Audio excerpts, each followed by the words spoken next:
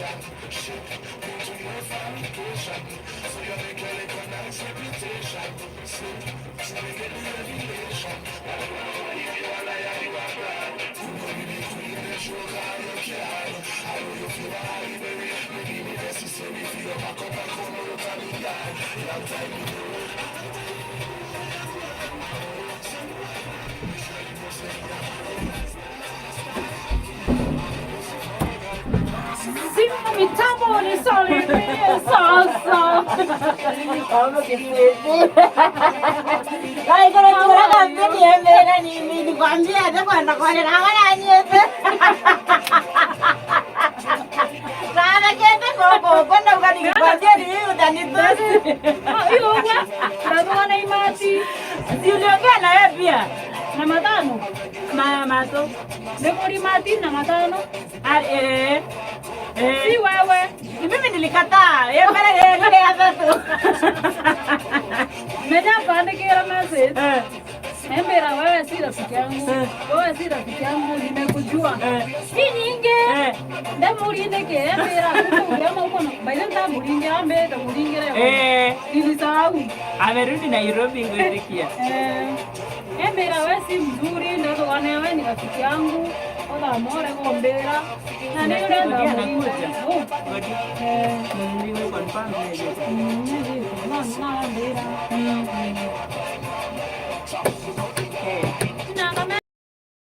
Greatest time at the alcohol I drink. Better she in a big club and she a bubble in the street. All me know when me ready for left baby we a go creep. Me know you read my mind. We now go use the sheets. The better waste of time. Excitement get defeat. The whole stop if we climb. The mouth that chinks a beat. Y'all feel a ball and non-stop shaking in a feet. Drink up your liquor and feel good. Wind up your body, girl, real good. When you lock your young turn, you will see.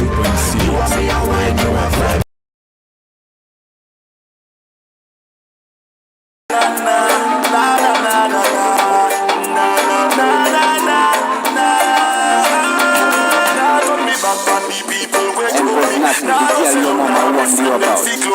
Already thought that business move slowly. Still I go do it like I'll stop.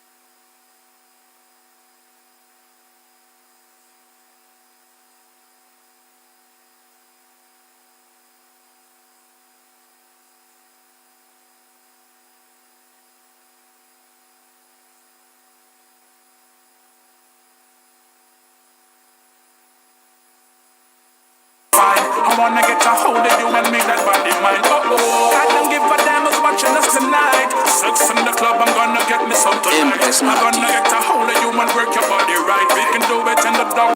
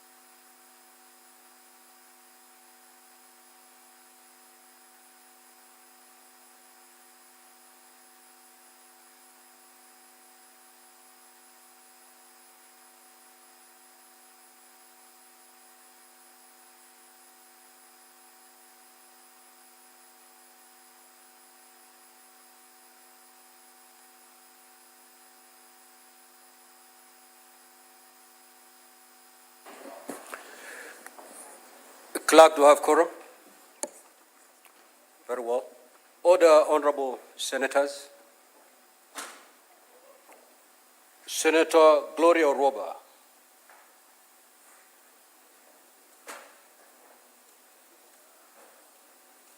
And Senator Beth Siango. Take your seats so that we start with this afternoon's business. Clerk, you may proceed to call the first order for the afternoon, please. Order number 1, communication from the chair. Order number 2, papers. Order number 3, notices of motion. Order number 4, hearing and determination on the proposed removal from office by impeachment of Honorable Kawira Mwangaza, the Governor of Meru County. Now, honorable senators and the parties to these impeachment proceedings, we are first going to hear the case of the County Assembly. Now, counsel for the County Assembly, you have exactly 4 hours to present your case. And these 4 hours include the evidence in chief, cross-examination, and re-examination. Now, this is how we're going to conduct this investigation. You'll call a witness, they'll be sworn in. You lead them in evidence in chief. Thereafter, they will be cross-examined by the team from the governor. You will proceed to re-examine the witness, and thereafter the senators will be allowed to seek any clarifications or ask questions to witness. The time taken by the senators to seek clarification from that witness, the time taken by the senators to ask questions to that witness shall not be put as part of the 4 hours that has been given to you. And therefore, when the witness is responding to queries or questions from the honorable senators, time will be frozen so that you have your maximum 4 hours to put across your case. I hope that clarity helps. Therefore, counsel for the County Assembly, the floor is yours. You may now proceed to call your first witness. Thank you very kindly, Honorable Speaker, the members of the Assembly. With your kind permission, allow me to call to the stand our first witness, Zipporah Kenya.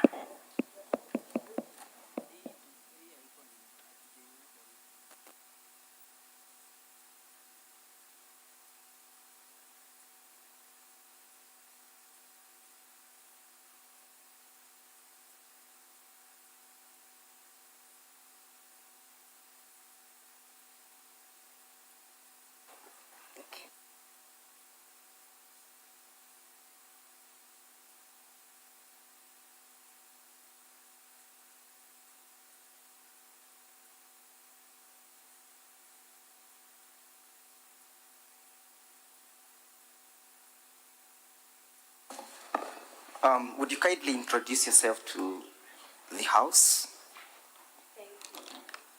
Thank you very much, honorable members. Sorry, you'll have to take oath. Sorry.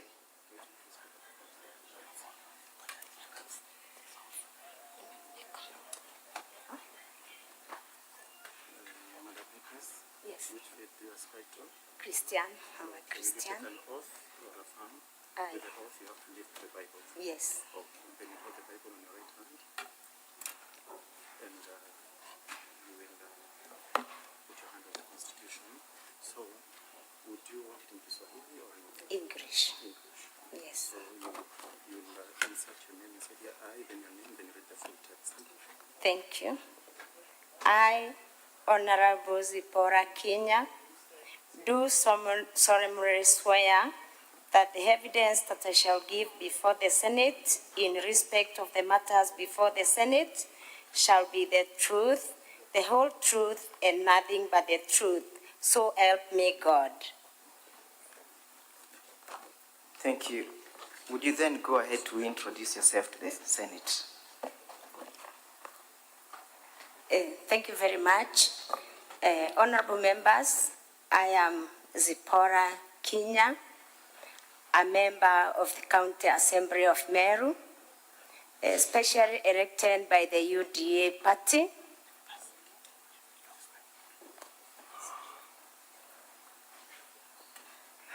Sorry for that. Specially elected by UDA party. I am the deputy leader of the majority party, and I also represent the 817 women and girls of Meru County in the Assembly. Thank you. In respect to this motion, what was your role?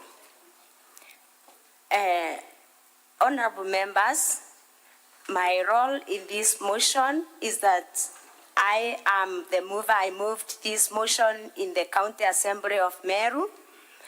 I drafted this motion, honorable members, and I felt that there was need to remove the governor of Meru County, Honorable Kawira Mwangaza, from office through impeachment. In the processes and in your decision to move this motion, were you actuated by malice, ill will, vendetta, or any other motivation as against the governor?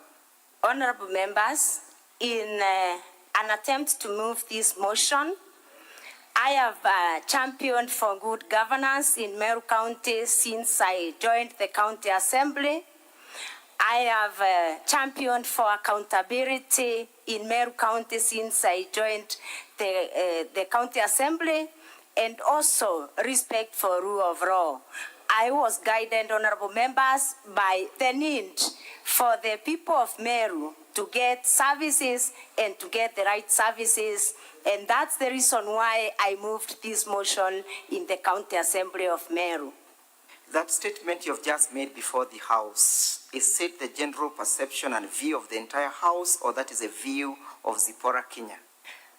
Once I introduced this motion to the members of the County Assembly, honorable members, my motion was supported by 49 members of the County Assembly out of the 69 members as per the law.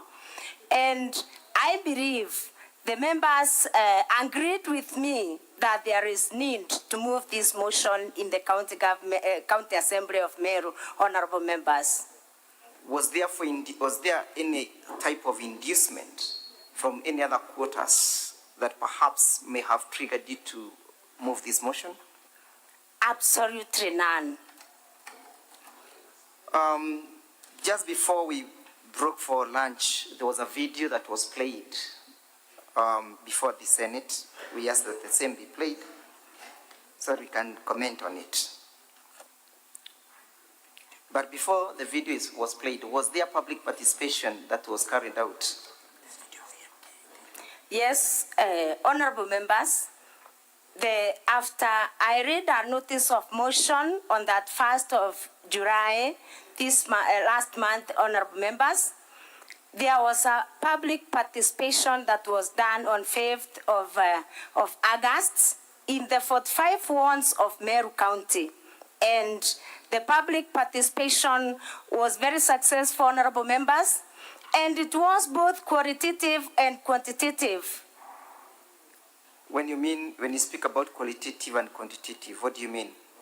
The public participation, the public participation was successful, and it was qualitative because the residents of Meru County were given an opportunity to give their views both through written memorandums. They gave their views through attending the public participation in the gazetted venues, honorable members. And again, they were also given an opportunity even to send their views through electronic media, honorable members. In the analysis of the public participation, in terms of percentage, how many were in support of the impeachment and how many were sorry, Council for the County Assembly. Honorable members, kindly be seated and be silent. The County Assembly is presenting its case. Let's hear the witness in total silence. Proceed, Council. I put a question to you, whether you did an analysis of how many members of the public were in support of the impeachment and how many were against the same. Thank you. Honorable Speaker and honorable members,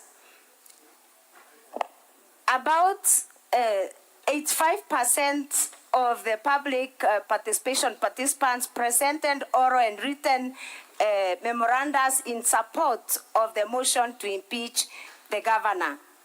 That means 15% of the participants are the ones who opposed the motion to impeach the governor of Meru. Is that evidence before the Senate? And if yes, kindly answer the same.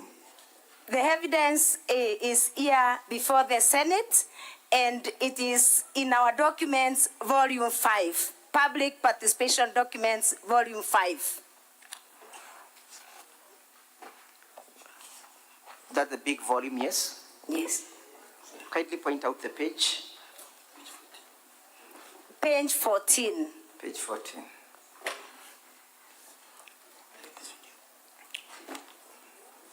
And perhaps before we play the video, when was the motion moved? Honorable Speaker and honorable members, the motion was moved on 8th of August 2024. Were there events that occurred preceded the debating of the motion? And if yes, would you kindly indicate them? Honorable Speaker and honorable members, before the motion was moved on 8th of August 2024, there were preceding events that preceded the debate of the motion.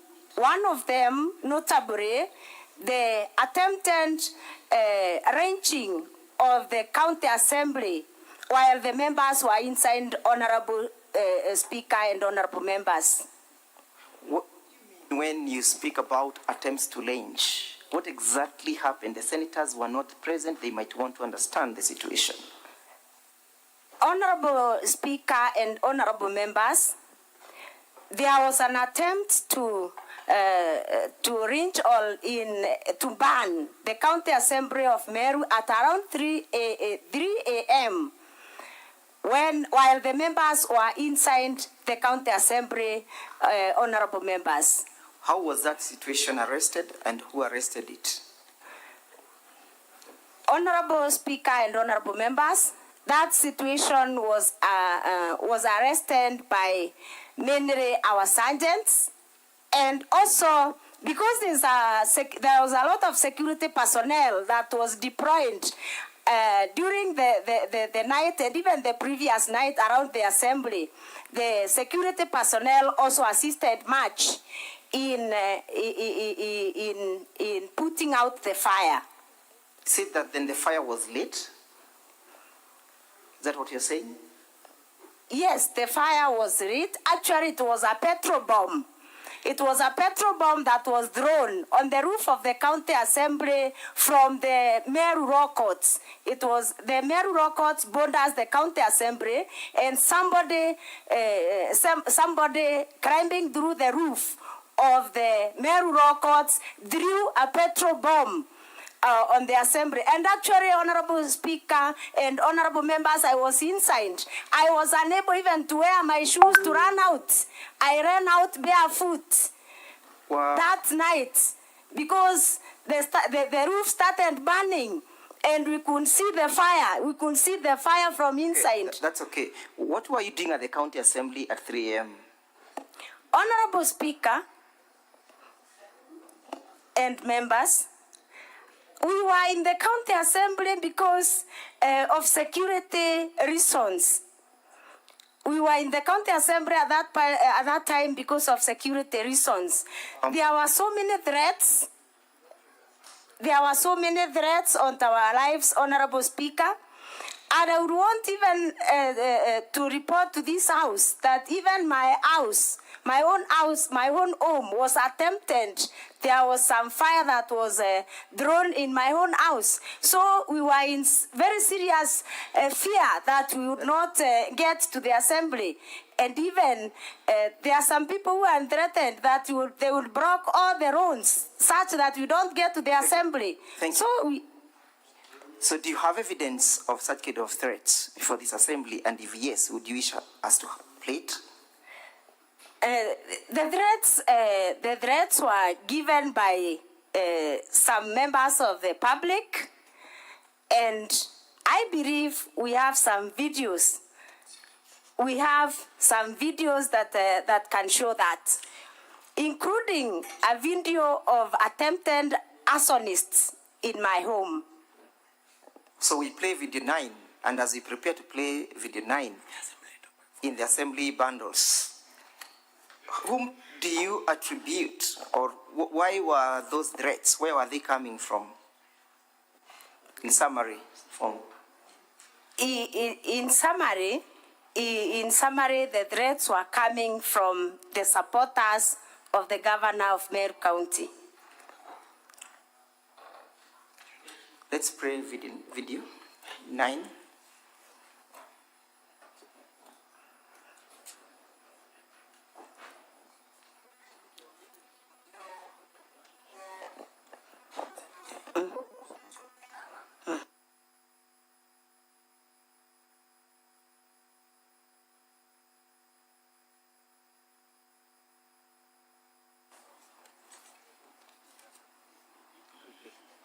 Yes, we can play it.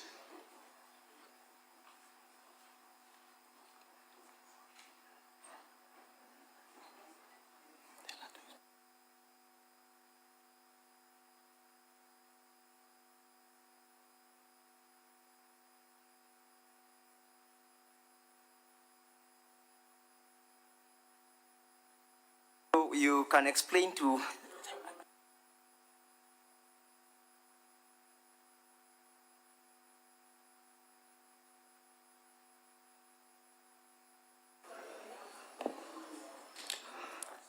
Thank you. Wait. Okay.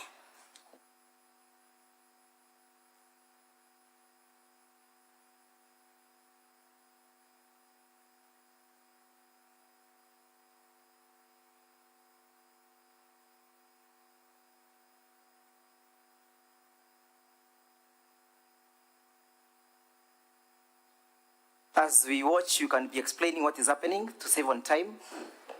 Briefly.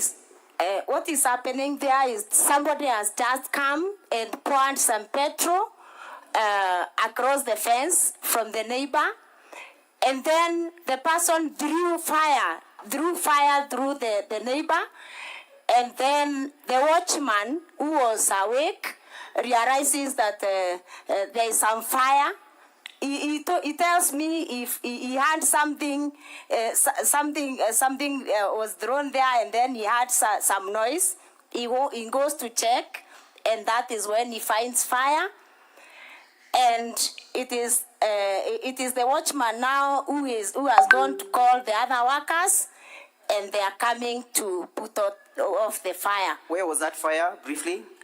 It was. It is just next to the cow shed. Whose cow shed? My cow shed. Is that then your compound? It is my compound. Was that done during the subsistence of the motion or before the motion? On the eve. On the eve of the motion? Yes. That's why, therefore, you're saying that you feared for your lives? I would want to clarify to this Senate, Honorable Speaker, I would want to clarify to this Senate that I untabled another motion before this one, and a motion that was stopped by the court. And the night that I was to move the motion is when that fire was that attempt was made. So in the next motion that I tabled, sorry, Honorable Chair. So during the next motion is when we decided now to sleep in the county assembly because our security was not guaranteed. Thank you. Were there members of public who publicly exhibited conduct of posting the county assembly to threats? Yes. Do you have evidence before this assembly? Yes. Would you want us to play video number 7 of a transcribed public participation video? Yes. Please have it played.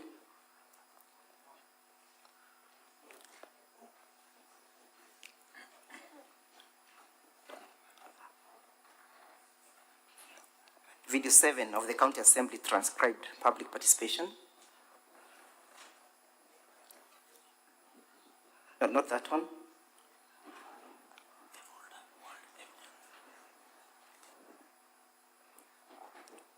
The folder called Evidence of Public Participation.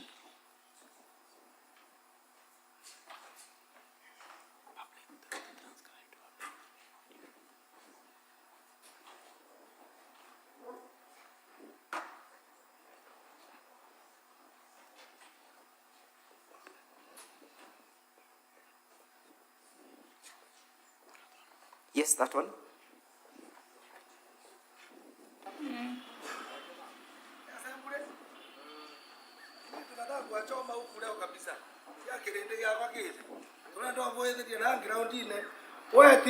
timao ile ndikirio gwete ya motomere babu ebana nigeni nege buru ototo kuwa narua ni kuchoma nataka nataka Ore MCA betekererie ili kuendeleza maoni jai. Wote maoni tukwenda kukuru kabisa. Hakuna maoni tunataka huku. Sawa. Na hii Would you explain? Sorry. Would you explain to the Senate who that is and what was happening and when it was happening? That is an employee of the county government of Meru, working in the office of the governor, and he is threatening the members of the public not to participate in the public participation, and he is saying the whole of Bore sub-county, there will be no public participation because they don't want any public participation carried out by the County Assembly of Meru. And he is threatening that they are going to kuchoma. Kuchoma in Kiswahili, I believe everybody, honorable speaker and every honorable members understand. He is saying tutachoma na tutachoma. Do you know his name? He is Martin. He's called Gachege. I really don't know his official names, but his name is Gachege. Were those threats actualized? Those threats actually were actualized by trying to kuchoma the county assembly. Thank you. Were there people who were arrested, and if yes, were they charged? Yes. About 16 young men were arrested and charged in the Meru Law Courts for the acts. Do you have the evidence of their being charged or a video? Yes, I have a video. Would you ask to play it? Yes. Would you kindly play video number 10? Under the folder.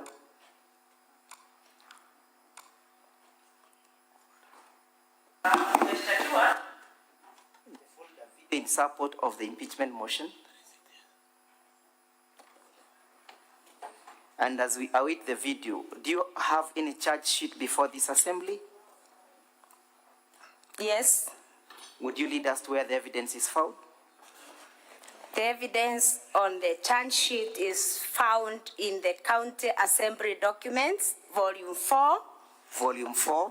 Page 571. Page 571. Yes. Briefly, would you read out the particulars? And if, as you do so, what is that video about? You speak to the video and speak to the charge. The video is about the young men who are arraigned in Meru courts for the attempted arson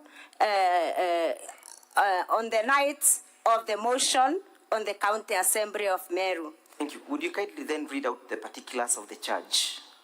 The particulars of the charge is the preparation, the charge itself is preparation to commit a felony, contrary to section 308 of the Penal Code. On the 8th day of August 2024, at Meru County Assembly area in Impeachment North Sub-County, within Meru County, jointly and with your articles for use in the course of connection of burning the premises of the County Assembly, 3 bottles of petrol, 4 motor vehicle tires, and 5 stones found in a motor vehicle make Sienta registration number KDB 704A light blue in color. And the date of arrest is 8/8/2024, and the suspects were in custody by the time of the preparation of this charge sheet on 8th of August 2024. Witness, you recall before we broke for break, there was a video that was played by the governor? Yes? Yes, yes. And the video, I want you to speak to the said video number 18, VKM 18. Can be played. And as await the playing of the same, do you associate yourself, you and all the persons you represent this afternoon, with the content and the sentiments and the views of that person who spoke.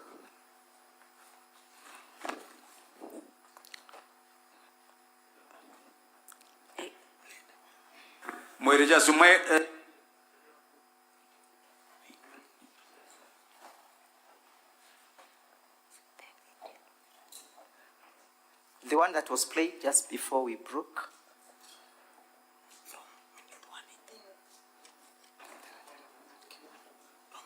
Of shame, that ounce of greed called the Senate. Who is that speaking? Thank you, Honorable Speaker and Honorable Members. That is a political activist from Meru County. Is he a member of the County Assembly of Meru? He is not a member of the County Assembly of Meru. Is he an employee of the County Assembly of Meru? He is not. Evidence was laid that he is Secretary General of the Bas Party, yes? He is not the Secretary General of the Bas Party. Who is the Secretary General? The Secretary General of the Bas Party is Milton Mugambi Manyara. Milton Mugambi Imanyara. Yes. Where do you get that evidence from? I get the evidence from a Gazette notice. A Gazette notice dated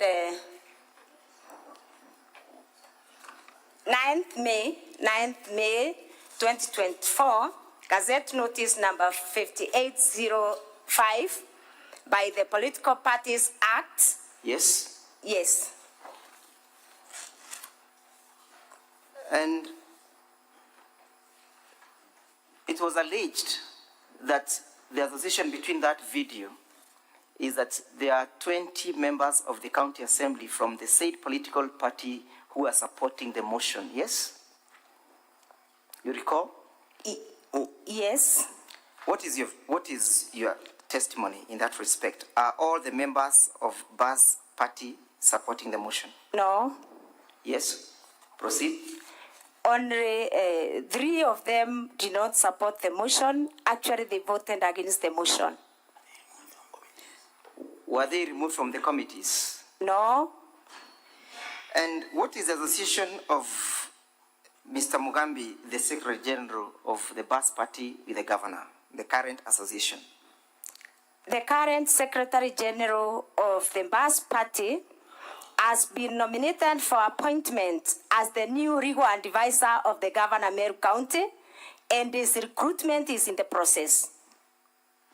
What did you say that he is currently? He has been nominated as the current legal advisor of the governor, and his recruitment is in process in the County Public Service Board.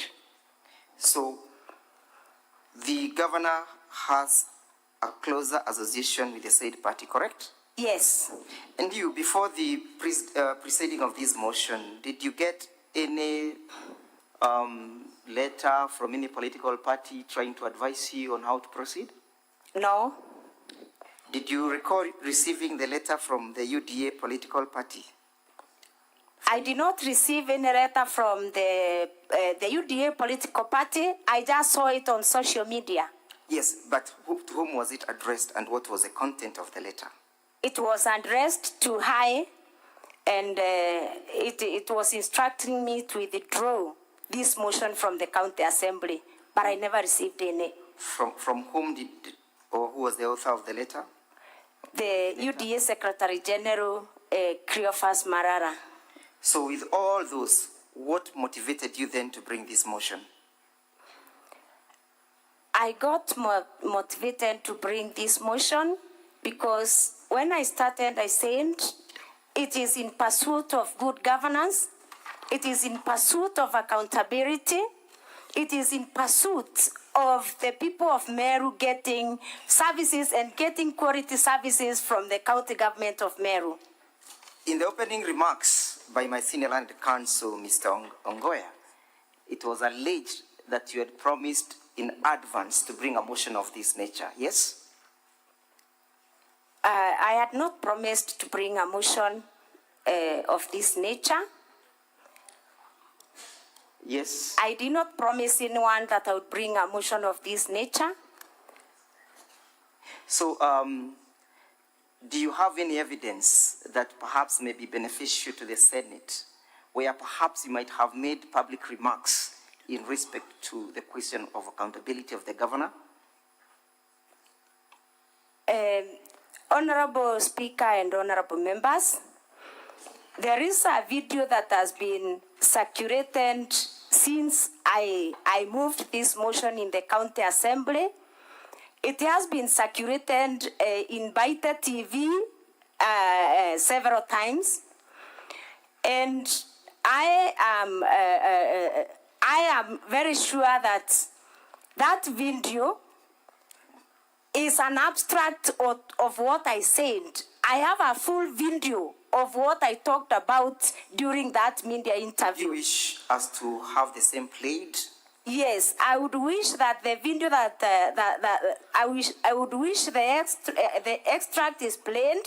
Then my video is played to ascertain that the extract was meant to mislead the people of Meru, mislead the people of Kenya, and also to mislead this house. Thank you. Would you kindly then have video number 1, VKM 1, in the governor's folder played?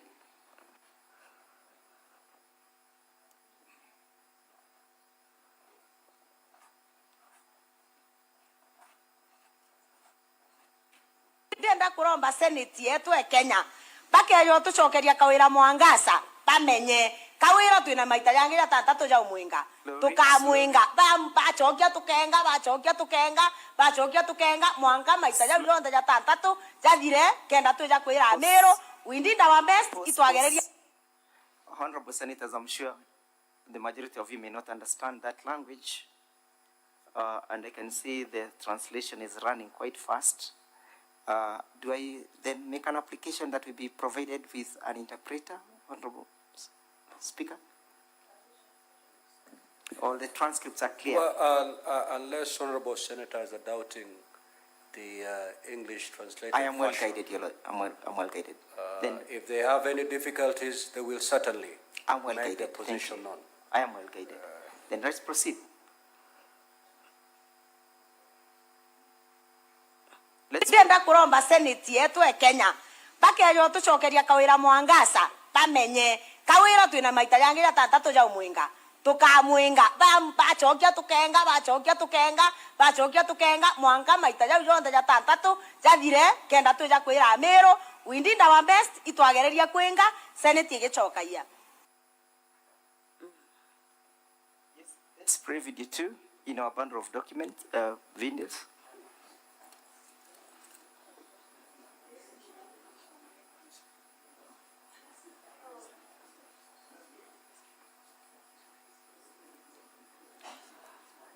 But as we play, what was the context of that video?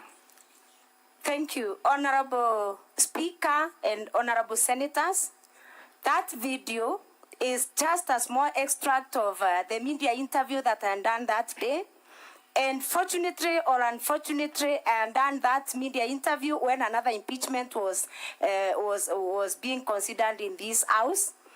And it happened that, Honorable Speaker and Honorable Members, that in a range where I lastly taught as a teacher, there was a problem. Some 20 cows and I don't know whether it is dying. The village and lost around 20 cows. And they were feeling that they needed services, that is vaccination services from the county government of Meru. And those are the issues, Honorable Speaker and Honorable Senators, that made me to do that media interview, asking the county government of Meru to give the people of Meru services and quality services. When was this? That was around the time that the other impeachment was was in this house. There was an outbreak of a disease in that area. Do you have the full text of that video? Yes. Would you wish to have it played? I would wish to have it played. In our bundle of document, video number 2, the county assembly. Now, Council, before you play that video, We have one of our senators, Senator Christola Sige, who is visually impaired, and she may not be able to see the English rendered translation. In this case, we may need a translator who will be able to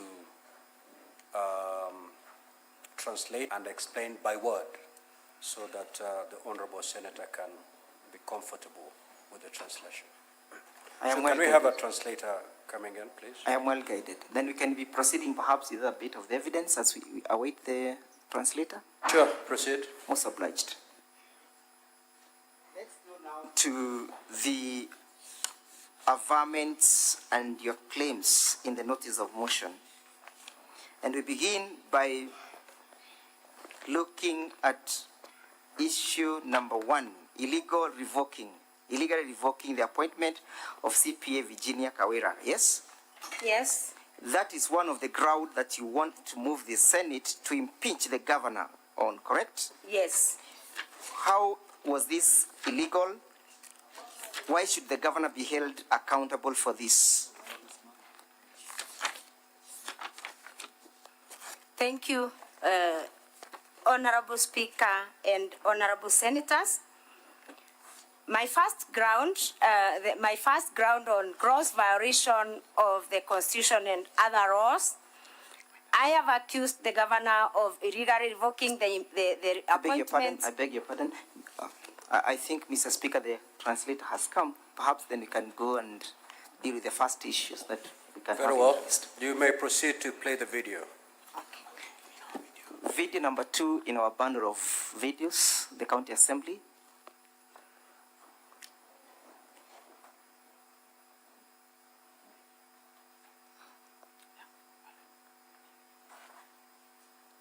That is the video in support of the impeachment motion. Not that one. Not that one.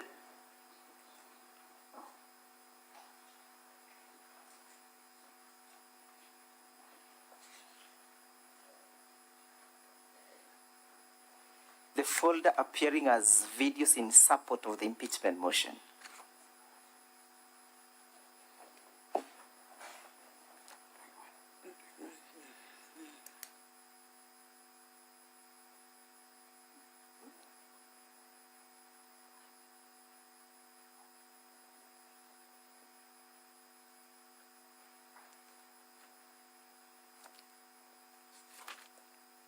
Na approximately chikwete ngombe 20 anyoko ngombe okwe ngombe kama 20 liters ngiri magana jeri lafuri milioni nya ire chanto bor ko chumbete kura ni migambo ya mwenda mukindi ura ne mukarirido wandiri yoruko igorora chumirite gutariria sarira bokurukira tari mibangombe sheria ntereu ni kwidra bamwe bari mingombe shaono kachigutotoro ne ontuchite mtinda wa morimo jwa ngozi na ndina rwemsi wa koroto kirebunge ya Meru zipola kinyawijeke. Yes, you can interpret. Thank you very much, Honorable Speaker and Honorable members. My name is Muthenge Mpara from KBC, Mwago FM. We came here as translators, and I'm with Dan here, my friend.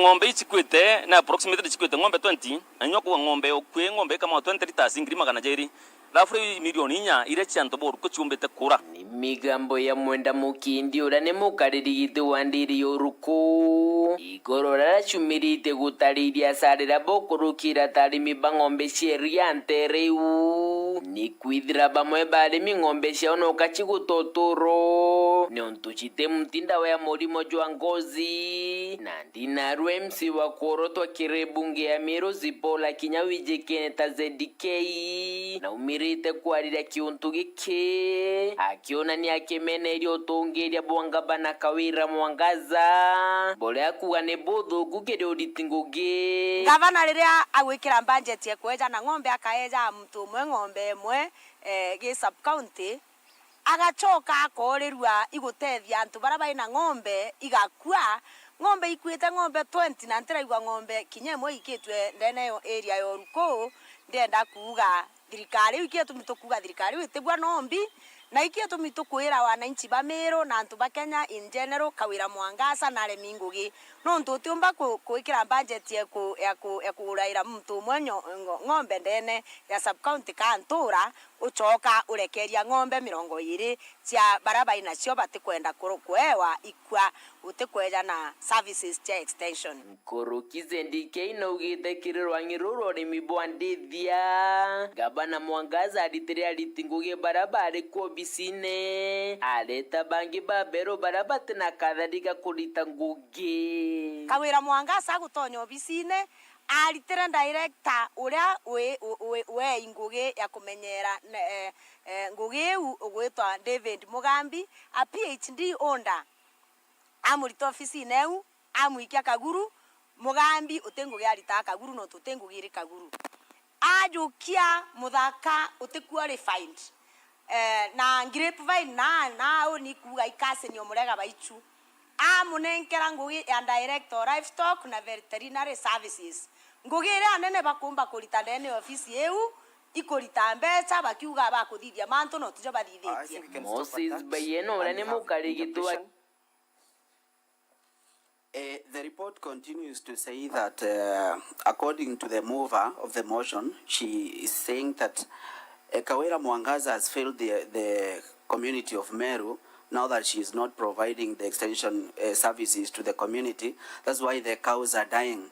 She says even buying cows to the people around in the villages, it doesn't make sense because she cannot go ahead and vaccinate the ones that are dying. So it doesn't make any sense, according to her. Yeah. It was an issue about the doctors. Yeah. And veterinaries and the she also answered that. Yes. What is the issue, Senator Crystal Asika?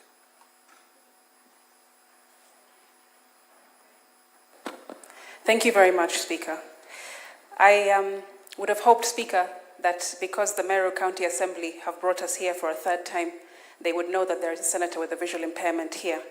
And what, Speaker, I am witnessing happening is a paraphrasing of the video and not a direct translation.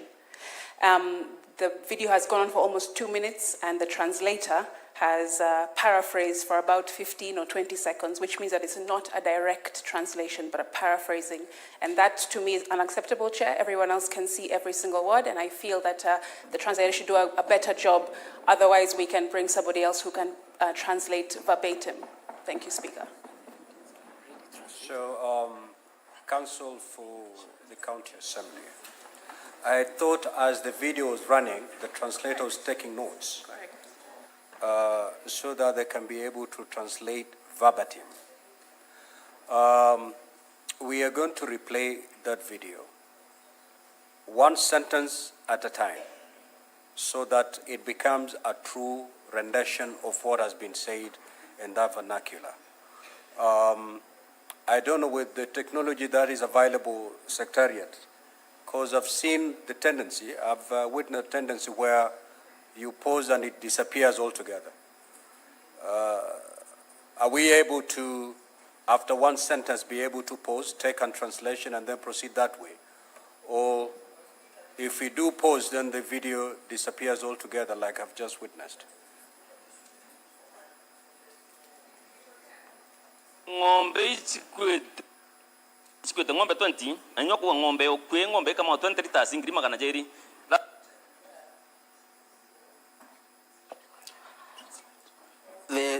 calculation for that, a cow producing 20 liters of milk costs 200,000 Kenya shillings.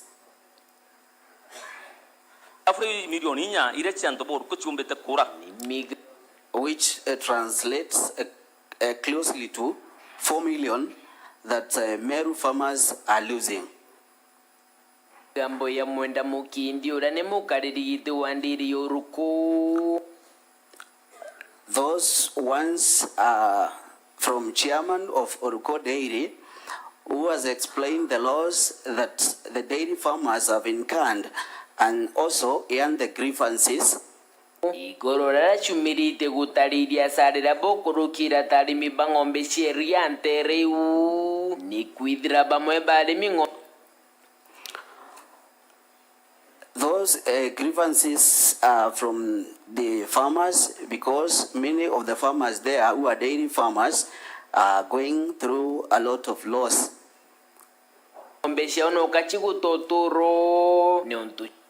Their cows are losing lives every day.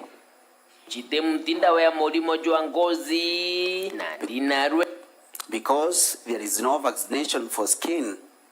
MC wa Koroto kirebunge ya Meru zipola kinyawije keneta ZDK na umirite kuarira kiuntu gike.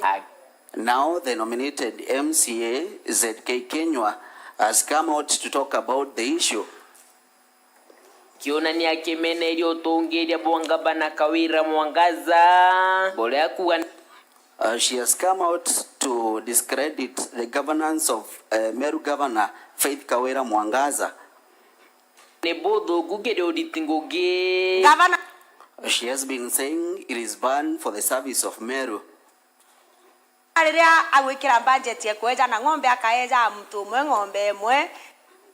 When the governor is giving the services to the community, giving one person one cow, sub-county, agachoka akorerwa igutethia antu baraba ina ng'ombe. When governor is giving one cow in every sub-county and she is forgetting the people. Gakua ng'ombe ikuite ng'ombe 20 na nteragwa ng'ombe kinyemo ikitwe ndene yo area yoruko. She has forgot the people who are losing their cows, and there is no a single cow that was taken to Oruko, the villages of Oruko.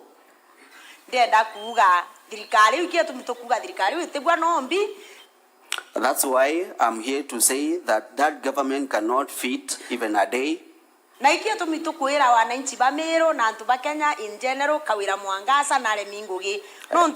And that's why we are telling the people of Meru and the people of Kenya that Governor Kawira Mwangaza cannot work, cannot deliver. Tumba kuikira budget ya kuraira mtu mwenyo ng'ombe ndene ya sub-county kantura uchoka urekeria ng'ombe. You cannot be having a budget of buying one cow for one person and then mirongo iri cia baraba inacio batikwenda kurukuewa ikwa utikweja na service extension. And then you leave the 20 cows for the people who are not given the cows to die.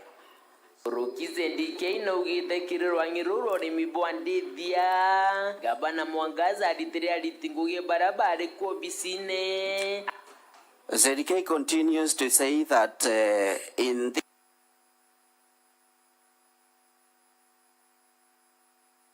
was working there.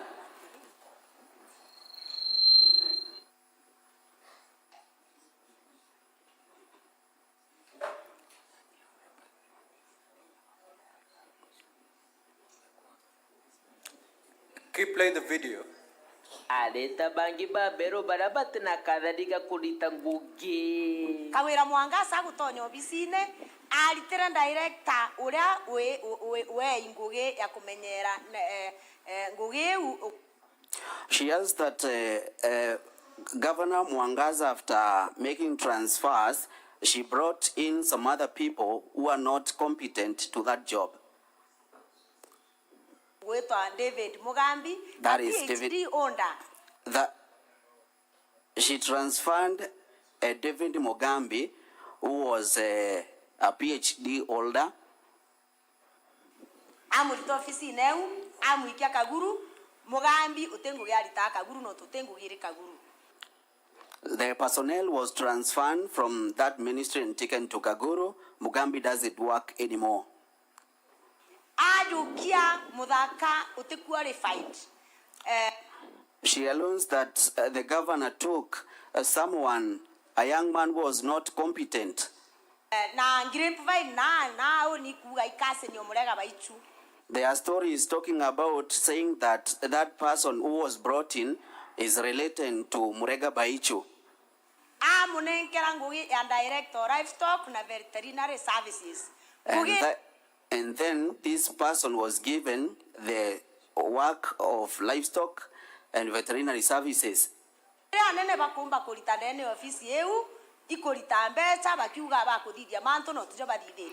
The main job they're doing in that office is giving a lot of money, saying that they are working and there is nothing they're doing. I think we can stop at that. And thank you. So, would you then put context to that video?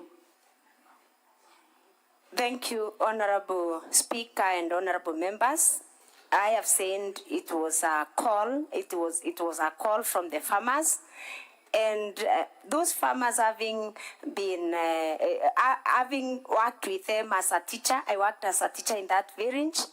They expressed their frustrations to me, and actually that is what I was addressing.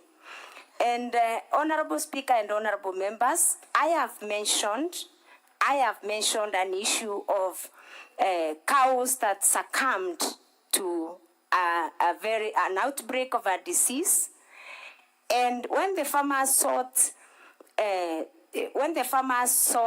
help from the offices, they were not getting any help.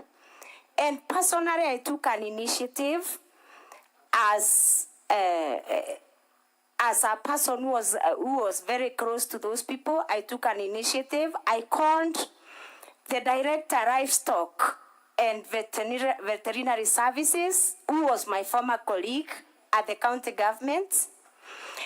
And when I called him, Honorable Speaker and Honorable Members, and asked him why there's an outbreak that has not been attended to, he told me that he was just transferred from the office and taken to Kaguru. I would want this house to note that the director is the substantive director for livestock and development and veterinary services in Meru County, but he was displaced for no good reason. And then the cows are dying in Meru County. And that was my great concern, Honorable Chair.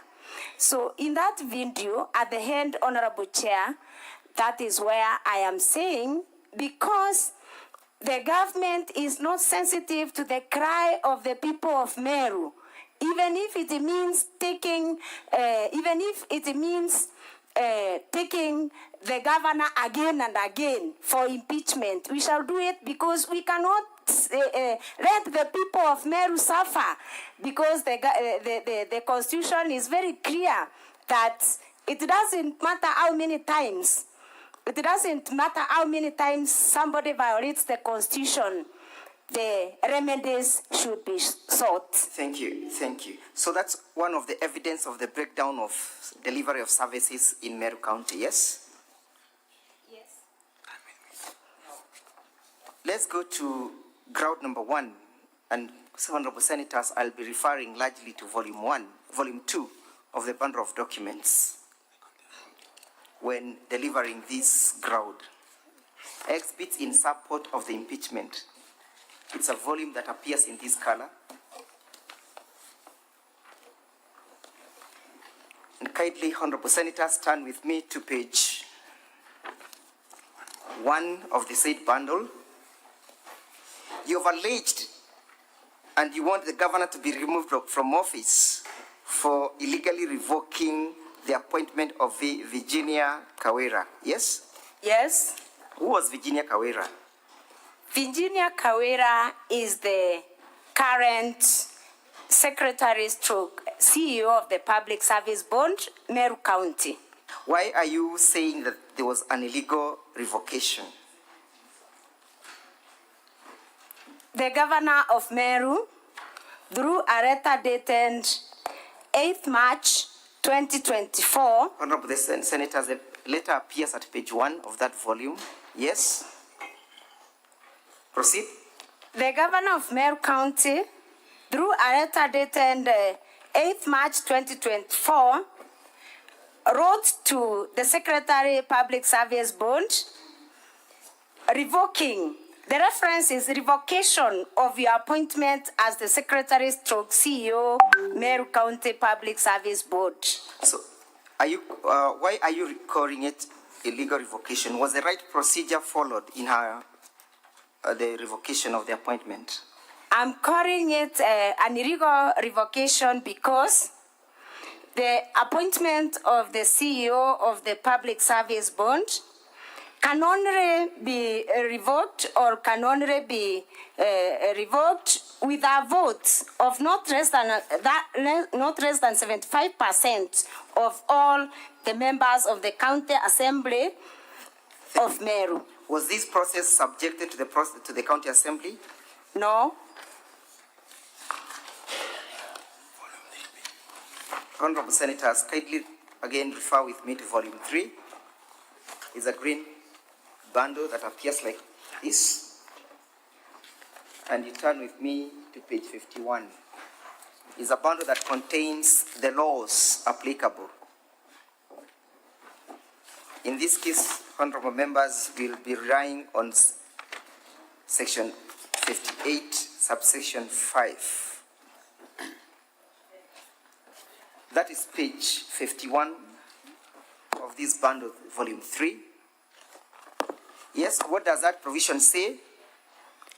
Provision number 5 for the County Government of the County Government Act says the members of the board may be removed from office A on grounds set out for the removal of members of a constitutional commission under the Article 251(1) of the Constitution, and B, by a vote of not less than 75% of all the members of the County Assembly. Is that therefore the violation that the County Assembly is aggrieved of? Yes. Was the Constitution under Article 51 followed in our removal? No. 251, Honorable Senators, it's at page 28 of the same bundle. Did Governor Kawira follow the provisions of Article 251 of the Constitution? No. Does that therefore amount to a violation of the Constitution and any other written law? Yes. Were the grounds under Article 51 met? No, they were not met. You have seen the governor's evidence and response indicating that she revoked her pursuant to an advisory by her legal advisor, yes? Yes. Does an advisory by a legal advisor supersede the provisions of the law? No. You have made an application before this Senate this morning to summon the said legal advisor, yes? Yes. Is it your testimony that the documents that we raised in the morning amounts to a forgery? Yes. Have you called a witness to testify to that effect through the summoning by the Senate? Yes.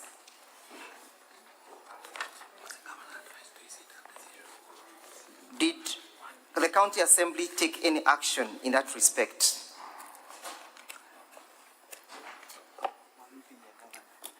The County Assembly has taken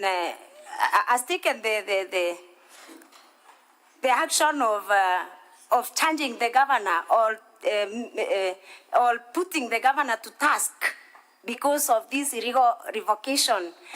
And I remember we came here again with the same issues. What were the reasons contained in the said letter? What were the reasons for her revocation? The reasons for the revocation are that the secretary or the CEO did not seek the leave of absence through the right process. And again, the reasons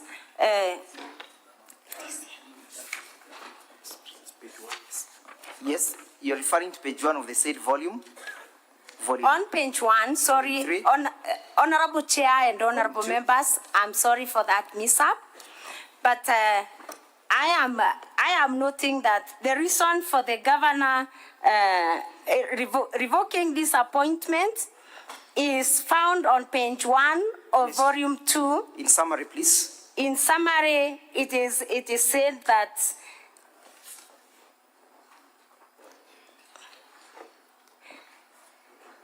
the officer did not, I can read, let me read, Honorable Speaker and Honorable Senators, for... Please do. Let me read Briefly, the letter, the second paragraph, page 1 of volume 2. It has now been brought to my attention that apparently you did not relinquish your position in the county public service before assuming this role in your appointments.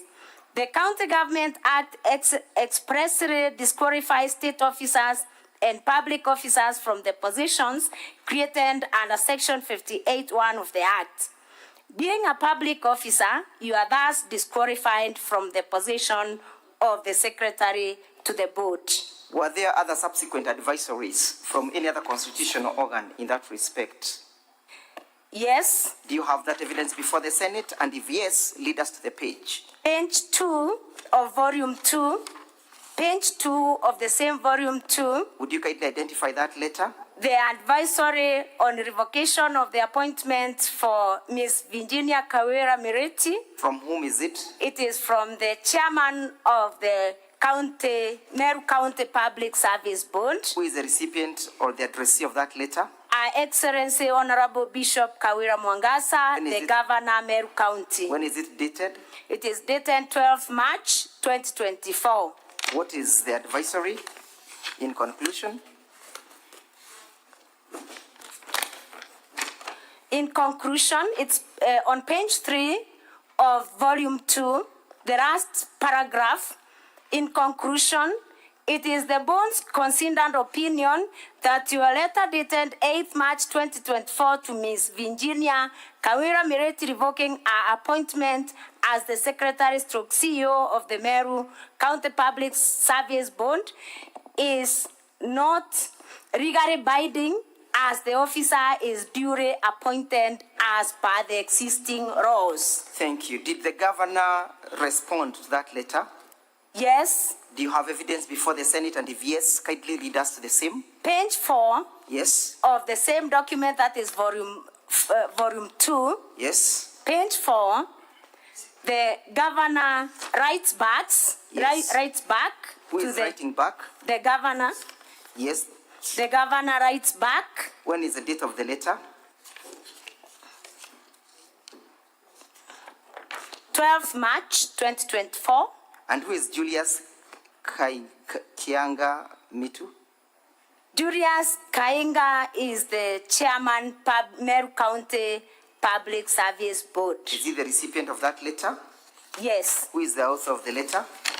The author of the letter on page 6 of the same bundle, that is volume 2, is Our Excellency Bishop Kawira Mwangaza, Governor Meru County. Would you kindly read the conclusion?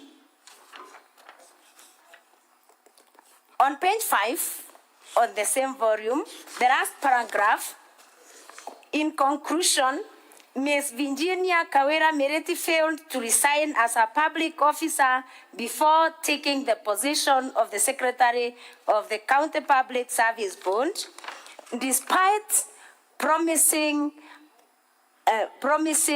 to appointment amounts to an illegality and as such, I have revoked the same to cure and correct this illegality. Between the governor and the county assembly, who was supposed to make a finding of whether the process was illegal or not? The county assembly. Thank you. Do you have any other advisory in that respect? And if yes, kindly lead us to the page that contains the same.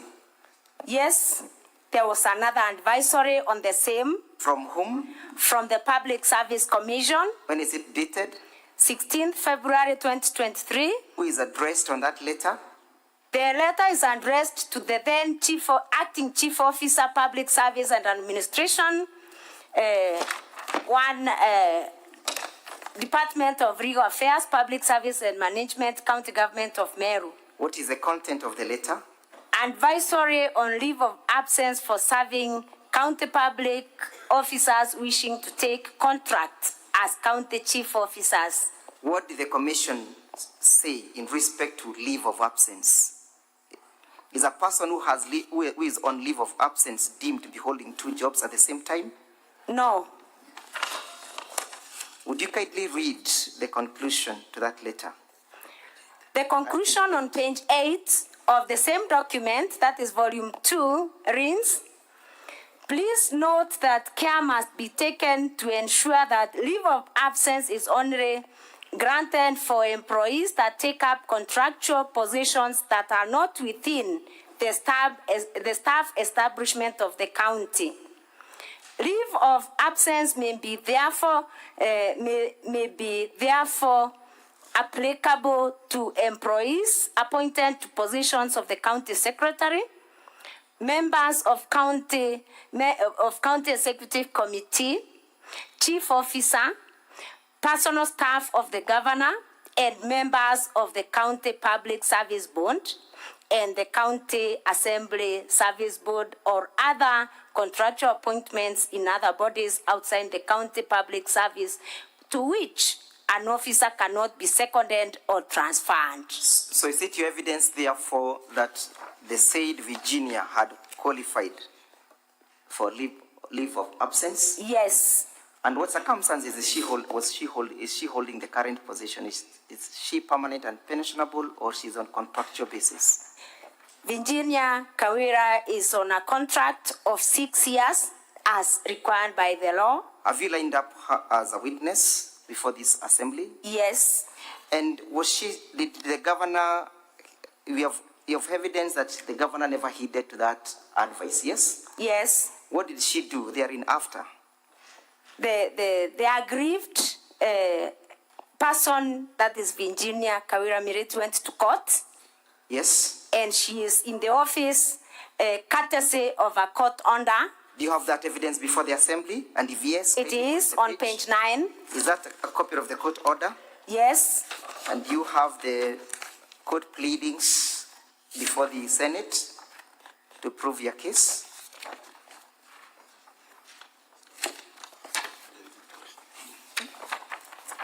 Yes? Yes. And you wish to tender them as evidence before this assembly? Yes. In summary, in respect to that particular ground, was the revocation lawful? It wasn't. Did it violate the Constitution?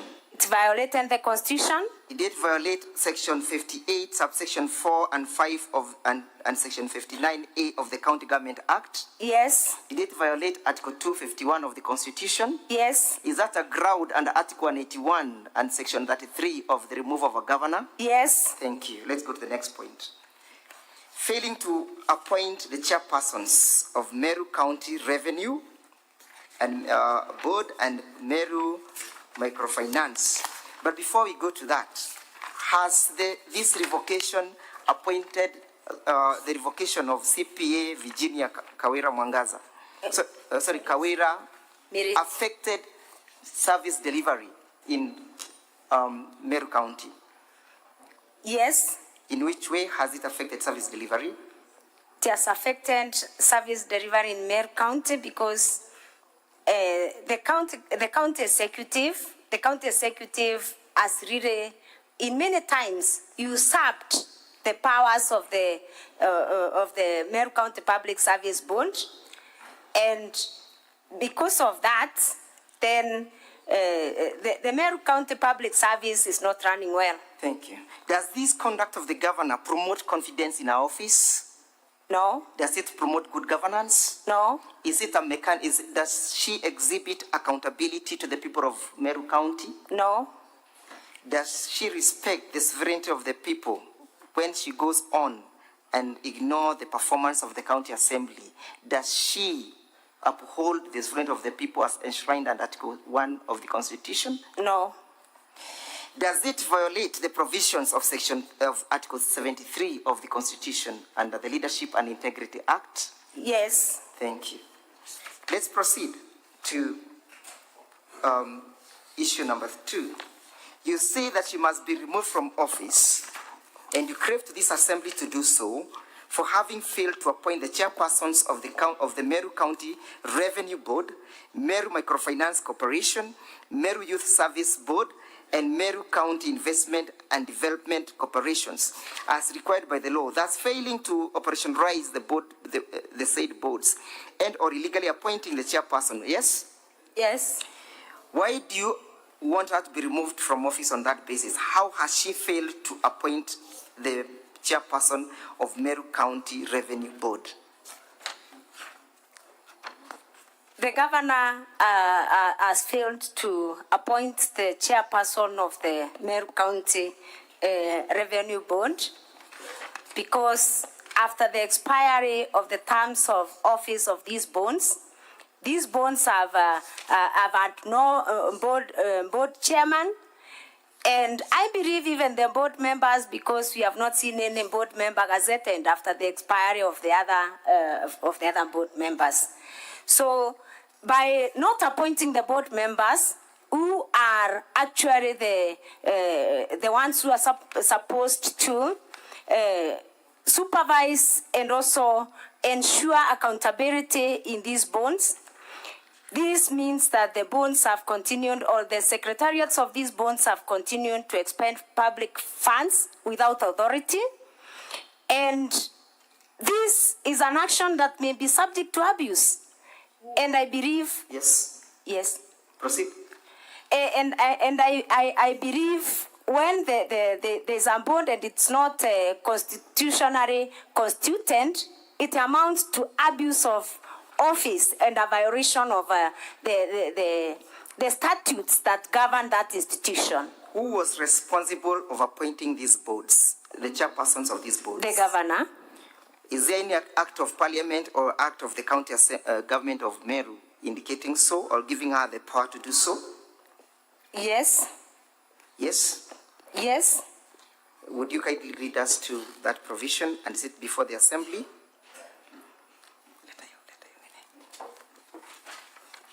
Yes? Just a moment. And as you proceed to indicate to us, how has this affected the delivery and the performance of the county government of Meru?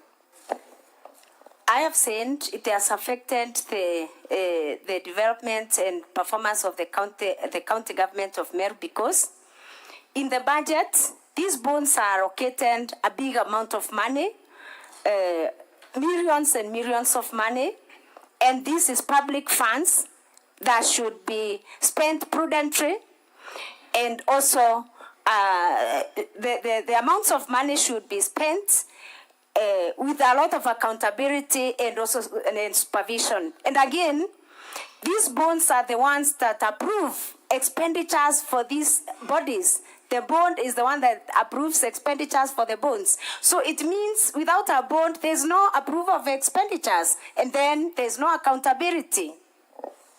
Can the board secretariat undertake that function in the absence of the chairman? The secretariat have no mandate. They have no mandate from the county laws and the county statutes to undertake any spending without the approval of the board. Kindly lead the Senate to the law that says it's only the governor who can appoint the chairpersons. The Meru County Revenue Act, Section 6, talks about the composition of the board, and Section 6(1)(a) talks about the board shall consist of an executive chairperson appointed by the governor with the approval of the county assembly. Who are the other members? The other members of the board are the chief officer for the time being responsible for finance, C, the chief executive officer who shall be an ex officio member and the secretary to the board, and D, 2 professionals appointed by the executive member through a competitive process in consultation with the governor. And E, it says not more than 2/3 of the members shall be of the same gender. So according to that provision of the Act, it's only the chairman who is an outsider from the existing systems of the county government, yes? No. It's a member. There are 2 others I've just read, 2 other members. Is that meant to enhance accountability in the boards? It is meant to enhance the accountability in the boards. In the absentia, can the accountability be enhanced or upheld? It cannot. Can the secretariat expend monies allocated to the board in the absentia of the chairperson? No. Has these boards been expending money? Yes. Do you have evidence before the Senate? Yes. And yes. Kindly lead us to that provision where the evidence is found. It's another volume.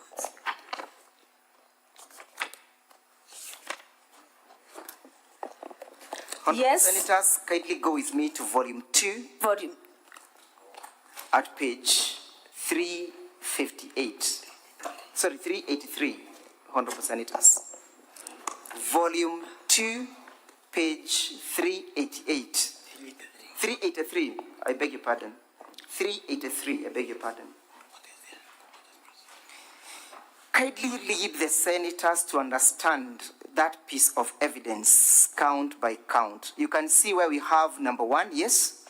Yes, number 1 is Meru County Microfinance Corporation, correct? Microfinance Corporation. Next column speaks about approved budget allocated for the year 2023-2024, yes? Yes. How much was allocated?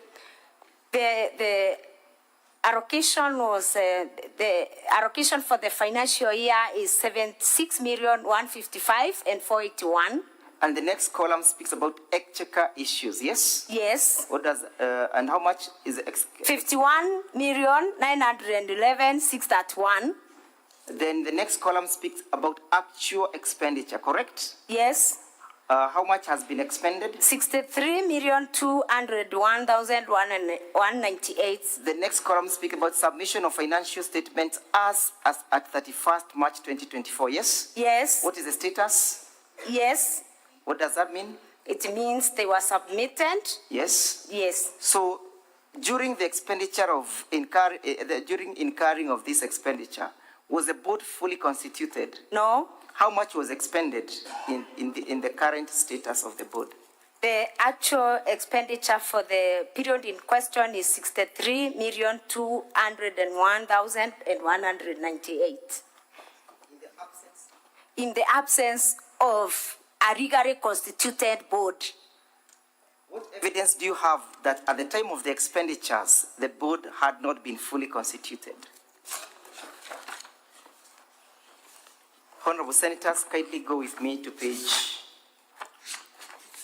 from page 51 of the same bundle. 52. 51. 51. Would you kindly identify that document for the Honorable Senators to understand? Yes. On page 51 of volume 2, we have a Kenya Gazette. Yes. When is it dated? Dated 14th June 2019. What is the Kenya Gazette number? The Kenya Gazette number is 5202. Yes. Yes, the minority leader. What is the issue? What's your intervention?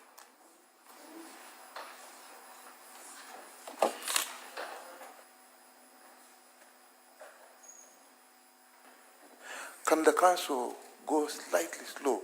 Because we are trying to catch up with these volumes here as he keeps on leading the witness. So if you can go slow, we are slightly, we're also recording. So, Council, if you refer to a page, allow the senators to get to that page. I am well before guided. You flip to another page. Otherwise, then you will lose them along the way. I am humbly Proceed. guided, and I beg, I apologize for the same. You have done slightly over 1 hour, so just be guided on the time. Let's go to page 48 of the same bundle. Madam Witness, what is reflected in that particular page? Page 48, we have It's a gazettement, correct? It's a gazette notice. Who is being gazetted? We have a number of gazette notices. You can see the gazette number 5200, correct? 5200. Yes, let's deal with that first. The gazette notice on number 5200 is the Meru County Investment and Development Corporation Act. Yes. And the gazetted person, the chairperson is Felicity Biriri. When is it dated? It is dated 13th November 2017. When was the period of the chairperson supposed to run? It was supposed to run for a period of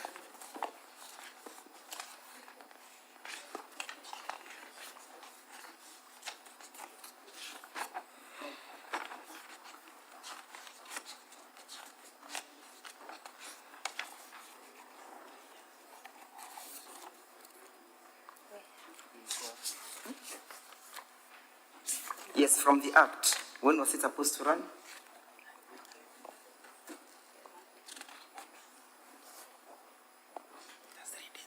It's not clear from this gazette notice, Honorable. When was their term of service supposed to expire? 3 years? 3 years. Yes. With renewable term, correct? Yes. So, was the term of the persons appearing on that particular page ever renewed? No. Look at page 55.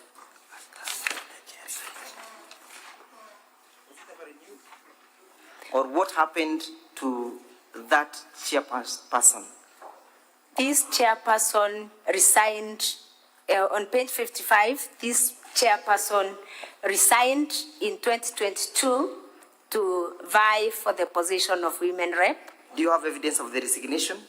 Yes, on page 55.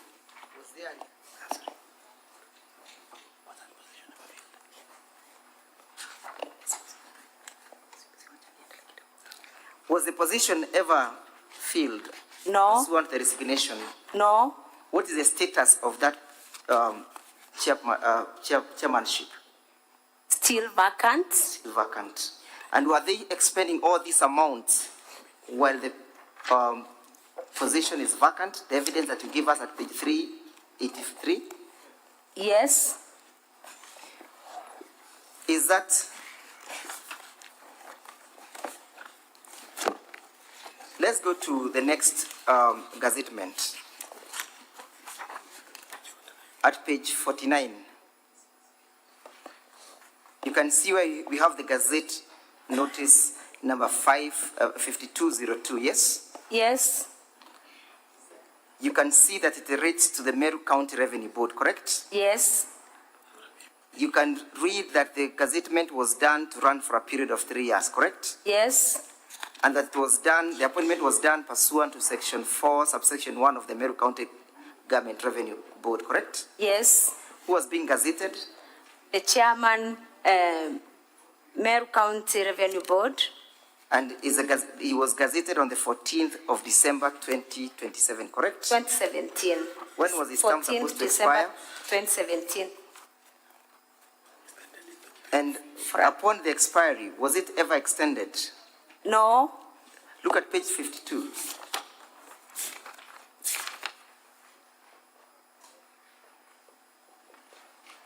Are you with me at page 52? Yes. Have you seen another subsequent gazettement, number 38? Yes. Being gazetted by the governor then, Kiraito Murungi? Yes. Whose term is being extended? For the chairperson? The chairperson. Yes. When was it supposed to expire? From which date was it gazetted? 2020. How long was it supposed to run again?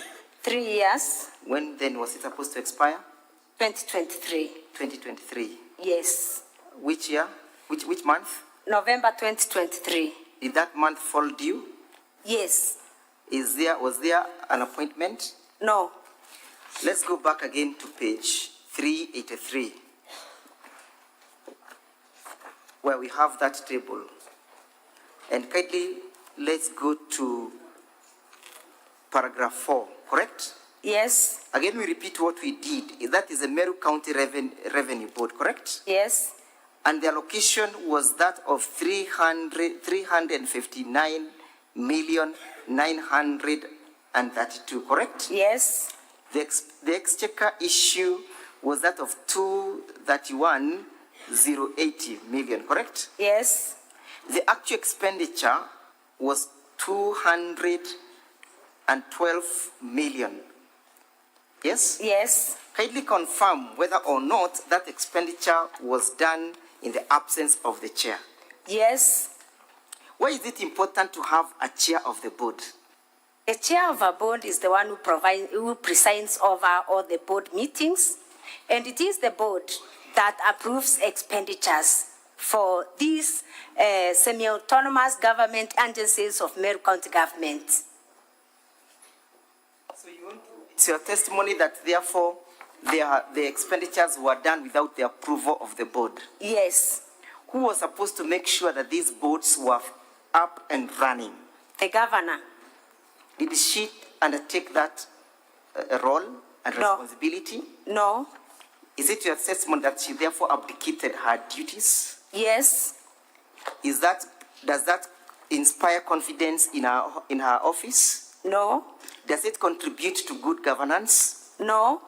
Does it contribute to upholding the rule of law under Article 10? No. Does it enhance accountability under Article 10 and the prudent use of public resources under Article 201 of the Constitution? No. Does it therefore breathe confidence under Article 73 of the Constitution that she knows how to manage the affairs of the county government of Meru?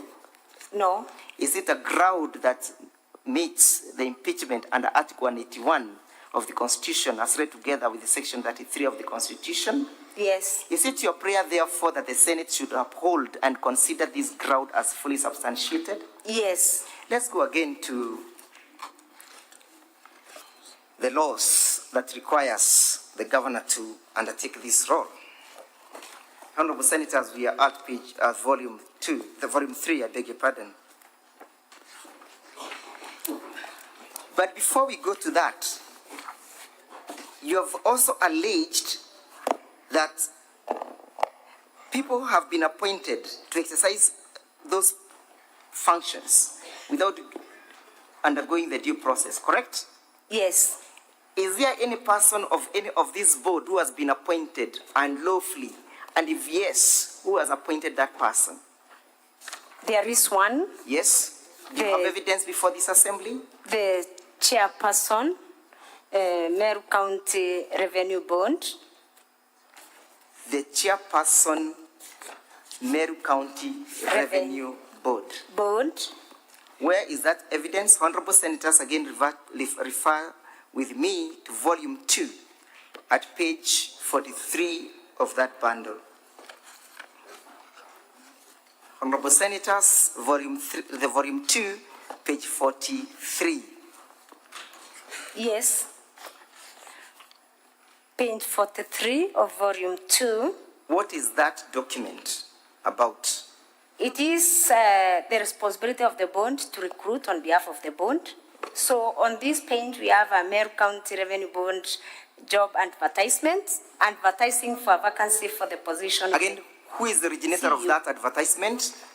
The originator of the advertisement on page 46. No, I'm asking, who is the author of this document? Is it Meru County Revenue Board? The Meru County Revenue Board. Are they advertising for vacancies and positions of the chief executive officers? Yes. Are they therefore inviting the members of the public to participate in that process? Yes. Yes? Yes. Who was to be the recipient of the application forms? The chairman, Board of Directors, Meru County Revenue Board. Do you wish to refer the Honorable Senators to page 46 of your evidence? Yes. What is contained at that page? It is the instructions for those who will be the applicants. Yes. they are instructed that the suitable qualified candidates are invited to apply and can access the detailed job description from their website. Yes. Named there, and all applications and documents should be sent through email. Yes. Or by post or courier. Yes. Addressed and delivered to the chairman, Board of Directors, Meru County Revenue Board. Which date are they supposed to have these applications reach the desk of the chairperson? 10th June 2024. Is there a chairperson currently holding that position? None. But the letter addresses or speaks that they must be forwarded to the chairperson, correct? Yes. Who appointed this chairperson? The governor. The governor. Yes. Did it follow the due process as prescribed by the law? No. Was the county assembly ever involved in that process of the appointment of this governor? No. Did you vet and or approve that particular chairperson? No. Then therefore does that amount to a violation? Yes. Let's, Honorable Senators, go to what the law says in terms of the appointment and look at volume 3 of the same document. Honorable Senators, we look at page 58, 59, which is the public appointment, into bracket, county assemblies approvals. Yes? Page 59, Honorable Senators. Page 59. Volume 3. Of volume 3.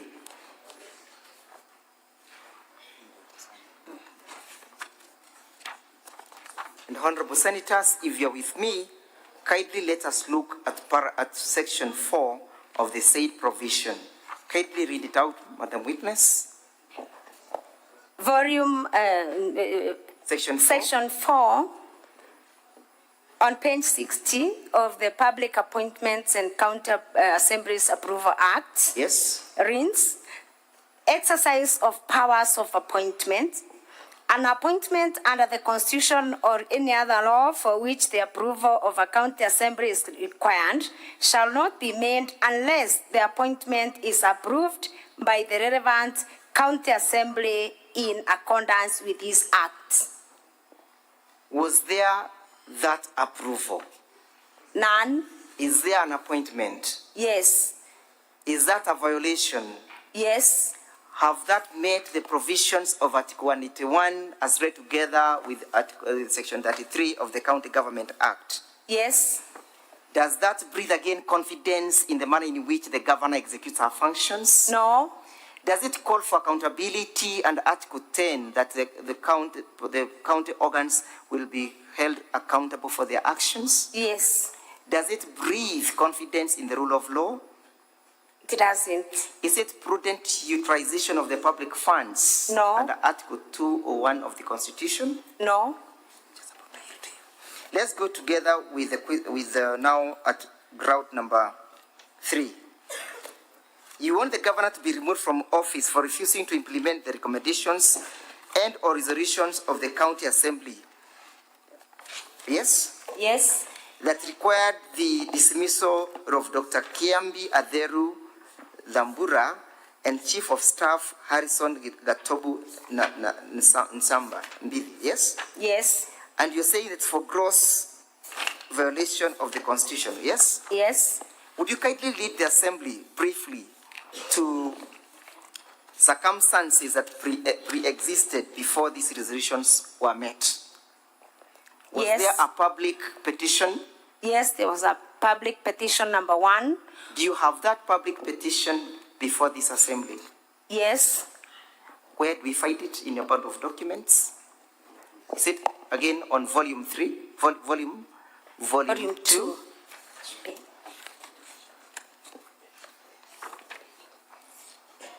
Volume 2, Honorable Senators. Again, the same volume.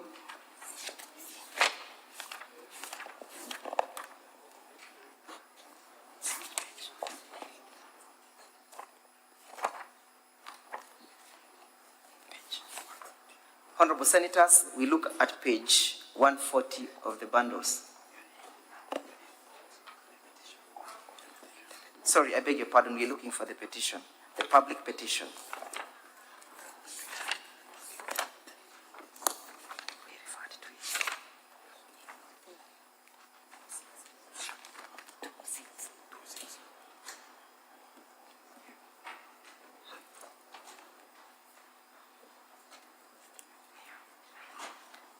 Honorable Senators, we find it at page 206. 206 of the bundle. Madam Witness, kindly speak to the evidence relating to that page. On page 206, there is a petition that was brought by members of the public to the County Assembly for consideration. What were the issues that the County Assembly was supposed to the issues that members of the public were raising emanated actually from the last impeachments, where the governor said it is not me. For everything, it is not me. And the members of the public now saying, if it is not you, then there is somebody else. And they petitioned the County Assembly through this petition on page 206 to investigate and take action against those that were them. How many members? Because it wasn't the governor. How many members proposed that petition? 1,611 members of Meru County from all the 45 wards brought this petition to the County Assembly. Did they append their signatures to that particular petition in support of the same? Yes. Do we find that evidence from page 258? Yes. Did the County Assembly, sorry, you beg your pardon, Honorable Senators, it should be from page 214. Volume 2, Honorable Senators. From page 214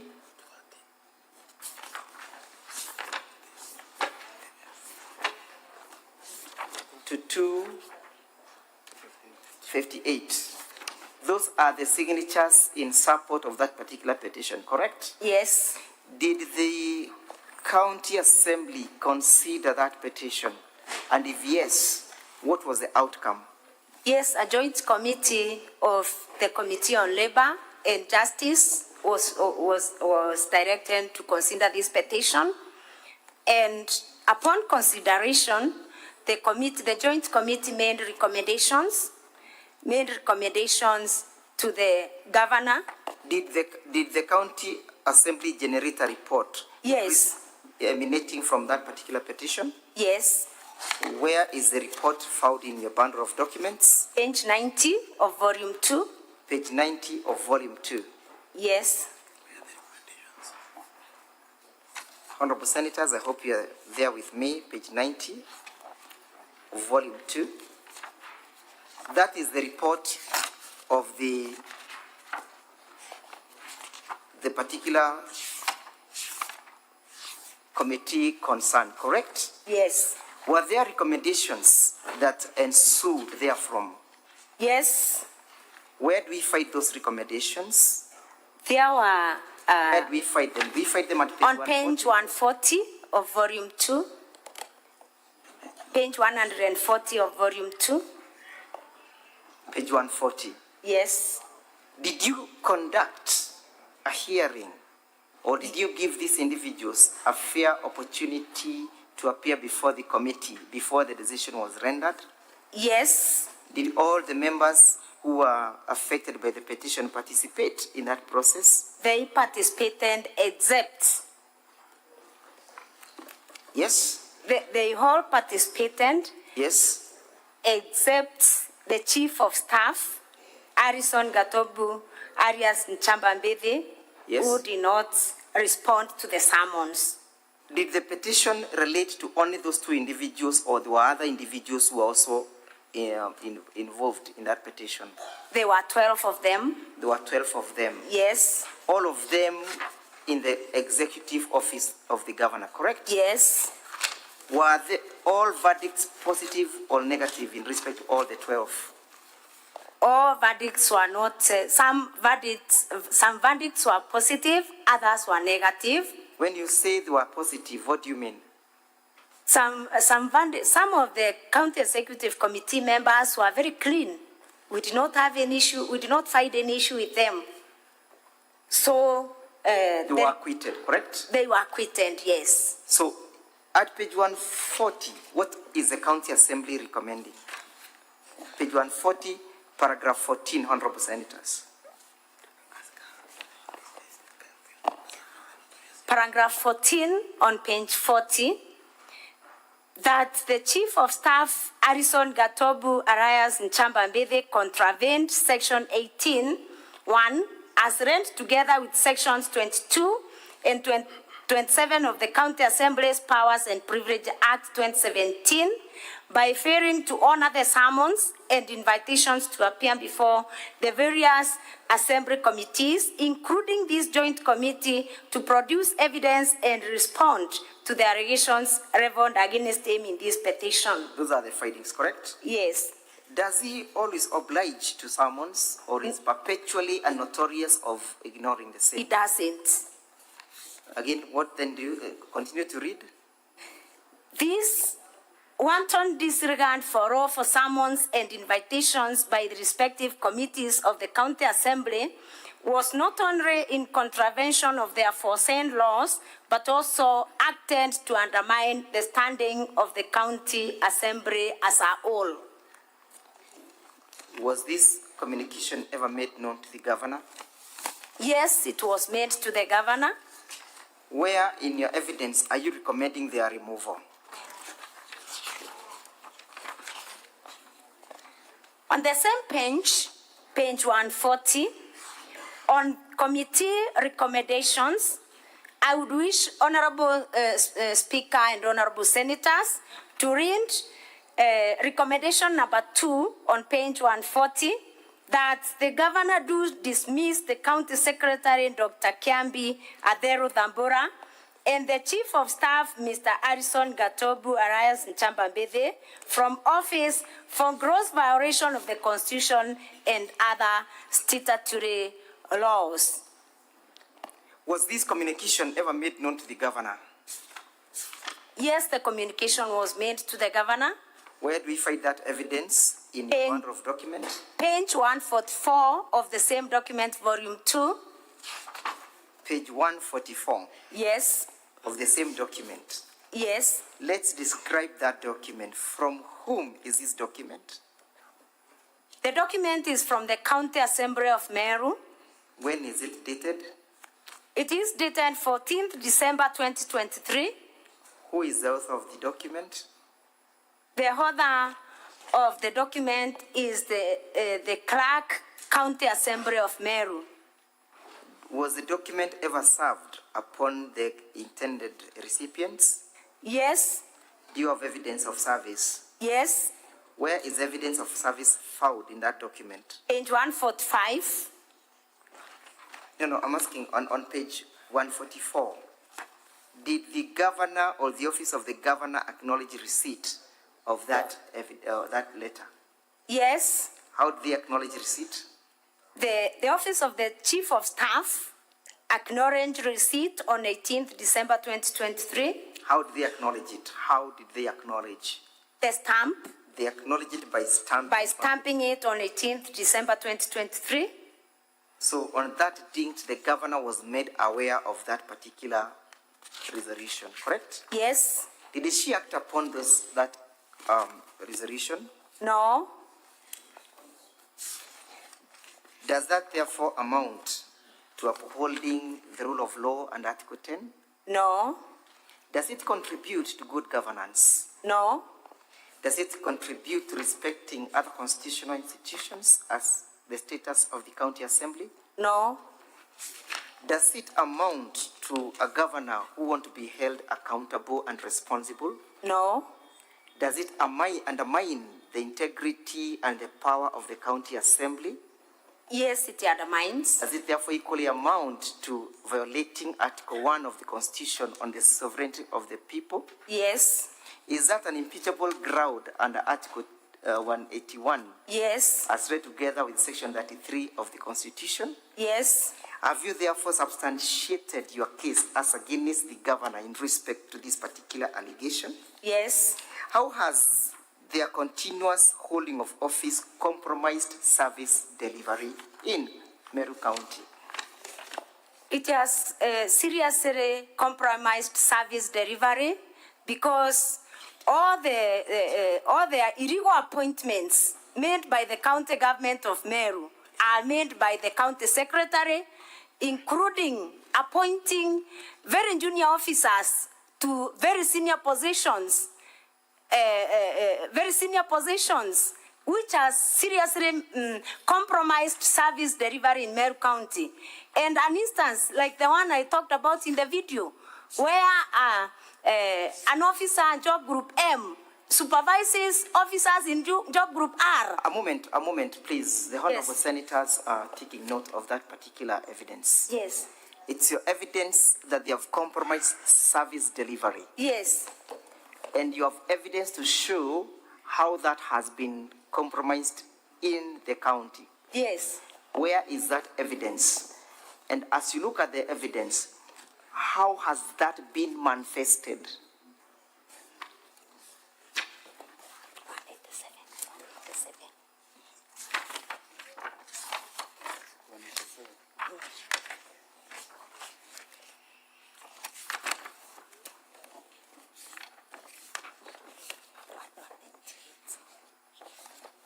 On page? Volume, identify the volume and Volume page. 2. Volume 2. Volume 2. Volume 2. Yes, volume 2. Yes. Page? Sorry, the volume 2, we have the document on page 198. 198. But because in the bundle of documents it's not clear, the page is not clear, we made a clear copy. It's in volume 6. Volume 6, a replacement of this document on volume 2, page 198. Yes, let's, honorable senators, go to volume 2. Volume 2 is not clear, so I'm talking about now volume 6.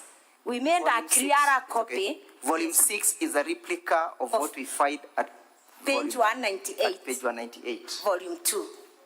Honorable senators, if you will go with me to page 30 of volume 6, which is a replica of the same evidence. Volume 6 at page 31. Sorry, honorable members, it's volume 6, page 31.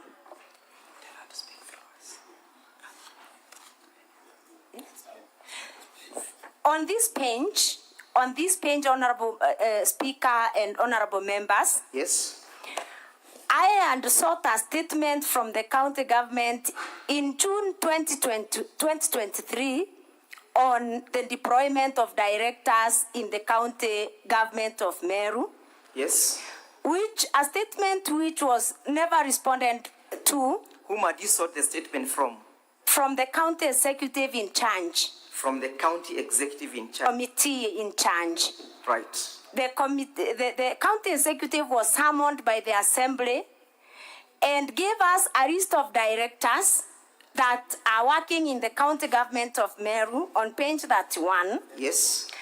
And the illegal appointments I'm talking about, honorable members, are found on this page 31.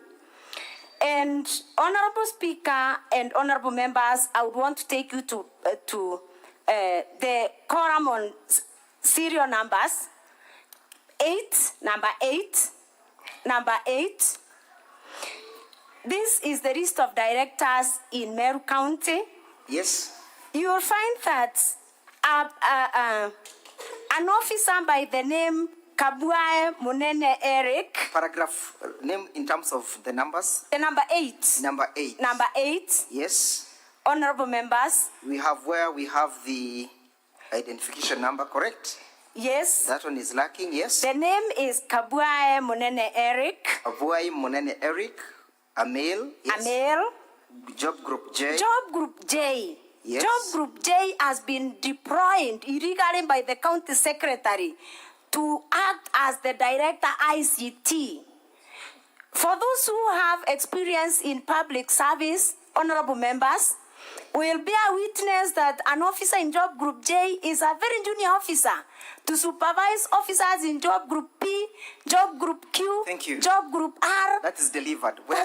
Those are the illegal appointments we are accusing the county secretary of. Thank you, Madam Witness. Among others on that list, honorable members. Would you kindly point out other ones that amount that violation? Yes. Yes. Let's go down on serial number 24. Serial number 24. Yes. We have another officer in the name of Karaine Susan Getura. Yes. Job Group F. A female. Female. Female. Job Group L. Job Group L. Job Group L is still a very junior job group. Cannot be appointed. A moment, Madam Witness. Sorry. And kindly listen to me so that we may move together. Sorry. What is she being appointed to? Which department? Roles. Which position? Director. Which job group? The substantive appointment is R, Job Group R. Ordinarily, it should be Job Group R. R. But who is being appointed here and she is in which job group? Karaine Susan Gitura is appointed to HAT Job Group R, and she is in Job Group L. What is the status of the roads and transport network in Meru County as we speak? Very bad. Is there hue and cry? Indeed, there is. Hue and cry? Yes. Thank you. Is there any other entry that you wish the senators to look at? Serial number 25? Serial number 25. Yes. Who is being appointed? Maraine Cyprian. Yes. Amel. Yes. Job Group L. Correct. Director? Director Roads and Transport in charge of fleet management. And she's being appointed to oversee the road transport and energy sector, correct? Yes. And she's the Directorate of Fleet Management? Yes. Correct? Yes. Does she qualify for that appointment? She doesn't. He doesn't. It's a he. He doesn't. Doesn't qualify? Yes. Kindly confirm that this is a list of directors that you received pursuant to your search of information and that the same came from the county executive. I can confirm. And at page 32, do you have any other indication that you would wish the senators to note? Counsel for the County Assembly, just pause a bit. Senator Boni, what is your intervention? Thank you, Mr. Speaker. Mr. Speaker, I'm following page 31, and I would like further clarity because the 4 officers whom Madam has referred to don't have payroll numbers. You will have that opportunity, Yes. Senator Boni. Could they tell me so that I know whether they are real or not? Not now. She'll tell you, but not now. You will have an opportunity to seek those clarifications. At that time, you'll be given your clarification. Proceed, Counsel for the County Assembly. Madam, thank you, Honorable Speaker. Madam Witness. Yes. Kindly refer to me with me at page 30 of the said document. Yes? Yes. That is a letter dated the 25th of June 2024, correct? Yes. The letter is addressed to the Clark County Assembly of Meru, correct? Yes. And the same comes from one Dixon Munene Nkatha, correct? Yes. Who is Dixon Munene? Dixon Munene is the CCM, the County Executive Committee member for Legal Affairs. Is this the letter that forwarded this list? Yes. And therefore you confirm its source, correct? Yes. And that the same was received by the County Assembly Clerk on the 25th of June 2024, correct? Yes. Honorable Senator Khalwale yes. wanted you to confirm whether there is payroll indicated there too. Number. I can confirm that there is no payroll number that is indicated there. And I may not know the intention, the reason, because that's an official document from the county government. But you have evidence before this assembly that they have maintained 2 types of payrolls, correct? Yes. Both manual? Yes. And? IPPD. IPPD. Yes. And that you have evidence to that effect that you shall be leading in the future. Yes. Now, before I yield you to my learned friend, I'll only ask you one question about ground number 6. Yes? Yes. Ground number 6 is that you are accusing the governor of deliberately and knowingly misleading the public. But before we go to that, do you have evidence before this assembly where service delivery has been compromised? Do you have a video indicating how service delivery has been compromised? Yes. Would you wish to play video number 11 in our videos? Yes. Kindly have it played. Our videos in support of the motion.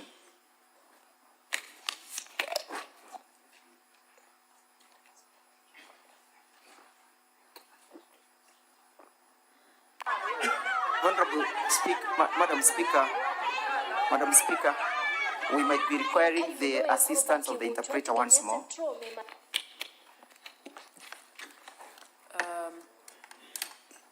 Can the interpreter come in? I direct that the interpreter be brought in.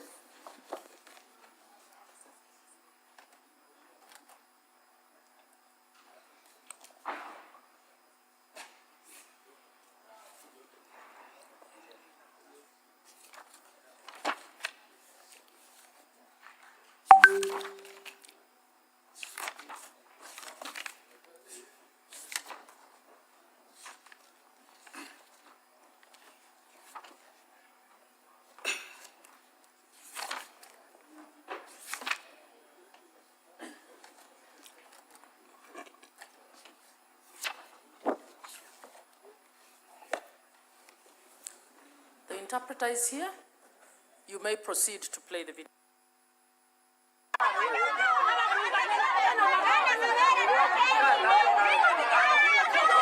Akari muno ekoroba kiwochwa tigania central me maternity sibitari ya kiwochwa.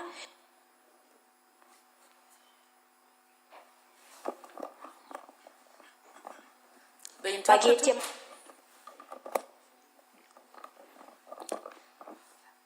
Thank you, Mr. Speaker and honorable members.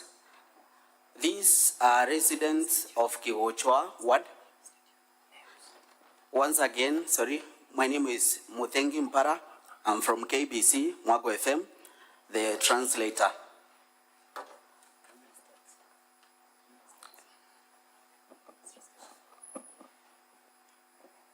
Are you translating the first part of that video?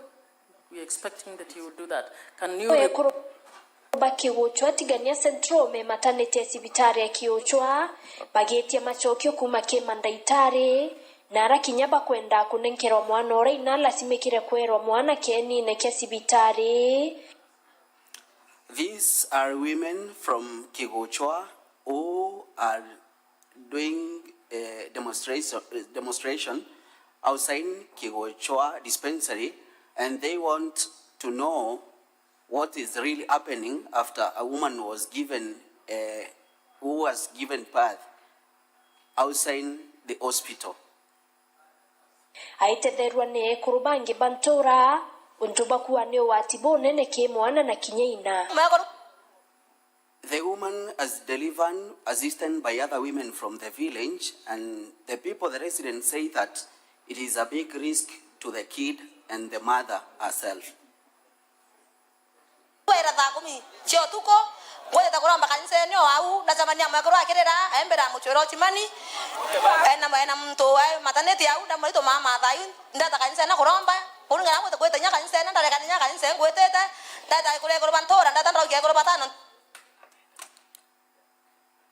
We came here at 4 a.m.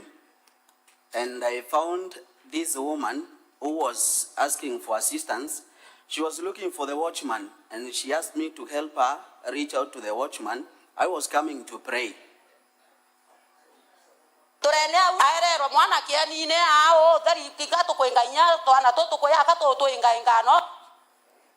She was given the kid outside here on the field. We are chasing away the kids who want to join us in the process of helping during the delivery.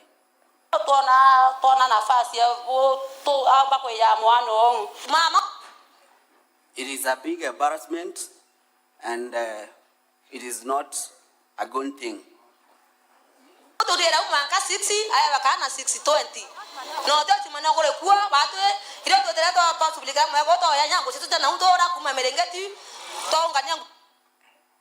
She was given the kid around 6:20. That's now when we came in, we went to the village to look for some clothing, the blankets, so that we can help cover the kid.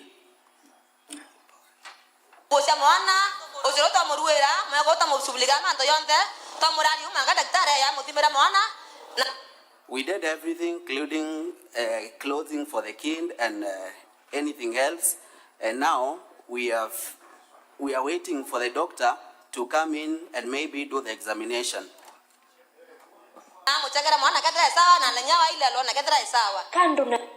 The doctor will come.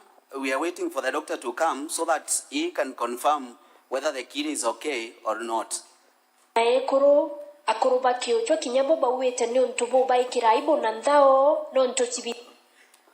Women and men from Kiwochwa are embarrassed, and they say it is something that is disrespecting in the community.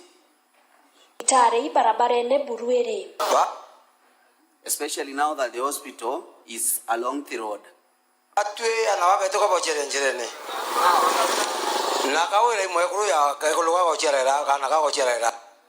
Women are delivering outside. Governor Kawira Mwangaza is a woman just like the women that are delivering outside here.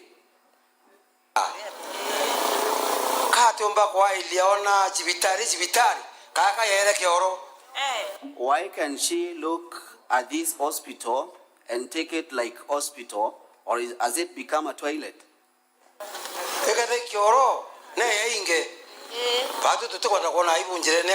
If it is a toilet, let her come and close, because we don't want to see this embarrassment here.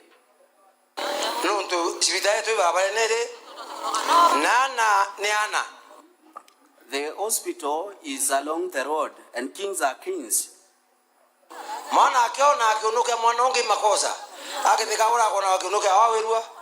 When the kings are looking at the private part of another kid, it is bad. What about if these kings were looking at the private part of the governor? Would she be happy?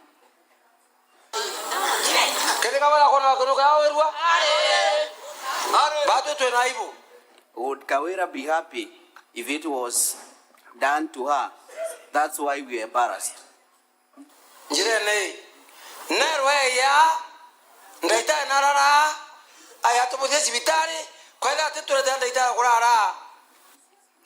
Let the governor be told to come here, look at this hospital.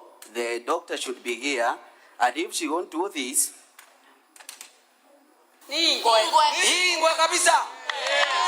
let the hospital be closed forever.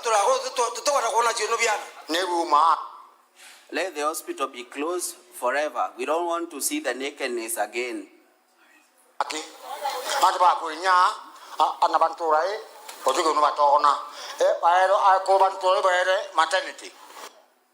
The kings from this village have seen everything, including the nakedness.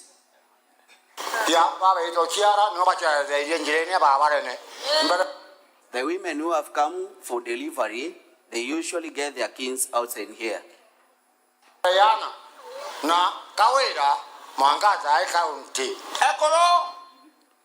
Sorry, pardon that one, Kylie.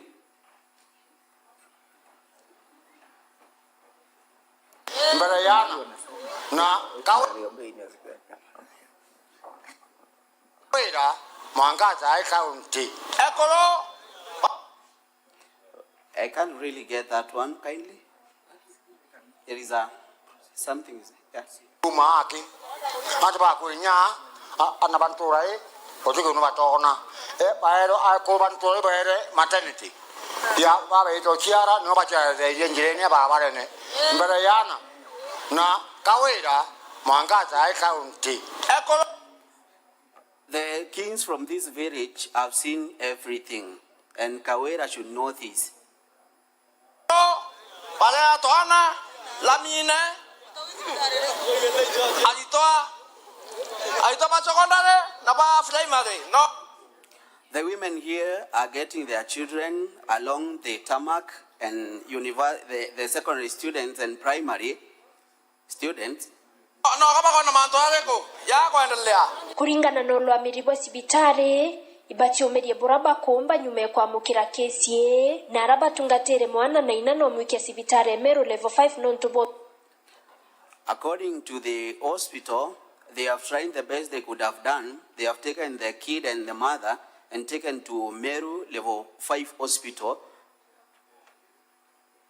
Tungatankuruki non-to mwana usiari ate kinyethetie gita. They have refunded the mother and the king to Meru level 5 because the kid was not due to time to be born. Sibitare ne aruorerwa lakini kuringana na ngwera ere tekweleka totena daktari bakwetha bare utuko batukareria asia beto no tokaria to esumboka ontorene mwasi ake. The hospital was open here, but now the services are the problem. The doctors are not available so that they can look after the patient in the hospital.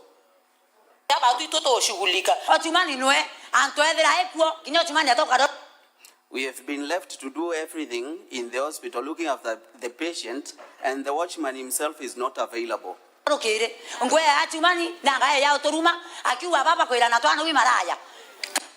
The watchman is insulting, and he is also calling us who are going to seek the services, the prostitutes.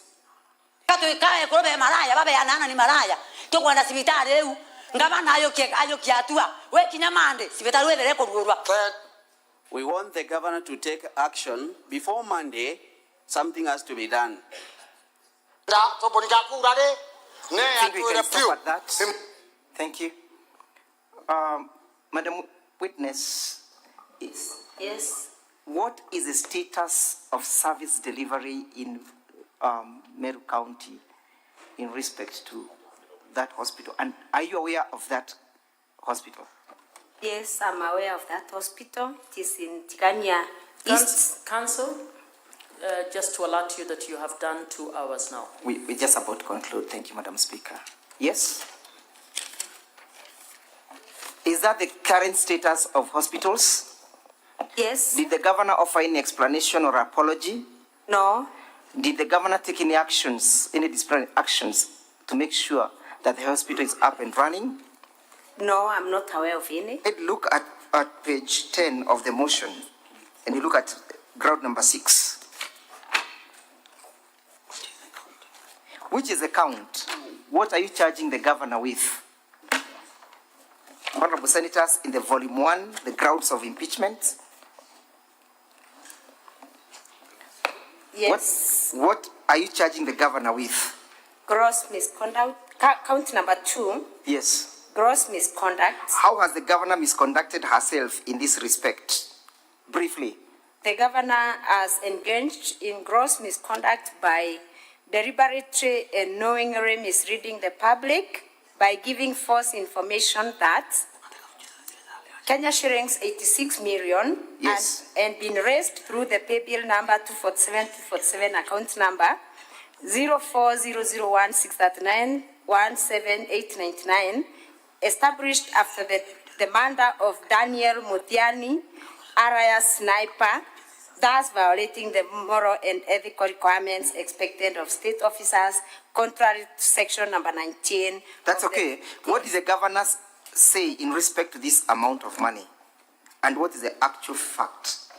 The governor, in a video that I would wish that is played.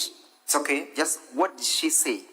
She claimed that the people of Meru, including the MCAs, and contributed a total of 86 million after the death of the blogger from Meru known as Daniel Mutiani alias Sniper.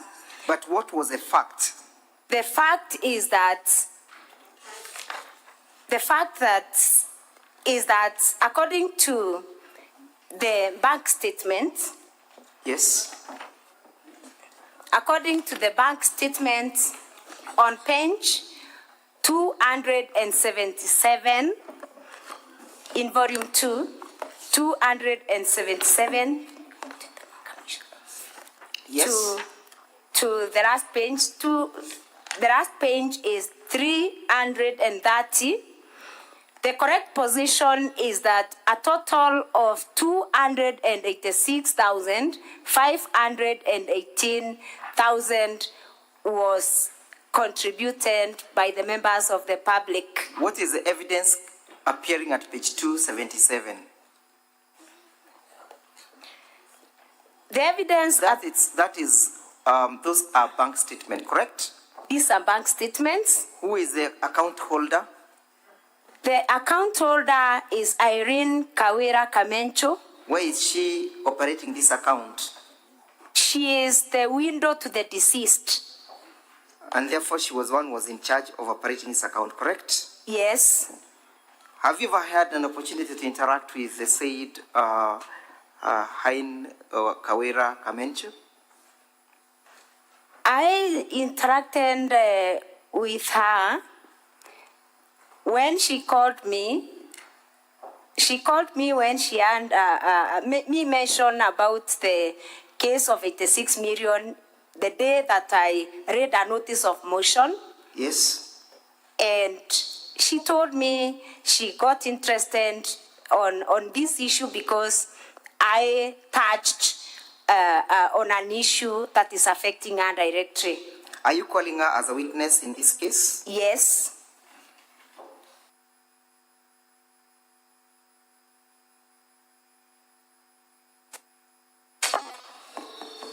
What is your grievance in respect to these particular utterances and who uttered them?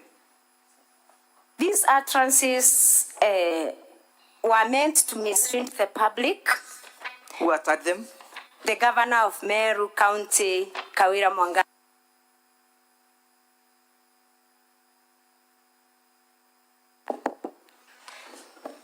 She uttered the utterances in a press briefing. Yes. Yes, she did in a press briefing.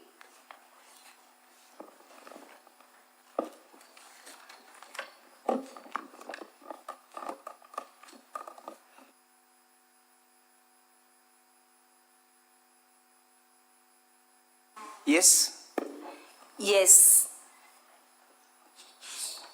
What else did she say in that press briefing? In that press briefing, the governor saying that a total of 86 million was raised in respect to the contributions towards the man.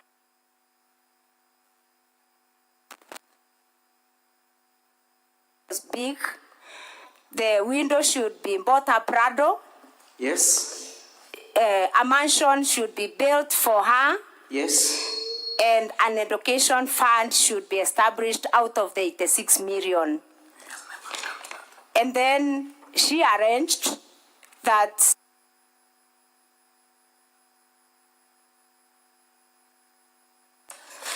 it is a business that the MCAs are used to get fuel for their vehicles. Yes. It is an avenue for playing politics. And I believe those ones were not kind. She said in respect to the death of Sniper. She's saying that those that were agitating for the justice for Sniper were playing politics. And it is not only Sniper that has died in Meru County. What did she say in respect to the Sniper's wife? I pray that the video is plain cancelled because I can't remember everything offhand. Okay, let's have that video played. Let's have the video played. I've just given a few highlights. No, we'll call the other witness to have it played. But did she make any remarks in respect to Sniper's wife? Yes, she talked about the sniper's wife being built a mansion. No, in respect to her being or living with an MC. Oh, sorry, and forgotten that. She also arranged that the wife to Sniper had already been taken by one of the MCAs and was living with the MCAs, and therefore, well, it was meant to undermine the integrity of the MCAs. Thank you, Madam Witness. I want to yield you to my learned friend, Mr. Boniface Mawira, to take you through the last count. Thank you. Good afternoon, Madam Witness. And Honorable Speaker, I'll pick up from where my learned senior has left. So, on this count, that is count number 2, gross misconduct. These utterances by the government, you have a witness in respect to that allegation, correct? Yes. And that witness, that video will be played then. Yes? Yes. So, these conduct that you say is gross misconduct by the governor, does it fall below the expectations of the conduct of state officers under Article 75 of the Constitution? Yes. Specifically, does it demean the office that the governor holds? Yes. Does it demonstrate respect for the people? Yes, it doesn't. It doesn't demonstrate respect. Does it bring honor and dignity to our office? No. Okay. Honorable Senator, stand with me to page 11 of the impeachment motion. I'll take you to the that is abuse of office. That is volume number 1 of our impeachment, that is our impeachment motion, the green copy, is on page number 11. Specifically, that is count number 3, ground number 8. You accuse the governor of irregular payment of emergency call allowances to 161 doctors and medical officers using the wrong rates, correct? Yes. And the governor in opening statement stated that there are circulars to that effect.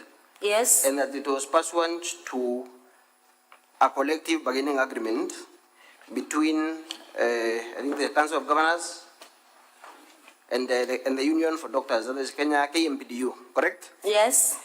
So, at page number 331 of our volume 2, that is exhibits in support of the impeachment motion. What document is there? The report of Auditor General on the County Executive of Meru for the year ended 30th June 2023. The governor in a response says that the County Assembly has not considered this report, and that, and my question to you is, would considering this report that has already been, has this report been committed to a committee of the Assembly? I'm a member of the committee and I'm not aware. Okay. Yes. So if would consideration of this report by the Assembly change the conclusions that were made by the Auditor General? No. Is the County Assembly an appellate chamber for the recommendations that were passed by the County Assembly, for the conclusions that were drawn by the Auditor General? No. So the consideration by the County Assembly will not in any way change the conclusions that were made by the Auditor General, correct? Yes. Turn with me to page, still in that report, page 344 of our volume 2. Okay. That is irregular payment of allowances to doctors. Yes. And I want you to read the second paragraph, that is point number 7, right? Yes. Read the second paragraph where, from although management. Yes. Although management provided a circular referenced MOH/ADM/CONF/staff/76, volume 1, of 19, dated 18th April 2017, which was issued after negotiation with the striking health workers, and was one of the issues contained in the return to work formula agreed between the Ministry of Health and the unions of the medical practitioners. It was only valid for 4 years from the date of the circular, which had expired. So, at the time of preparing this report, the Auditor General had the benefit of the circular the Governor was referring to, correct? Yes. What conclusion did the Auditor General arrive at? The next paragraph. And the correct rates being applied, doctors and medical officers were entitled to 51,780,000 instead of the 126,120,000 paid, resulting to an irregular payment of 74,340,000. So the Auditor General confirms that there was an irregular payment of 74 million Kenya shillings, correct? Yes. What conclusion does the Auditor General make? In the circumstances, management was in breach of law. I'll take you back to the first page of that document. The report begins at page 300 The report begins at page 331, Honorable Senators and Honorable Speaker. The report begins at page 331 of our volume 2, the exhibits in support of the impeachment motion. And at page 336, in fact, at page 336, the key, number 2, key entity information and management, the background information. Who is the first person in that list? The first person on that list on the county executive's day-to-day management is under the following key organs. Number 1, Our Excellency Bishop Kawira Mwangaza, the Governor of Meru County. The key management team, the person on top of that list is the Governor of Meru. Yes.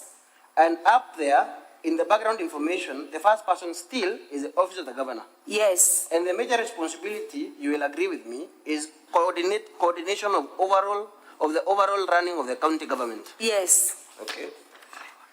So this is the management team that the Auditor General concludes was in breach of the law. Yes. Would consideration by the County Assembly of this report change that conclusion? No. Okay.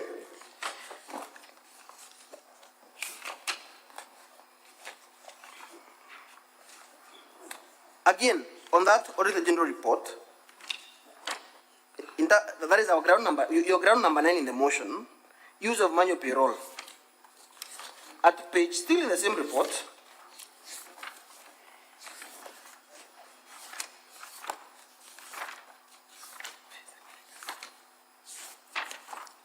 at page 347. 347. Yes. Are you there? Yes. That is 347, I'm sorry, Madam Speaker. 347, still over volume 2. 347. Yes. Use of a manual payroll. What is the conclusion that the Auditor General makes? I only want you to read the conclusion in the interest of time. Yes. In the circumstances? The management was in breach of regulations. And this is the management that is headed by the Governor? Yes. So can the Governor say it wasn't me? No. Can the Governor say it is a CEC Finance? No. She is the head of the management team. Yes. The buck must stop at her door. Yes. Article 229(6) of the Constitution, I just want you to read what that provision says. Article 229(6) of the Constitution.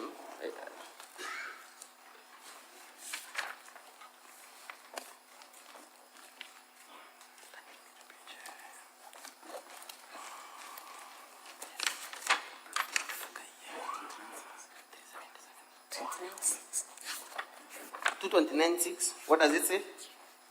229(6) says, an audit report shall confirm whether or not public money has been applied lawfully or in an effective way. An audit report is the final authority on whether money has been spent lawfully. Yes. No, the county assembly can change what that audit report says, correct? Yes. Okay. Turn with me, Honorable Speaker, to page 377 of our volume 2. That is the control of budget report for the first 9 months.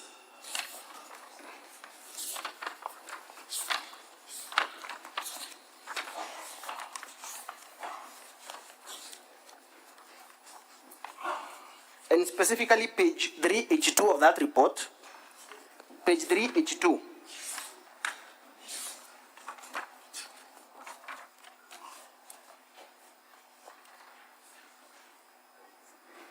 Are you there? Yes. Paragraph 3.26.7 on expenditure on employees' compensation. Yes. The second paragraph. Yes. Let me read first so that you can agree with me, right? Yes. Further analysis indicates that personnel emolument costs, that is PE costs, amounting to Kenya shillings 3.36 billion were processed through the Integrated Personnel and Payroll Database System, IPPD system, while 102.94 million was processed through manual payroll. The manual payrolls accounted for 3.1% of the total personnel emolument cost, correct? Yes. So this is evidence again from the control of budget report for the first 9 months of financial year 2023-2024 that monies have been paid through this payroll system. Yes.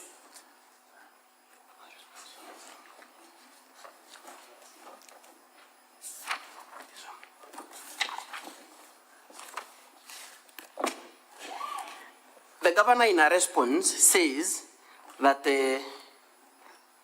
first question for me, Madam Witness, is the county assembly on trial in these proceedings? No. So, is it sufficient, is it enough for the governor to say that if she is accused of making payments through manual payroll, is it a defense? My question is it a proper defense for her to say, even the county assembly does so? No. Why do you say so? I would say so because I would say so because I'm not very sure whether the county assembly does that. Mm-hmm. And number two wrongs does not make a right. Okay.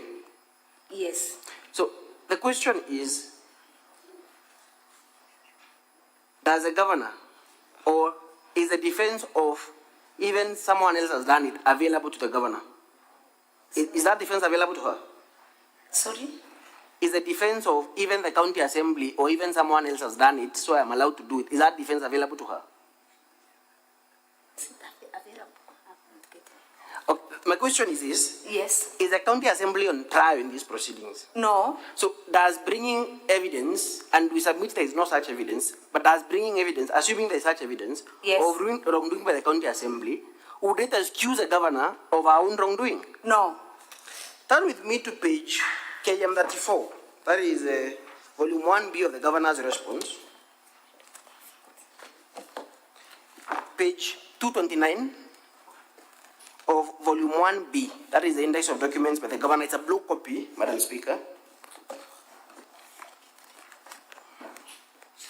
And this is the evidence that the governor has filed. This is the evidence that the governor has filed to show that the county assembly also maintains a manual payroll. And my question to you is simple. Yes. On that document, on the face of it, yes, when was that report prepared? For which financial year? 2020, 2021. Were you a member of the county assembly then? No. Was the current government in place then? No. Was the governor in office as governor of Meru then? No. To the best of your knowledge, in which office was the governor serving in 2020, 2021? Yes. In which office or capacity was the governor serving in the year 2020, 2021?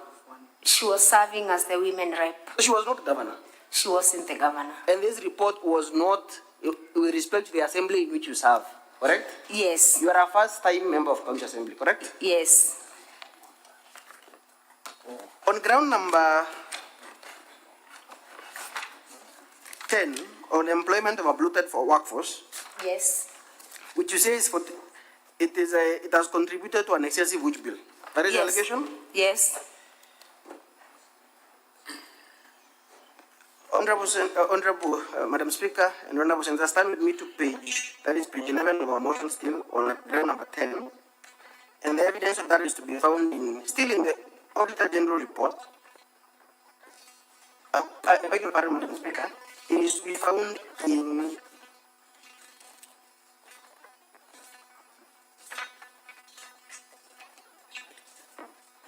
a moment, Madam Speaker.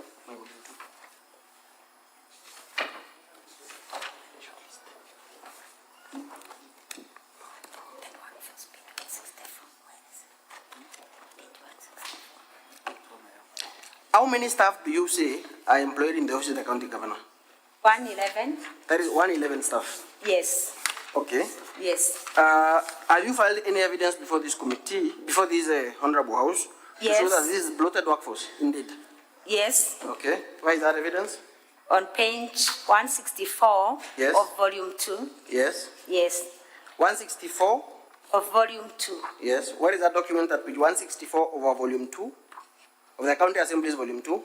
What is that evidence? It's a list of appointed persons in the office of the governor, and the appointment dates from August 2022 to date. So the document from page 164 all the way to page 175, those are the staff in the office of the governor. Yes. For in the interest of time, you will agree with me that there are 8 cleaners in the office of the governor? Yes. There are 17 information officers in the office of the governor? Yes. Clearly, is? Yes. Is that a bloated workforce that you're talking about? Yes.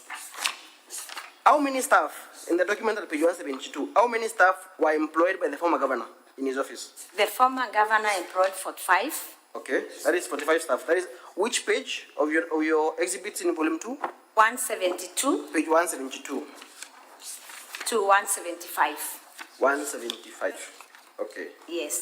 And our advisories been given by the Transition Authority and by the Intergovernmental Relations Technical Committee and by the SRC on the limitation as to the number of staff in the office of the governor? Yes. Where is that evidence found in your Page 176 yes. of volume 2. That is advisory by the Intergovernmental Relations Technical Committee? Yes. At page 178, that is the advisory by the Transition Authority? Correct? Yes. And at page 179, you will agree with me that some of the staff that are listed there, the political advisor, chief of staff, there is the page, correct? Yes. And a few, and personal staff at page 180. Yes. Personal assistant, correct? Yes. Okay. How was this, as you say in ground number 10,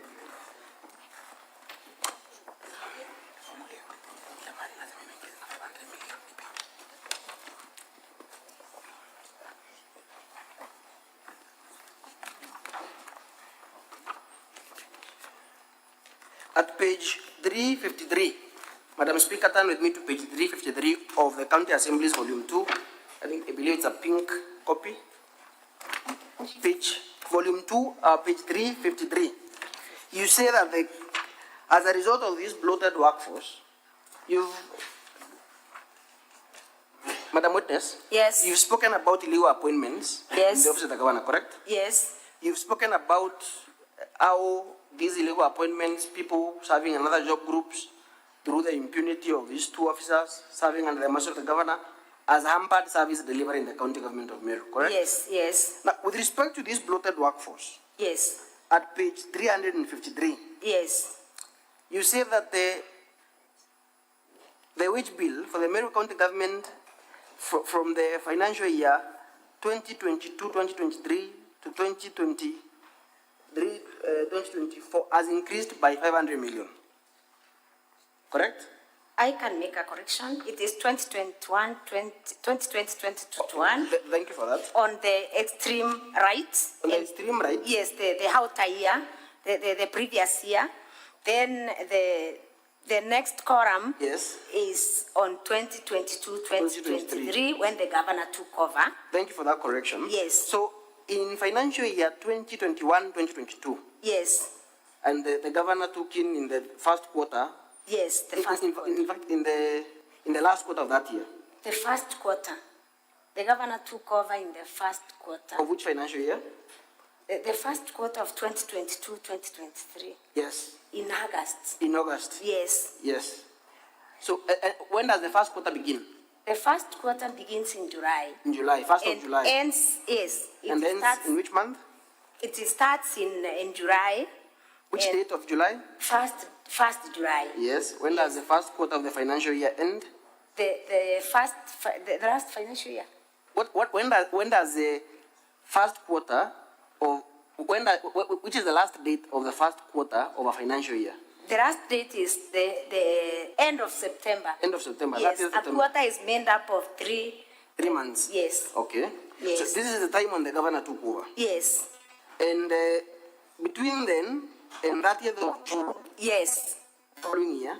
Yes. In the first quarter and the last quarter of the financial year 2022-2023. Yes. Compensation of employees increased by 500 million. Yes. What are the actual figures from financial year 2021-2022? I want you to read out to the during the 2021-22 financial year, 2021-22. It was for? It was 4 billion, 496 million. You can just leave it at that for in the interest of time. Okay, 4.4 billion. 4.4 billion. Yes. By the end of the year? By the end of the year, it was 4.9 billion. Is this what you're saying has been contributed to by this bloated workforce? Yes, and other appointments. And the short list that we've seen of the 111 personal staff. Yes. I'll take you back there. Yes. At page 164. Page 164 of our volume 2, Madam Speaker. On the top of that page, it says appointed persons in the office of the governor and the appointment dates from August 2022 to date. Correct? Yes. You will agree that these appointments were made when the governor came or took or assumed office? Yes. And in the first quarter of that financial year? Yes. Okay. I'll take you to the last allegation. Yes. Madam Witness, this allegation of a bloated workforce, you're also saying that the wage bill for Meru County government exceeds far beyond the 35% limit that is set by law. Yes. Because it stands at what percentage on your page 11? Yes. This recurrent expenditure and this excessive wage bill, it stands at what percentage? It stands at 49%. 49%. Yes. Thank you. The last allegation in your motion is paying Kiambi Chrisas Manyara, a public communication officer in the office of the governor, his full salary and benefits while in remand, correct? Yes. What evidence do you have to show that this Chrisas Kiambi Manyara is a staffer in the office of the governor? Yes, he's a staff in the office of the governor. What evidence do you have? I have his pay slips. Yes. And I also have an appointment letter, volume 6. Appointment letter. You can check in volume 6. Yes, we have a pay slip on page. A pay slip is at what page? Page 392? Page 146 of volume 2. Madam Speaker, turn with me to page 146 of our volume 2. That is the pay slip for Christas Manyara Kiambi. As a road date? Yes. It is for which month, that pay slip? The pay slip is for the month of June 2024. June 2024. Yes. Where is the other pay slip? Page 392? The other pay slip is on page 392. 392 of the same document, Madam Speaker? Yes. For which month? For the month of April. And page 393 for which month? 393 for the month of May. Yes. Yes. And from the short list you just showed us at page 164, still on page 164 of the same volume 2, Madam Speaker. Specifically at page 169 of that document, beginning at page 164. Who is the staffer listed as number 69 in the office of the governor? The staff number 69 is Kiambi Christas Manyara, Yes. a public communications officer 2, Yes. recruited on October 3rd, 2023. Yes. So this is he's working in the office of the governor. Yes. Do you have evidence that he was charged in court? Yes. What was he charged with? You say he was charged with murder. Whose Yes. murder? Yes. Whose murder was he charged with? Kiambi Christas Manyara was charged with the murder of Daniel Mutiani, Araya sniper. At what page, what evidence do you have in respect? There is a charge sheet. Yes.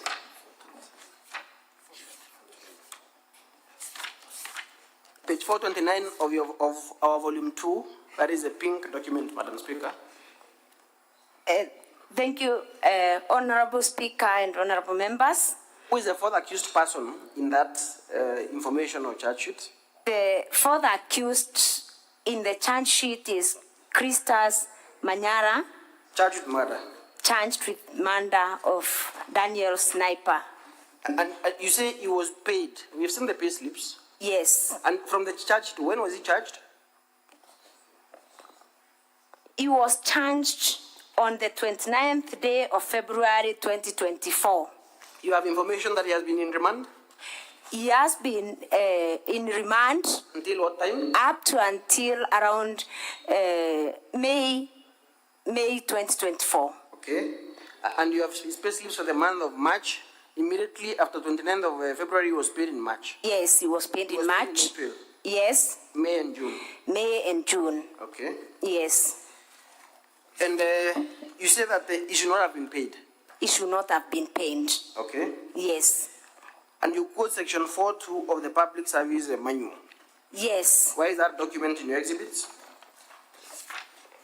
In the interest of time, page 394, Madam Speaker, still of our volume 2, the pink copy.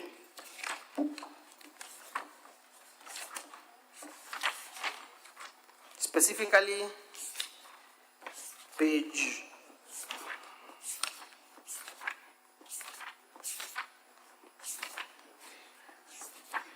419 of that document, of our volume 2. The manual begins at page 394. Yes. Specifically page 419, Madam Speaker. What does that provision say? The provision on page 419. Of which document? The Public Service Commission Discipline Manual, correct? The Public Service Disciplinary Commission Manual. Yes. Talks about absence from duty without leave, reasonable or lawful cause. I beg to read, Honorable Speaker and Honorable Members. When an officer is absent from duty without leave, reasonable or lawful cause, the following steps shall apply. A. Establish the exact dates the officer was absent from duty. If not traced through personal contacts and next of kin with a period of 10 days from the commencement of such absence, the salary and other remunerative allowances shall be stopped with the effect from the date of absence and disciplinary action instituted against the officer. So, from the time he was absent, he should not have been paid? He should not have been paid a cent. Turn to page, the previous page, I believe 418. What does it say about interdiction and suspension? On page 418, 4.22, suspension, the circumstances under which an officer may be suspended from exercise of powers and functions of the office include when charged with serious criminal offenses in a court of law, when B, charged under the Anti-Corruption and Economic Crimes Act, C, upon conviction of a criminal offense. So, by the virtue of that provision, the moment he was charged with a serious criminal offense being murder, his salary ought to have been stopped. Correct? it should have been stopped. Maybe I can correct that. It should have been stopped the moment he was absent from work. Yes. Not even being charged. The moment he was absent from work, the salary ought to have been stopped. Okay. Yes, that is the standard procedure in management of public service. And I will refer you to your volume, our volume 6.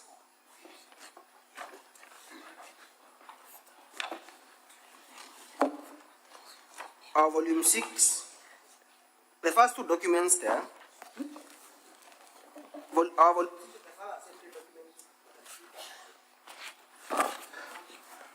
our volume 6 of the final assembly documents.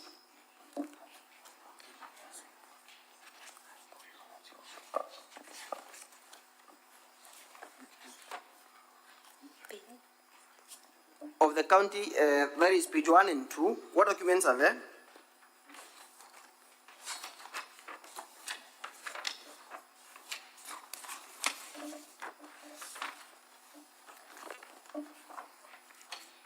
What are those two documents? Page 1 and 2? Page 1 and 2.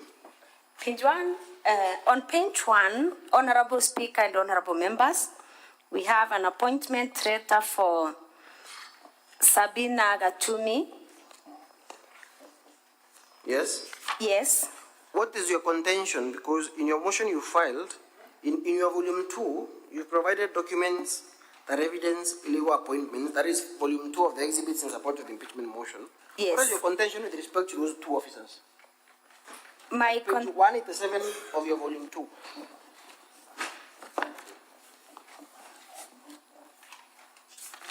Page 187, specifically page 188.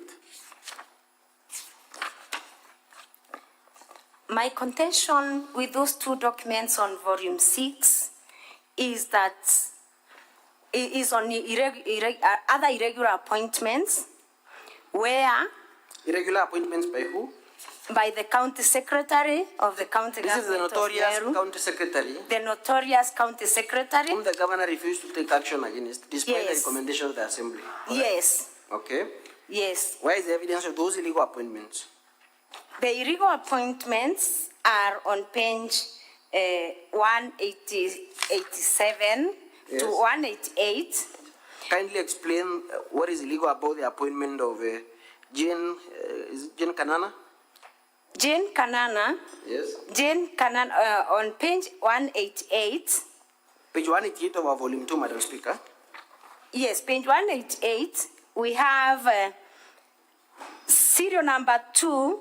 There is an appointment of Jane Kanana as the assistant director, who is the assistant director of a department that is not known on that page. And she is appointed an acting director, human resource management, by the county secretary. And this appointment, in my view, is illegal because the Department of Human Resource has a substantive director.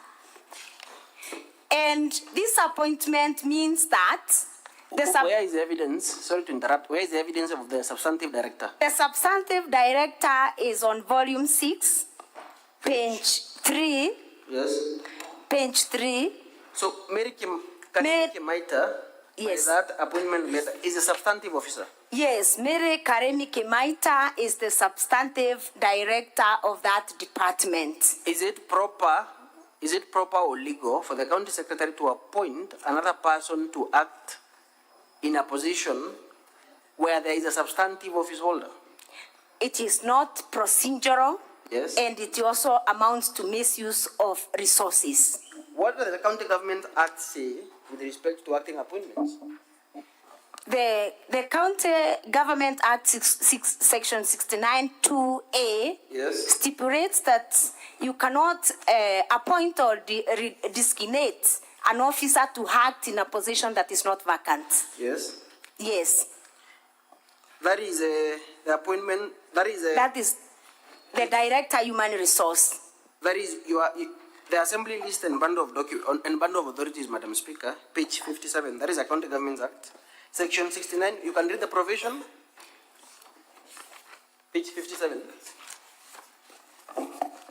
On page 48 of the bundle of documents, that is volume 3, I'm reading section 69(2), where it says, a public officer shall not be designated to hold or act in a public office if A, the office is not vacant. So if the office is not vacant, you cannot deploy another person to work in that office, correct? You cannot. Does that apply to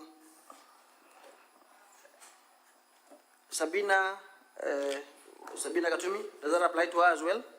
Yes. Who is Sabina Katumi as per your first page, page 1 of your volume 6, the further assembly documents?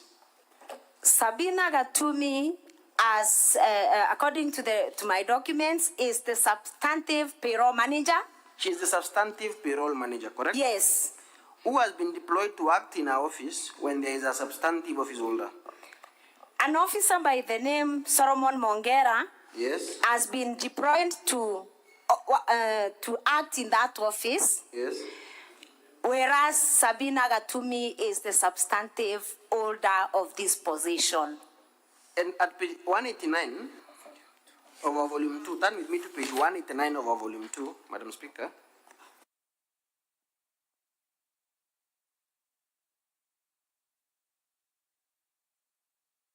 The County Secretary for the County Human Resource Management Advisory Committee, one of the persons present is Solomon Mongera, correct? Yes. And he is present as the acting payroll manager. Yes. And the same is replicated at page 188. Yes.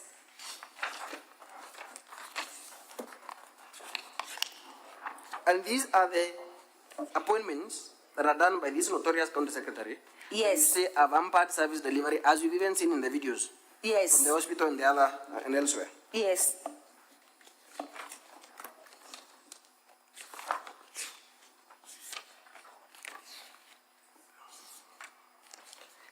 Madam Speaker, I'll request that that some videos in the governor's videos be played.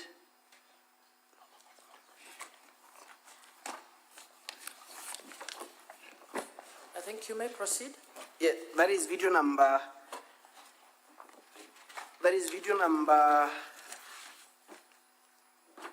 7. Foremost, Madam Witness, you told us that this person who was speaking, purporting to be the Secretary General of the Bas Party, do you know him? Yes.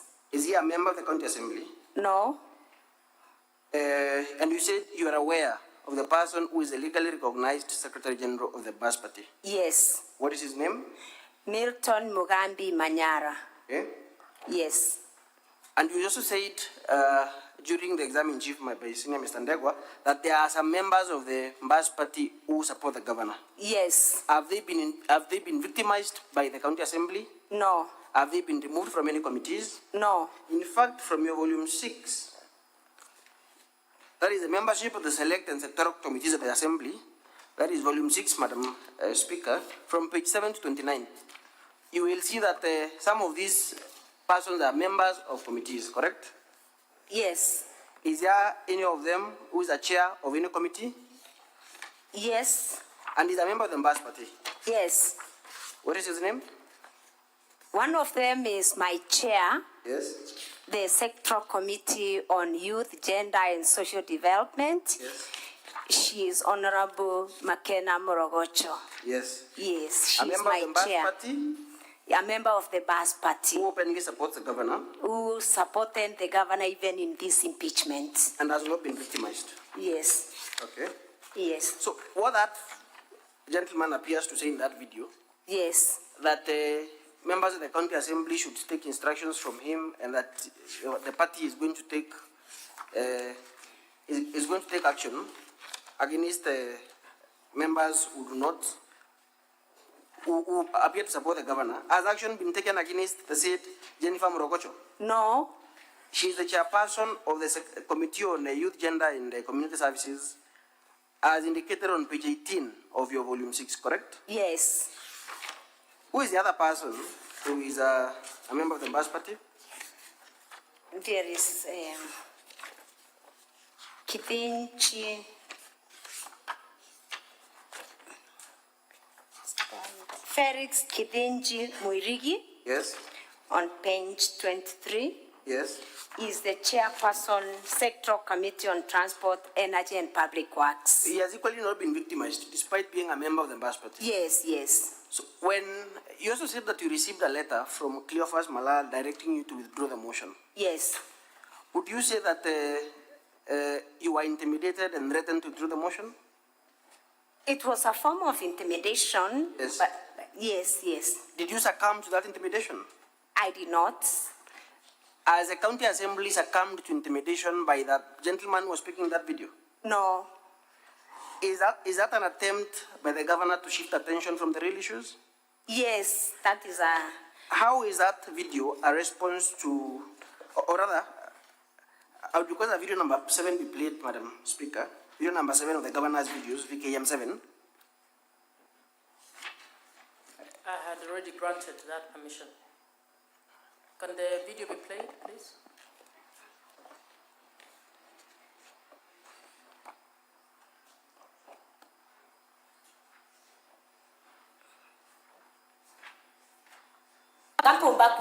Impeachment governor Meru. I'm sorry, Madam Speaker. I'm sorry for that. It is video number 13, 12 and 13. I'm sorry. I'm coming to this in a moment.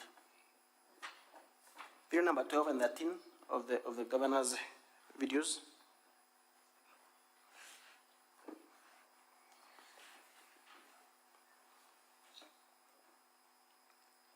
Yes, that is the correct one.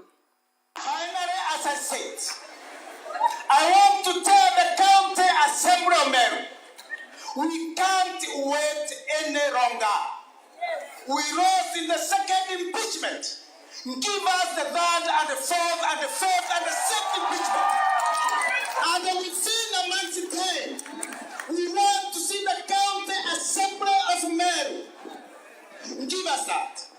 Finally, as I said, that day, when Kraito Morongi, when Mweshimiwa Munya, when Kaduri Morongi, when CS Lentore, when Motuma Ntoidhikia, when Ayubu Mundi, when Idani Kere, and the other members of the assembly will sit down and have a cup of tea and they even say nothing, that day the redemption of Meru will be nigh.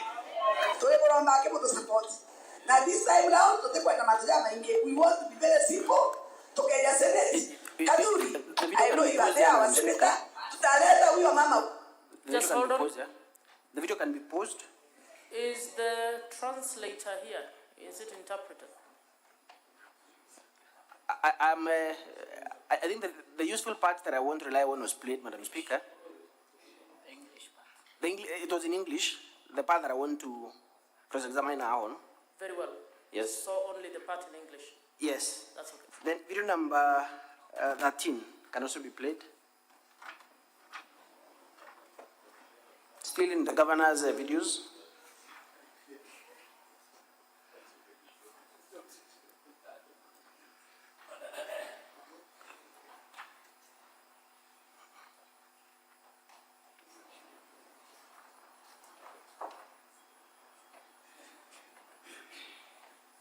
Video number 13.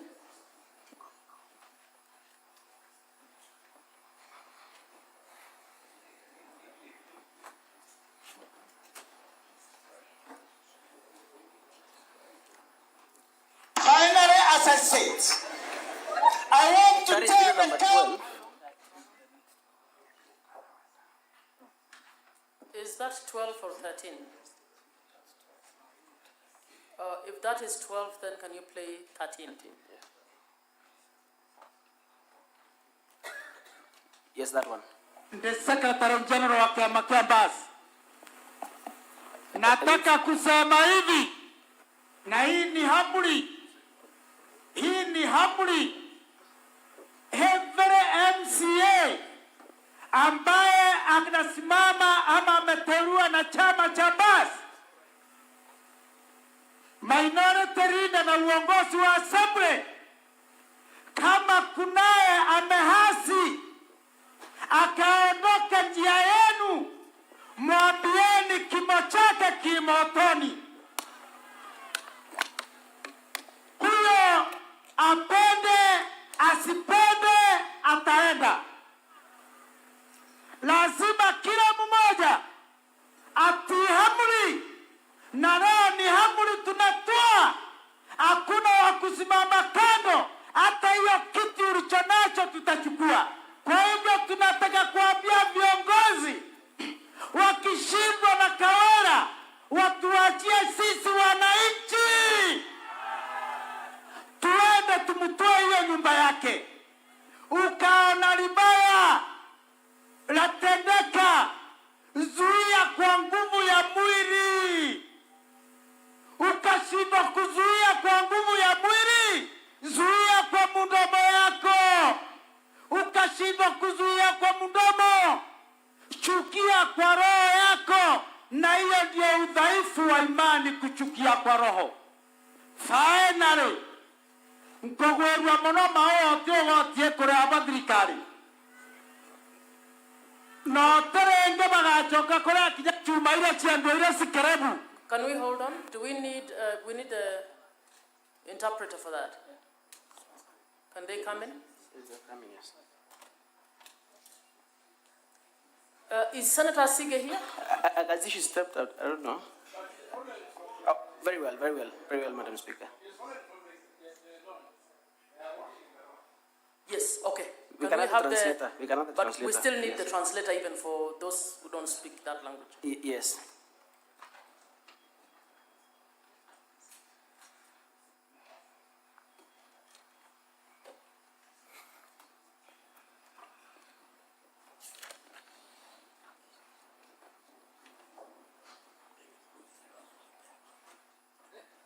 Translator, are you ready?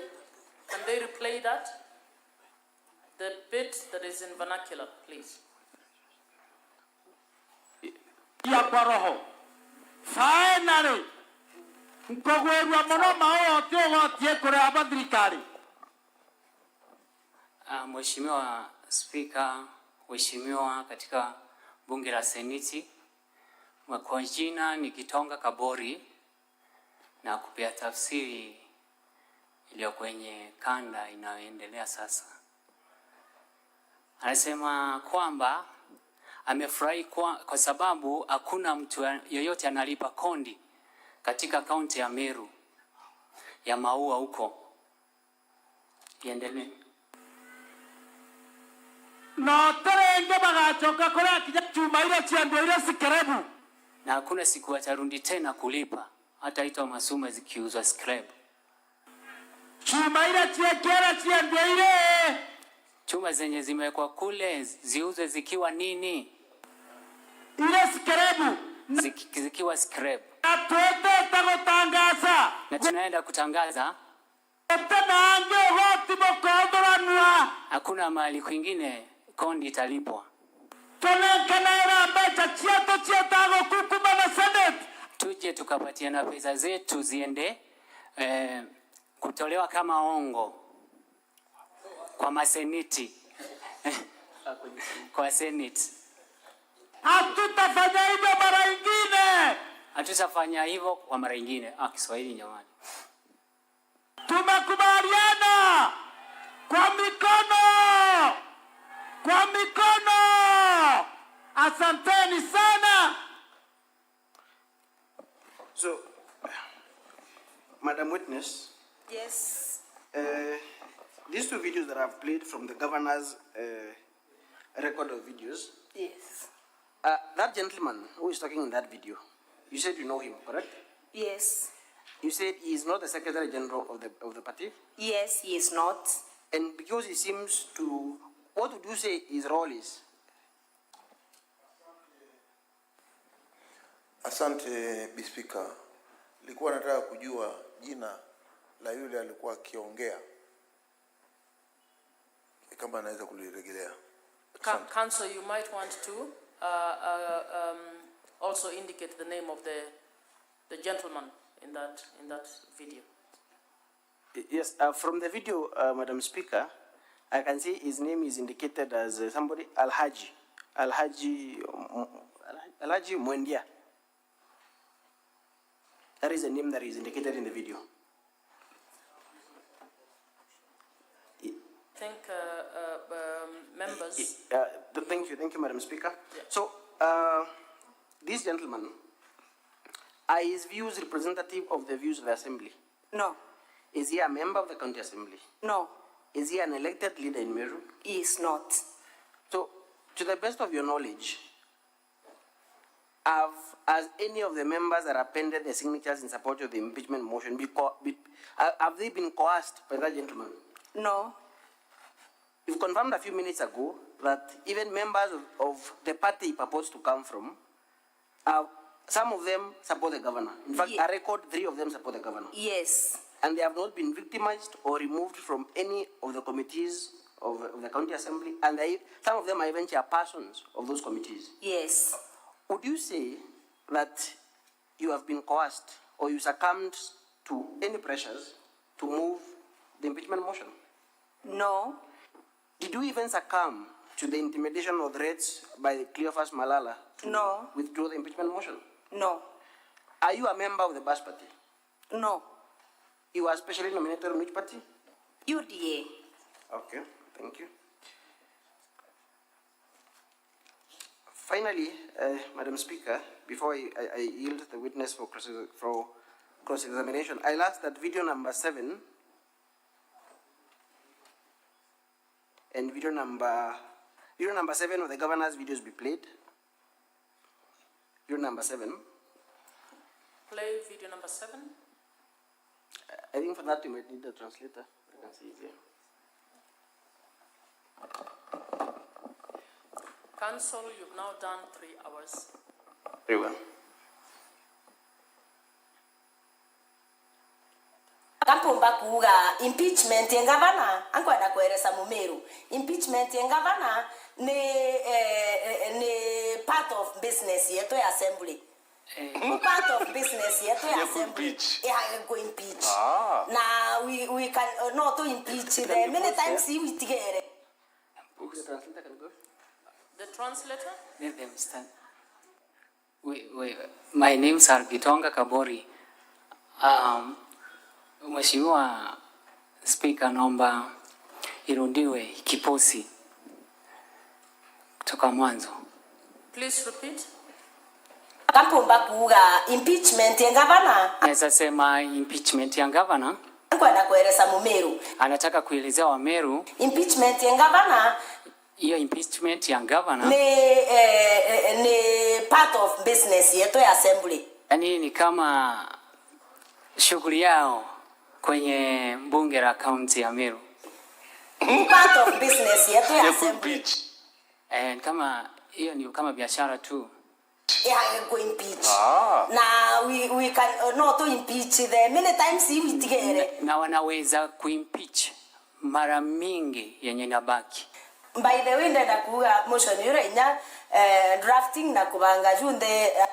Sasa anaweza sema mambo hiyo ya drafting na kupanga wabunge. I was very key there. Alikuwa mmoja wao pale. Na hiyo ndari ngaikia motion yo mutembe. Na yeye alikuwa apeleke hiyo motion mbele. Ini ndari ngaikia motion yo until the last minute. Ndiye alikuwa wakupeleka hiyo motion wa kwanza, lakini until the last minute. Mpaka pale dakika za mwisho. Kenda ndikirira Evans Mawira bwega. Kama ulisikiza Evans Mawira vema. Akialia akiongea. Bali convinced ngavana ageta. Alikuwa yani na hakika kabisa gavana ataenda. Kwao akwa convinced ngavana ageta. Kwa hivyo alipokuwa na ile hakika kabisa gavana atatolewa ama kwenda. Au gakayu kekenda age ana ngirole kwengai. So naye akachangamkia achukue ndio posa akaweze kuchukua hiyo tuseme ni heshima ama kupewa glory yani. Actually ini ndari ngeke motion jo. Anasema kwamba ni yeye alikuwa ipeleke si Mawira. Na ndenda kuira Meru badikirete o wira. Na nataka kuambia Wameru wakiwa nasikiza. It's new. Ini na haringa ikia motion juu. Yeye alikuwa apeleke hiyo motion. Na tu mwaka mwisho buru. Mpaka siku ya mwisho kabisa. Mheshimiwa ZNK waikete motion. Ni Mheshimiwa ZNK aliyekuwa apeleke hiyo motion mbele. Kwao actually Mawira kajukiria motion jwa kwa. Kwa hivyo Mawira alichukua motion yake. Ndio alikuwa kinyae. Akiwa kufikisha mwisho. What is the context in which that video was? What is the context in which you said the things you said in that video? The context in which I said that that I can't remember because it was an interview of 1 full hour. And Honorable Speaker and Honorable Members, you can see it's just an extract of a very short part of my full interview. And again, Honorable Speaker, the video is not dated. I cannot even remember which date was that. So I believe I talked about so many governance issues, and that's why I'm saying that our business is to oversight the county government of Meru. Yeah. And I believe the law does not limit the many times or how I oversight the government of Meru. Yes. So, in totality, now as I yield the witness to cross-examination, in totality, from all the evidence and the testimonies and the witnesses you're going to call, of course you shall get to that, but from all the evidences, the video evidences you've played, that have been played here, and the documents that have been shown in terms of the exhibits, what do you ask the Senate to do? Thank you very much. I believe that from the case that I've presented to the Senate, I personally believe that the gross violations by the governor of Meru have impacted negatively on service delivery in Meru County. Honorable Chair, Honorable Speaker, and Honorable Members, I would want to submit that the people of Meru are crying. I would want to submit that service delivery in Meru is highly compromised. I would also want to submit that there is poor governance, and also submit that there is no witch hunt, there is no malice, and there is no external influence on the County Assembly of Meru.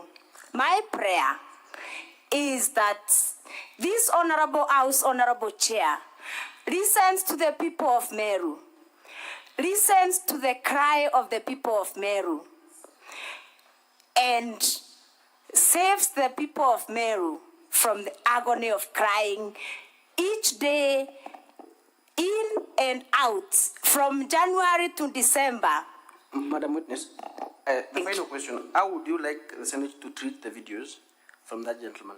The gentleman who his name is? Al-Hajj, the gentleman, yes. On the videos, on the video of the gentleman called Al-Hajj, I would want really to say, Honorable Speaker and Honorable Members, that it is really unfortunate, it is uncalled for.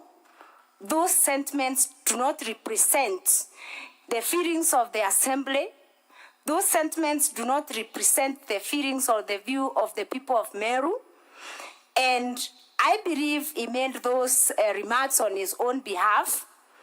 And I believe the people of Meru, including the County Assembly of Meru, has a lot of confidence in this house.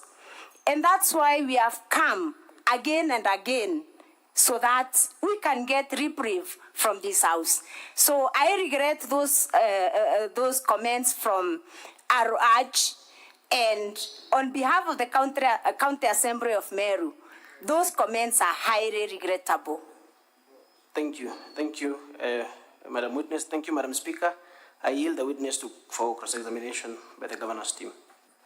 Thank you. Now, counsel for governor for cross-examination. Thank you, Madam Speaker. Counsel, how much time do you think you'll require for this? That's why I come here. My learned colleague, Mr. Mutuma, is the one cross-examining, but I came here to seek direction on the question of time. Reason being, at the very least, Madam Speaker, it's not asking for too much to ask for equality of arms. It is actually the bare minimum the law expects of us. The County Assembly has done something very unique. They have taken 3 hours and 10 minutes on this witness out of the 4 hours allocated for the entire County Assembly case. Meaning that even if we took the remainder of their entire time, we are not even getting a third of the time they have taken with this witness. My learned colleague, Mr. Mutuma, would have desired to have at least a half the time the County Assembly took with this witness in order to do justice. We are not asking for the same time. We are asking for half the time. Madam Speaker, we urge that to give direction on that question.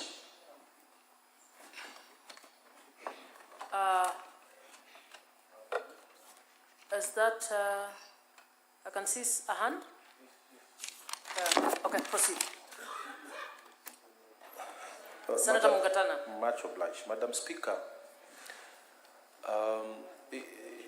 as a follow-up of that point, which has also concerned me as a senator sitting in this hearing, we had an application under the third schedule, Rule 10, asking for the County Assembly asking for 3 more witnesses. But they have already spent their time because the Speaker had indicated 4 hours. So I just wanted to know, Madam Speaker, whether are they intending to bring the other 3 witnesses, or what is we need direction, because it seems there is like they have exhausted their time. I submit, Madam Speaker.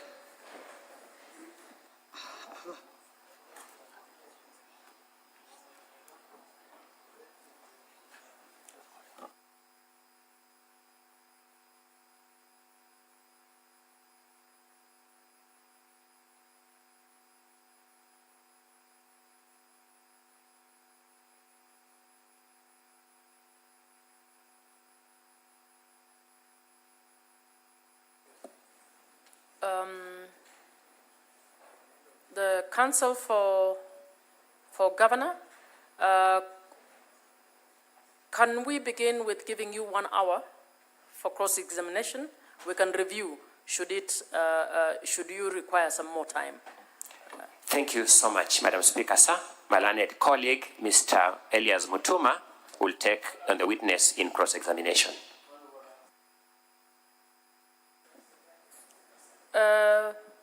Point of order? Yes, Senator Mtata. My lady, as somebody who believes in human rights, Madam Speaker, I don't think it is fair for us to keep a witness standing for so many hours. You have seen even proceedings in the U.S. Senate, witnesses are cross-examined sitting. So I've seen this lady trying to lie on the rostrum, and I don't know if it is really fair to keep somebody standing for 3 hours and then it's under cross-examination for 1 hour or 2 hours. It will not be good for the health of that person.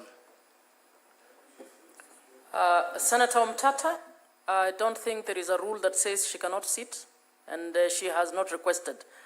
Witness, you may sit down during cross-examination. Thank you.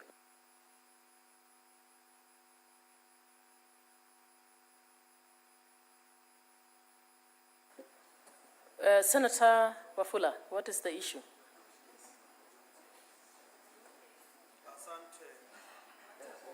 Asante Mheshimiwa Spika, ningependa upeane mwelekeo. Sisi kama masenate, sisi ni kama majaji katika kesi hii, na ni vema tupate mwelekeo iwapo majaji wataweza kupea mwelekeo mshukiwa ama mshtakiwa jinsi ya kukabiliana na mwenzake katika hafla ya kujitetea. Asante Mheshimiwa Spika. Senator Wafula, I think the procedure was properly guided by the Speaker at the beginning. It is time for the counsel for the governor to do cross-examination. Let us allow that to happen.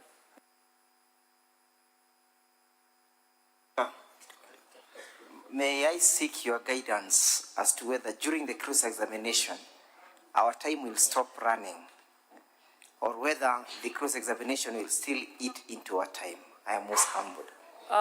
Speaker guided very clearly, cross-examination is part of your time. Yes.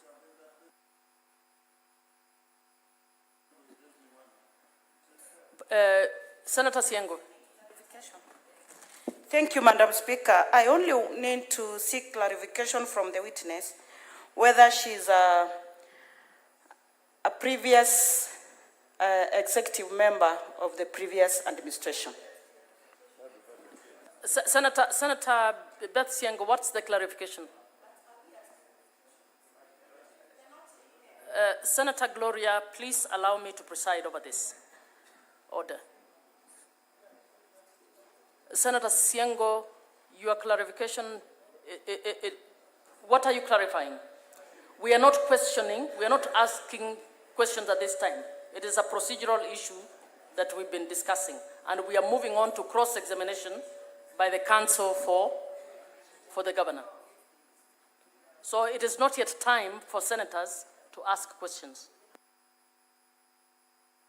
Counsel for the governor, please proceed. Your time starts running now. Thank you, Madam Speaker. For record purposes, my name is Elias Mutuma, counsel for the governor in these proceedings. I will begin by asking the witness. Good evening, Mheshimiwa Zipora. Yes.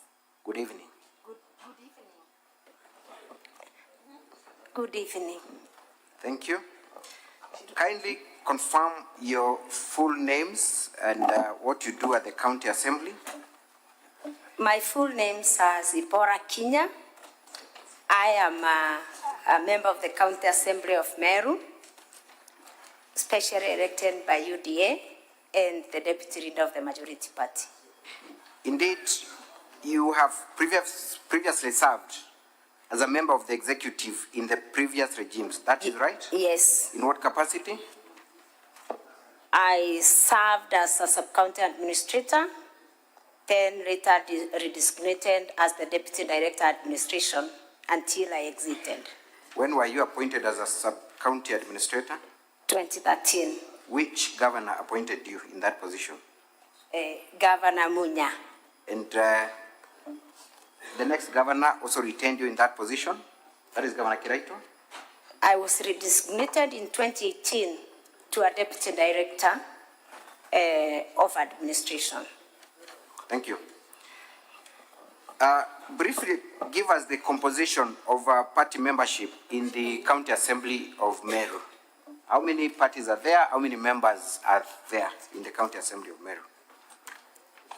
In the County Assembly of Meru, there are 69 members. We are 69 members. The UDA has 21 members. The Bas Party has 20 members. And the rest have the remaining members. I am not very sure of the numbers.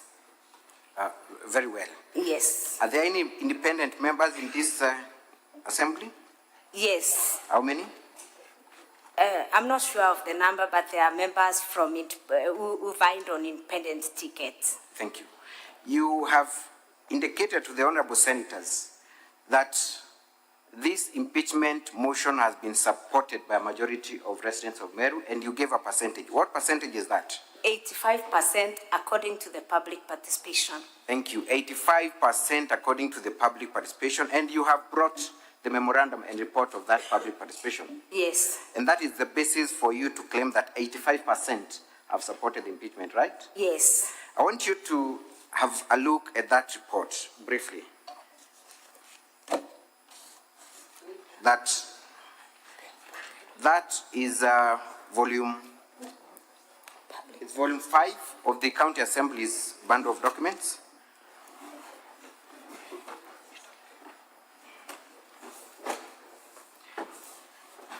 want you to go straight to page 286.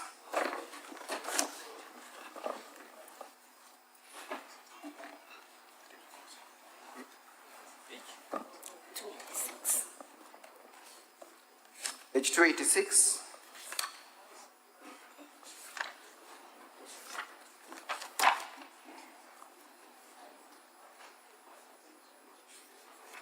Yes, I'm there. I want us to identify the anomaly in that minute. According to the title of that meeting, when did the minute start? First of all, tell us where that public participation exercise took place at. Which ward? Kionyo Social Hall. What time is indicated at the top as the time when the meeting began? 10 a.m. 10 a.m. Can you look at minute 1? What time does the minute show that the meeting began? What time? It means I can read minute 101. The officers of the county assembly arrived at the venue for public participation at 8 a.m. It says Then 10 a.m. They arrived at 8 a.m. I have not, just kindly wait for my question. What time does it indicate the meeting began? As per minute 1. 10 a.m. 10 a.m. Yes. But at the top it shows it began at 8 a.m., correct? No. The first page says it is the officers from the county assembly that Correct. I arrived think at 8. It's the other way around. The top shows 10 a.m., correct? Yes. Is that the position? The title of the minute shows Social Hall in Abogeta West Ward of Meru County at 10 a.m. Exactly. But the minute number 1 shows the minute began at 8, correct? I'm disputing that, and I'm reading the minutes council, because the minute says officers of the county assembly arrived at the venue for public participation at 8 a.m. Thank you very much. Full stop. Then at 10 a.m., the meeting was called to order. Can we go to another page, page 291?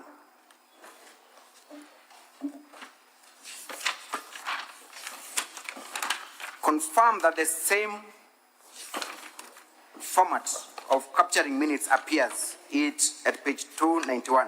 Tell us where that meeting took place and how the minutes were captured.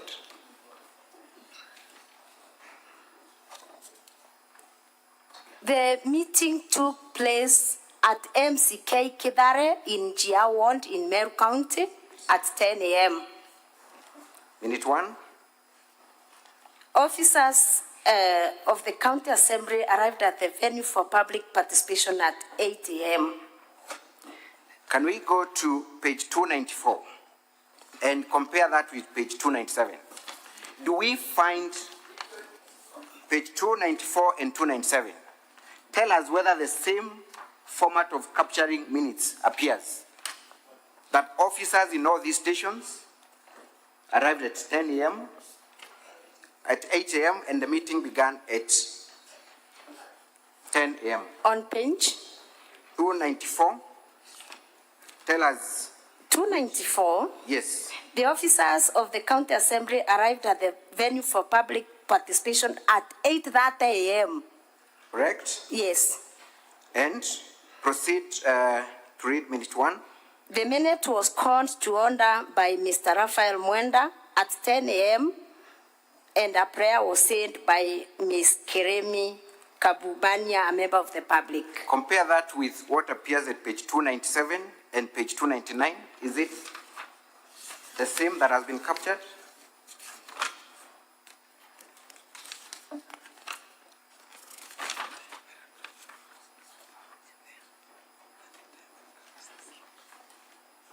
It reads, the officer of the county assembly, this time it says officer of the county assembly, arrived at the venue for public participation at 8 a.m. and at 8 a.m., 10 a.m., the meeting was called to order. Thank you. Now, let's read verbatim minute 1 for all the minutes that I have identified. The Yes. first paragraph. Yes. read them. Let's start with, for instance, page 286, minute 1, verbatim. 286.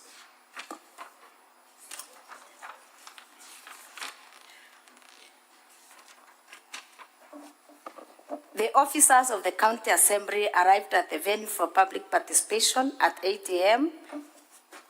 and at 10 a.m. the meeting was called to order. Proceed. The entire To paragraph. order by Mr. Kevin Mwenda from the County Assembly of Meru, and a prayer was sent by Mr. Mutugi from Kionyo Bonda Bonda Association. Thank you. That was page 286, read 297, same minute 1. Tell us whether the words used are verbatim, word for word. Officer, this one says, officer of the County Assembly arrived at the venue of public participation at 8 a.m. Full stop. At 10 a.m., the meeting was called to order by Godfrey Mutiga, and a prayer was sent by Murangeri Bogori, a member of the public. Thank you. Do you find those 2 minutes to have a semblance, word for word, except for the names of individuals present? Not really. Some are talking about 8:30 and others. Show us the difference in terms of the content of that minute. The other one was 297 and 284.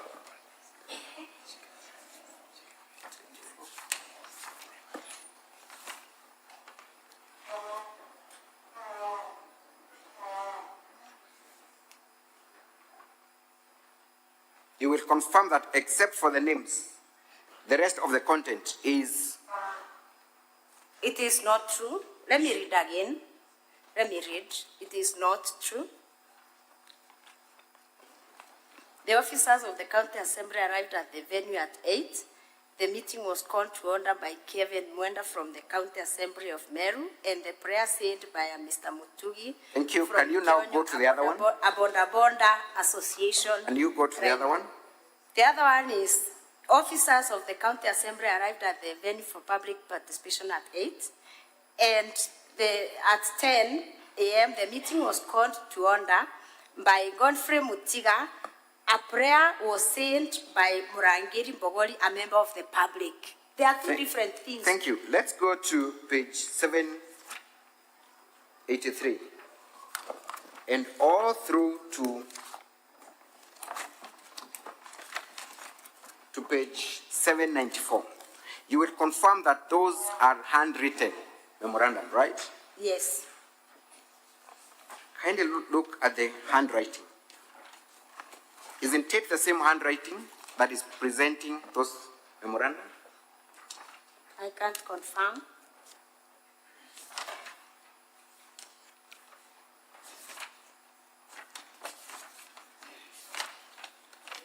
Do we have, apart from the names, do we have any other description of those parties? Phone numbers, ID numbers?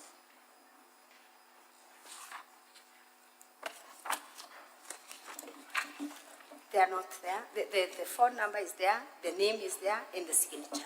Thank you. We can proceed on and on, but we will have time to identify all these things during cross-examination.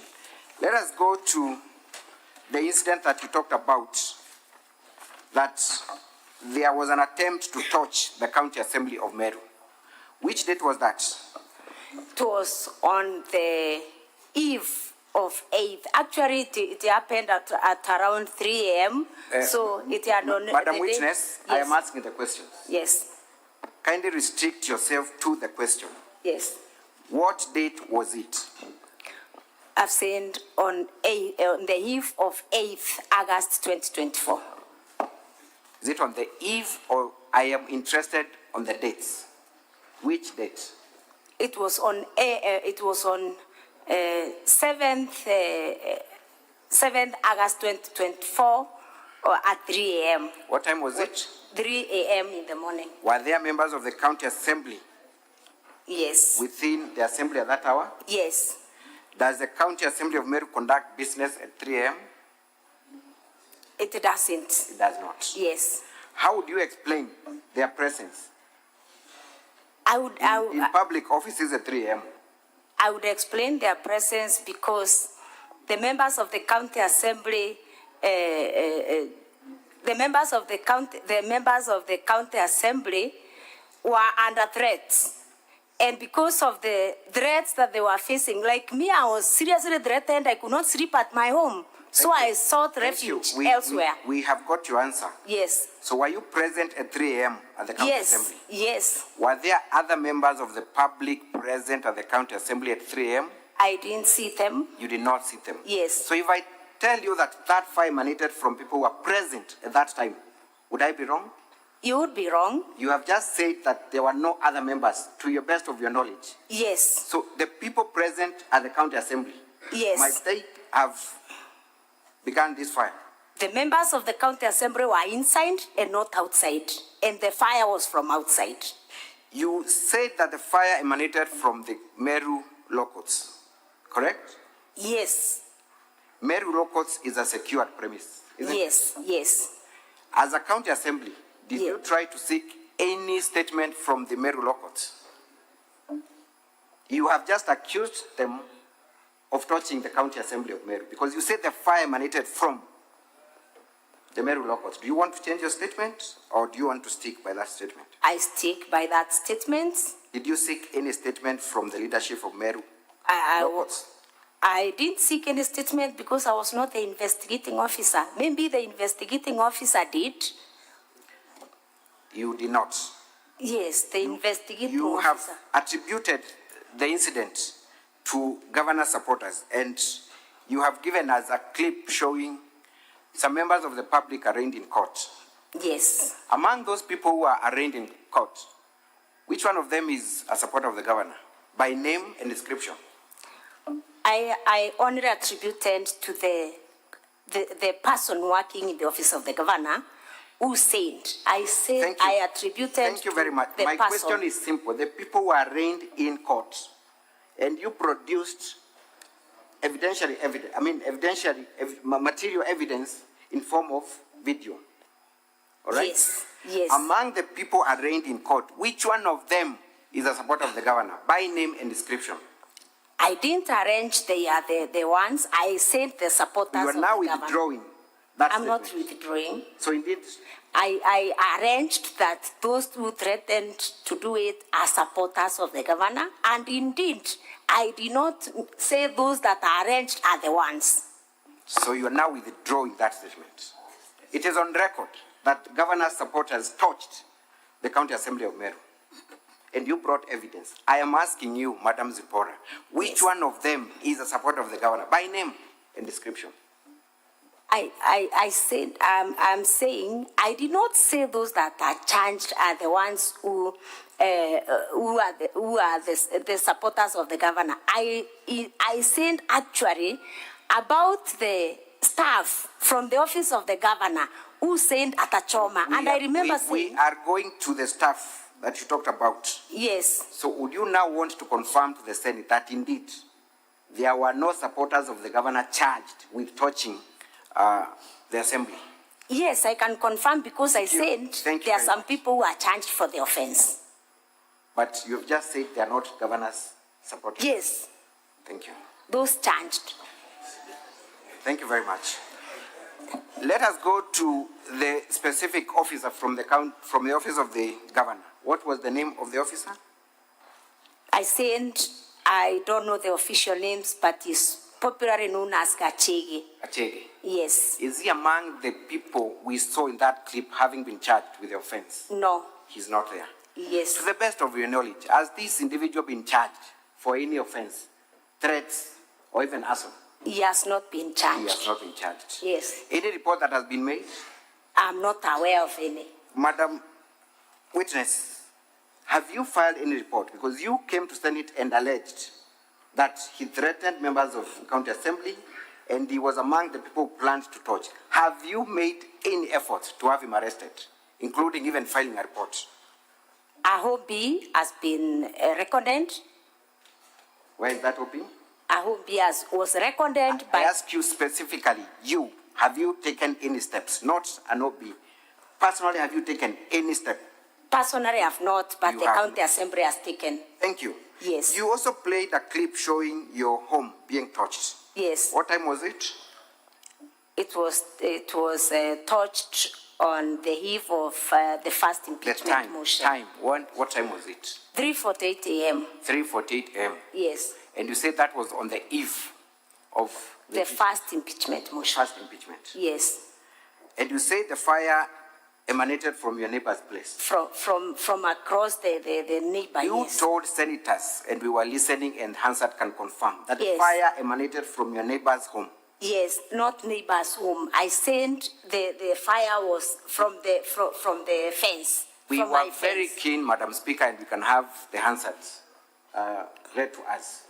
You said it began from your neighbor's home. I didn't say the neighbor's home, from the fence.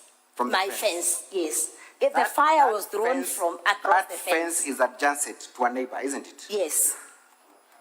What is the name of your neighbor whose land is adjacent to your fence? The land belongs to, I even don't know the neighbor. You do not know your neighbor? Yes, the person bought the land recently. Yes. Yes. The person, I'm very serious on this. The person bought this, it's a plot. So it was bought recently. As recent as the eve that... I know the other neighbor who sold recently, yes. I know the previous owner. The previous owner of that plot, I know. I can tell who is it. But you confirm there's a neighbor? Yes. Did you there's a neighbor. Yes? Madam Speaker, Mr. Speaker, sir, I see counsel trying to coach the witness.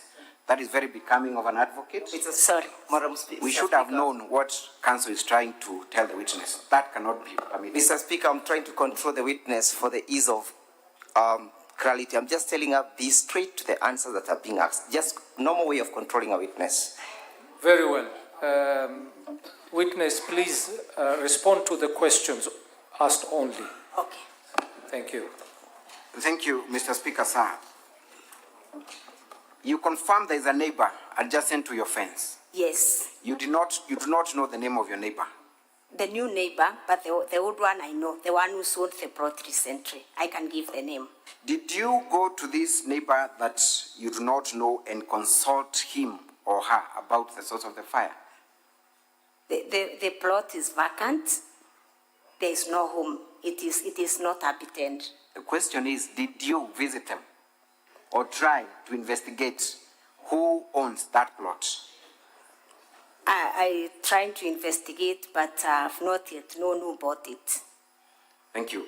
We saw that video was a very short clip, correct? How many seconds was that clip?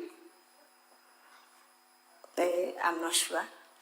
You're not sure? Yes. How many buckets of water were used to put off that fire? I did not count. Can we watch that clip again? Yes.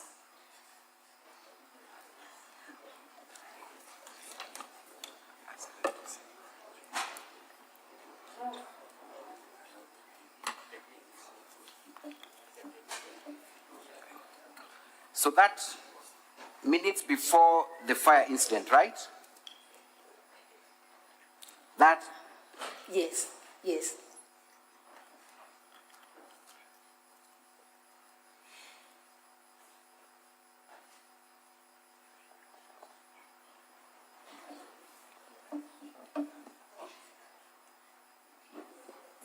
Proceed.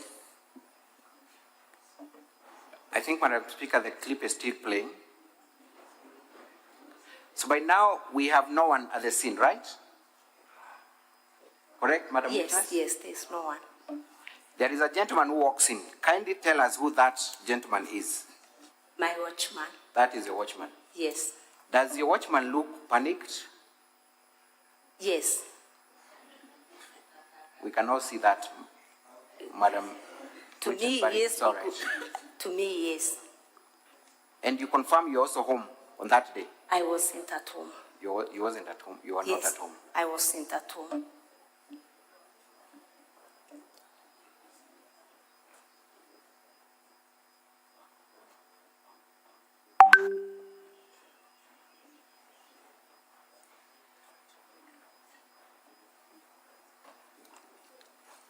But I confirm, Madam Speaker, you saying that you were woken up by your worker to inform you about the incidents. I didn't say that. We will confirm from there. I wasn't at home. So you're now confirming you're not. I wasn't at home. Thank you. Yes. So by now still there is no one putting up the fire and the gentleman is walking easily where the fire incident is. Let's see how many buckets of water those are. That's 1, 3.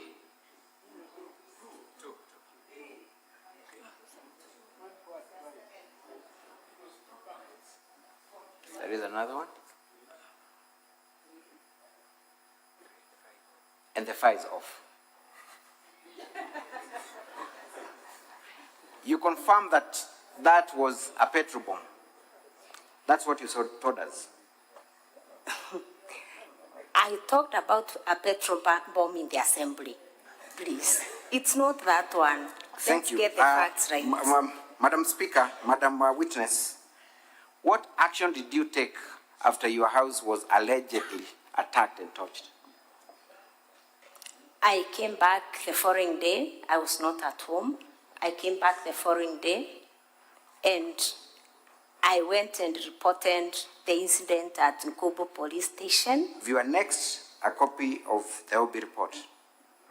I mentioned it in the answer. Have you attached a copy of the OB? Because you knew you are going to rely on that clip. Have you attached the OB report?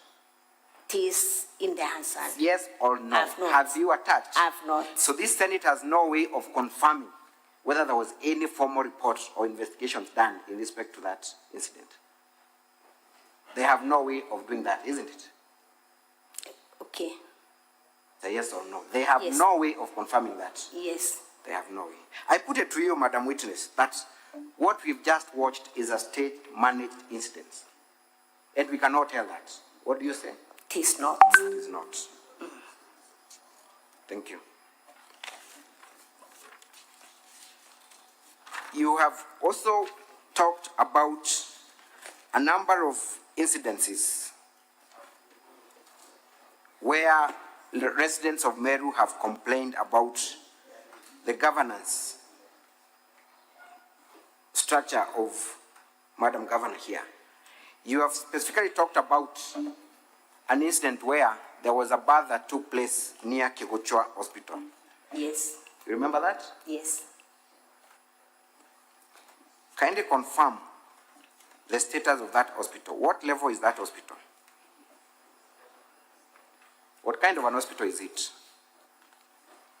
It is level 3 hospital, Level 3. according to the complaints of the people of Kigochwa. It is not according, Madam Witness, you investigated the governor, and the evidence you brought here are subject to investigations. With surety, tell us what level of hospital that facility is. Level 3. Level 3. Yes. It does not have a maternity wing, does it? I'm not sure.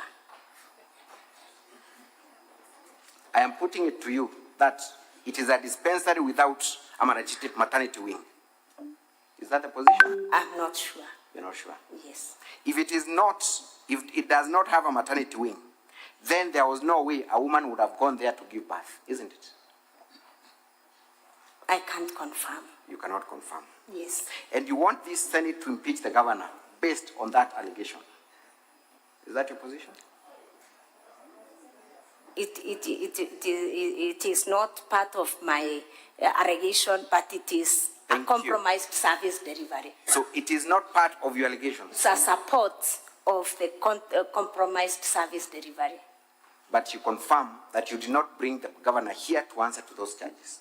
That's what you've just told us. I confirm it is part of this delivery of service that has been compromised through illegal appointments. You have also talked about 20 cows dying in a certain ward in Meru. Which ward was that? Kwene ward. Kwene ward. Yes.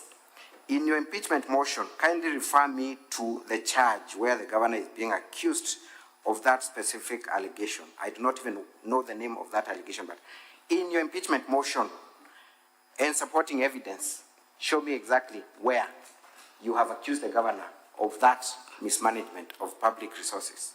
Is there anywhere? I did that. That video was meant to correct the video that was presented as defense for the governor, which also is not which also is not part of the allegations. So you have not brought the governor to answer to those charges. You have not brought the governor to the Senate to answer to those charges, have you? Yes, because that is not part of my charges. Thank you. It's only the governor defended herself through the wrong videos too. Thank you.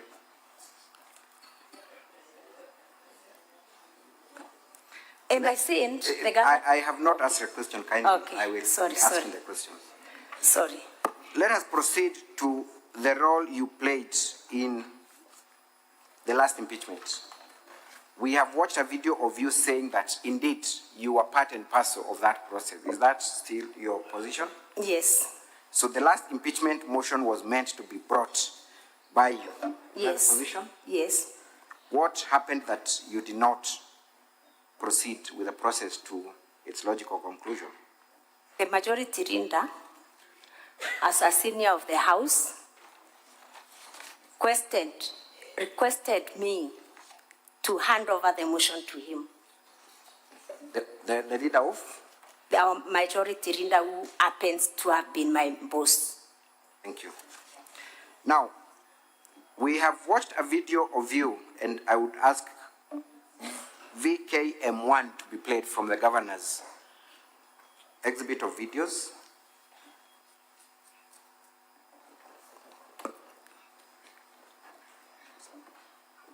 VKM1. Nda kuromba seneti yetu e Kenya bakeyo tucokeria Kawira Mwangaza bamenye Kawira twina maita yangira tatatu ja umwinga tukamwinga bachokia tukenga mwanga maita ja yonde ja tatatu jathire kenda tuja kwira Meru we did our best itwagereria kwenga seneti igicokaia. Thank you. We can pause there.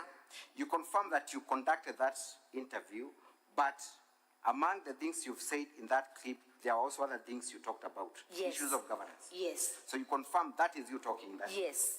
And the words that you have uttered are your words. Yes. Thank you. So even if Senate was to discharge the governor this time round, you would still come back in this Senate with other charges, correct?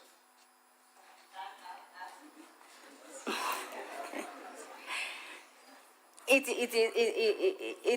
depends, because let me confirm that if the governor does not continue with the violations, we cannot bring her back. Indeed, it is because those violations continued even when the case was here in the Senate. That's why I said that if the governor stops the violations, then we are going to go as Meru County. I cannot confirm that I'll come back because maybe the governor may decide now I'm not going to violate the Constitution anymore. Do you have any personal vendetta against the governor? No. Do you think she's a mad woman? No. Do you think she's crazy? No. Can we watch video VKM09?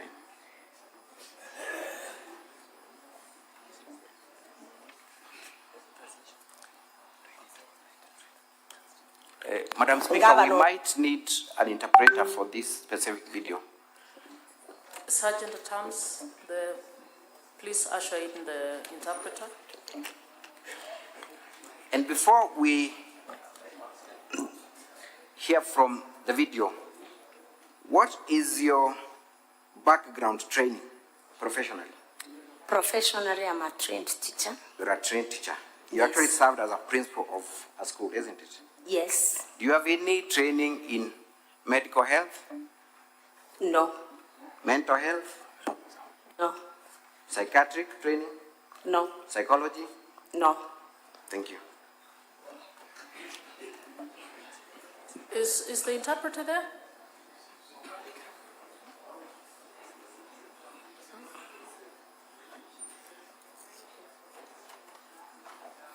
Yes, we can now watch the video. Ngavana Meru Kawira Mwangaza bukadugania ingavana bwinawe. Thank you very much, Honorable Speaker, members of the Senate. I'll go ahead and interpret the video. Kindly, can you play back? Ngavana Meru Kawira Mwangaza bukadugania ingavana bwinawe. Meru Governor Kawira Mwangaza, don't you think that you have a governor? Imutondo. She's mad. Ngavana Meru aumira ndutene. Meru Governor went crazy long time. Na oni na aru anada kondikria giteke vacant. And today I want to declare that seat vacant. Ko Meru na chiomie. And now Meru's should be ready. We need to get the way forward on how we get a new governor who can lead Meru. Thank you. We can stop there. Meru Kawira Mwangaza. So, were you lying to the members of public then when you said the governor was mad? Or are you lying to Senate now when you're saying you don't think she's mad? I didn't say to whom were you lying? I didn't say she's mad. I didn't say she's mad. Was that you we just watched on TV? It was taken out of context. Was that you we watched on TV? It was taken out of context. Witness, please answer the question. Yes.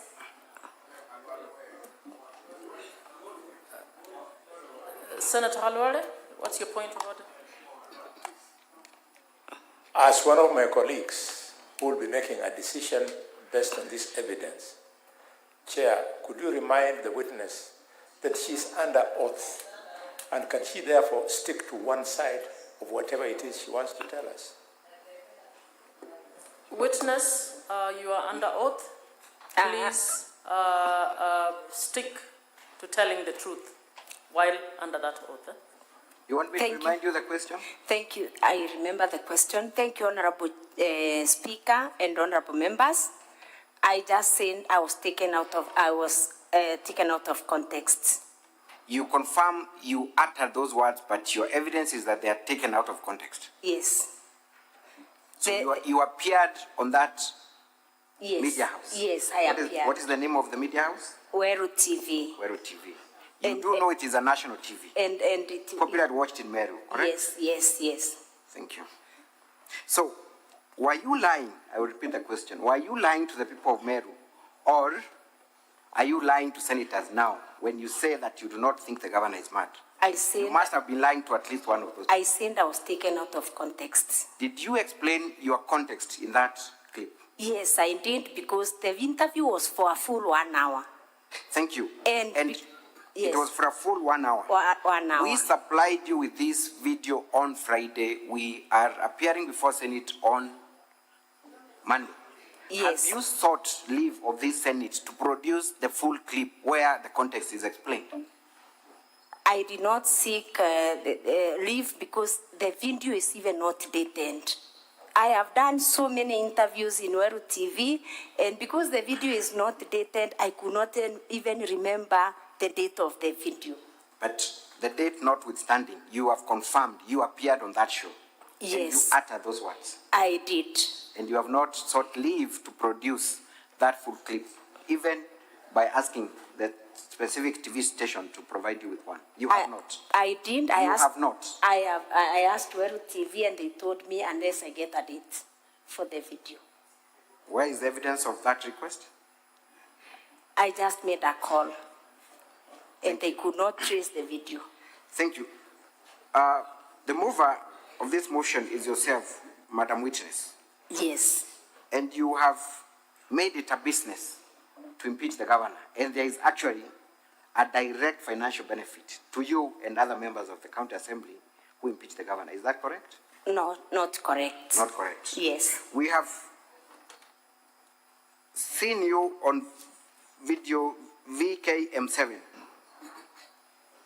stating that it is your business to impeach the governor. Can we watch that clip once again? VKM7.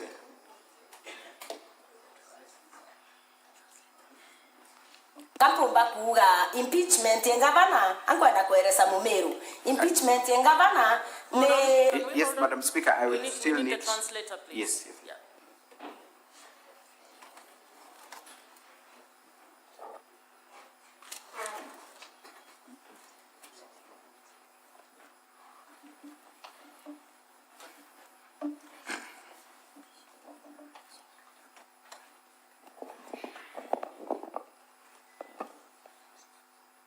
Can we watch the video kindly? Kampumba kuga impeachment ya gavana All I can say, the impeachment of governor, angwenda kueleza Mumeru. I want to explain to Meru. Impeachment ya gavana The impeachment of the governor, ne part of business yetu ya assembly. it is part of our business as county assembly members. Part of business yetu ya assembly. Yeah, go impeach. Yeah, it is part of our job to impeach. Now we can not to impeach them many times we together. And we can as well impeach over and over again as many times as they are remaining. By the way, that kuga motion yurenya draft. I also want to say that that motion I was very key there. during the drafting and everything, I was behind it. And I was to take it to the Senate Mutembei. It's me who was to take it until the last minute. the last minute. Until the last minute. Until that last minute. If you listen to Evans Mawera very well when he was talking, he is saying that they were very convinced that the governor will go.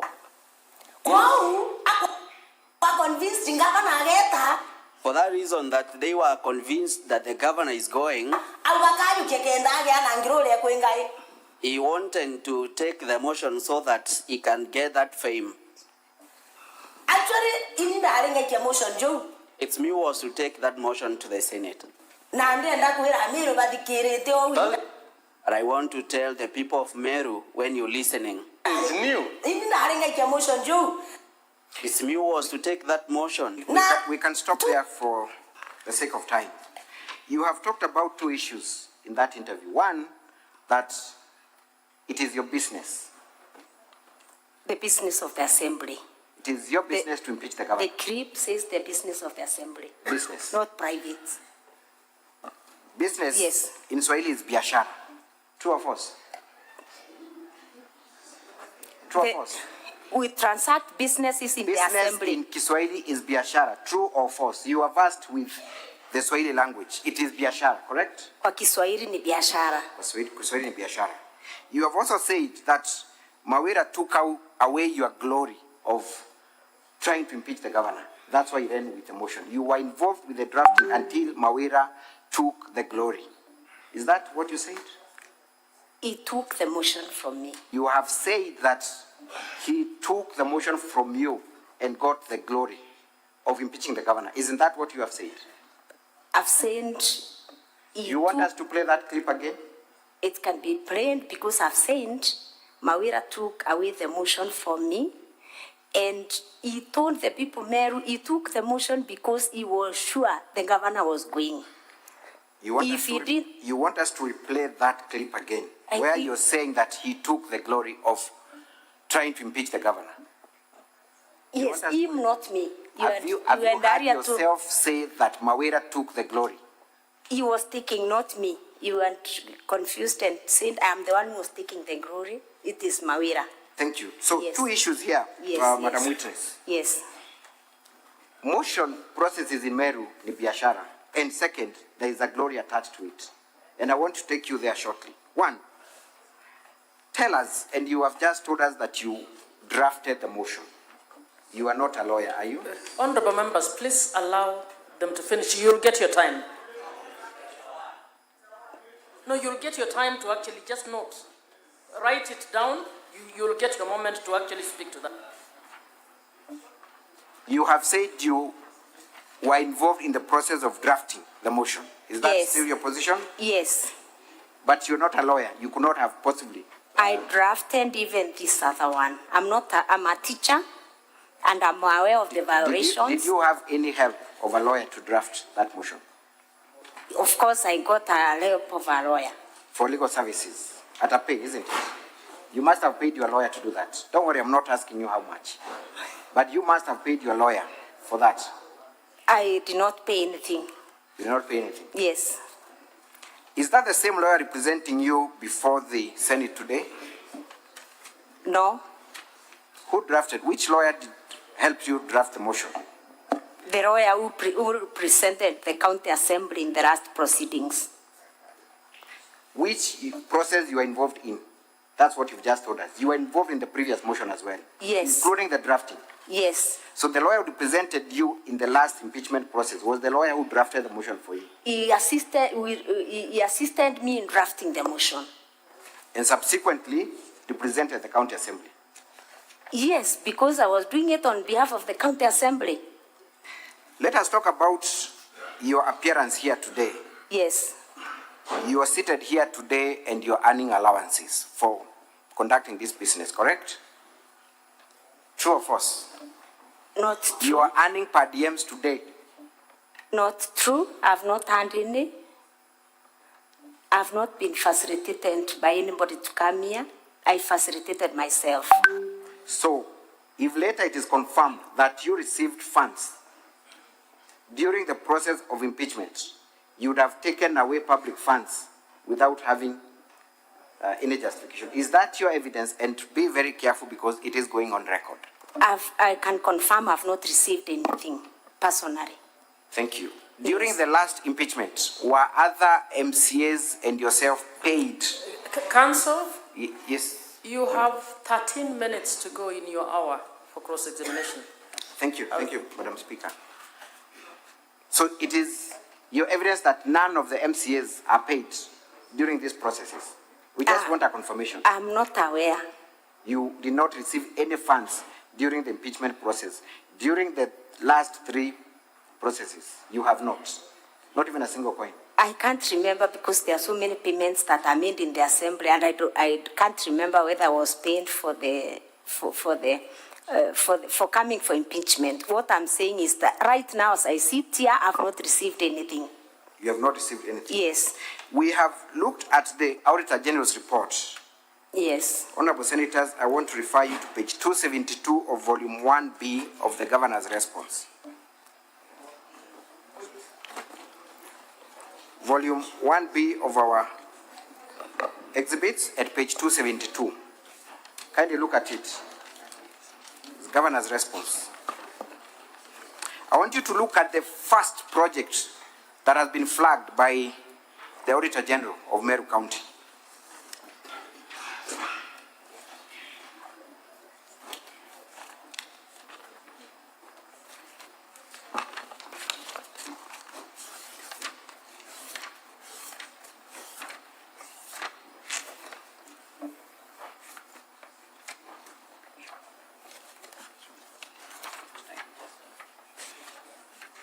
We can provide for the sake of time.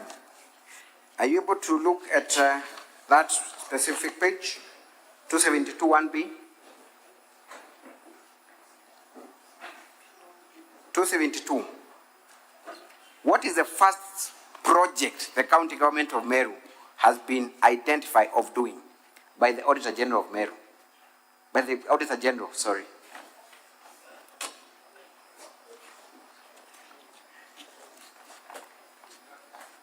The first activity is motions for the impeachment of the governor, Meru County, 2 motions for the 2 impeachment attempts. So the Auditor General of Kenya flags 2 impeachment motions as a project of the County Assembly of Meru, correct? Yes. That would, of necessity, mean public funds were utilized. Yes. Otherwise, the Auditor General would not have deemed it fit to include it there, correct? Yes. Can you tell us how much money was spent cumulatively by the County Assembly in at least those two projects? Are you able to tell us that? I'm not aware. I don't know. You do not know. Yes. Which committee do you serve at the County Assembly? I serve in a number of committees. You serve at the Committee of Public Accounts Committee. Yes. That is the account that scrutinizes the reports by the Auditor General, correct? Yes. Have you come across that report? It's 272, Honorable Senator, of Volume 1B of the Governor's Exhibits. As a member, and maybe let's just scrutinize your role as a member of PAC. Yes. What is your main role?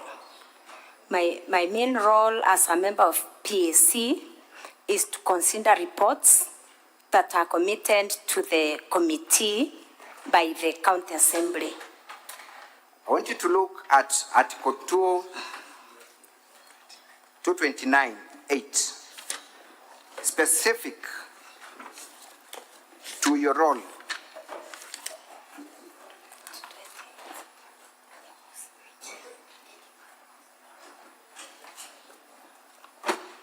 Are we there? 229(8) of the Constitution. Tell us your mandate as a member of the PAC. 228. 229(8). Okay. It is, first of all, confirm that chapter talks about the report of the Auditor General, correct? Yes.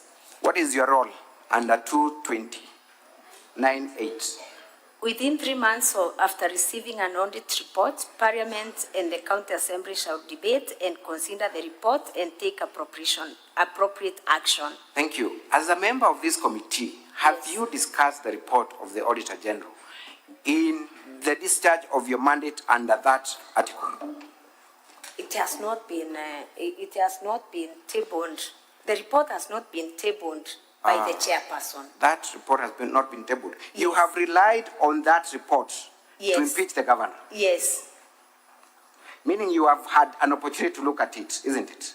Yes. But you have not discussed. We have not discussed because it has not been tabled When to the committee. When was that report received?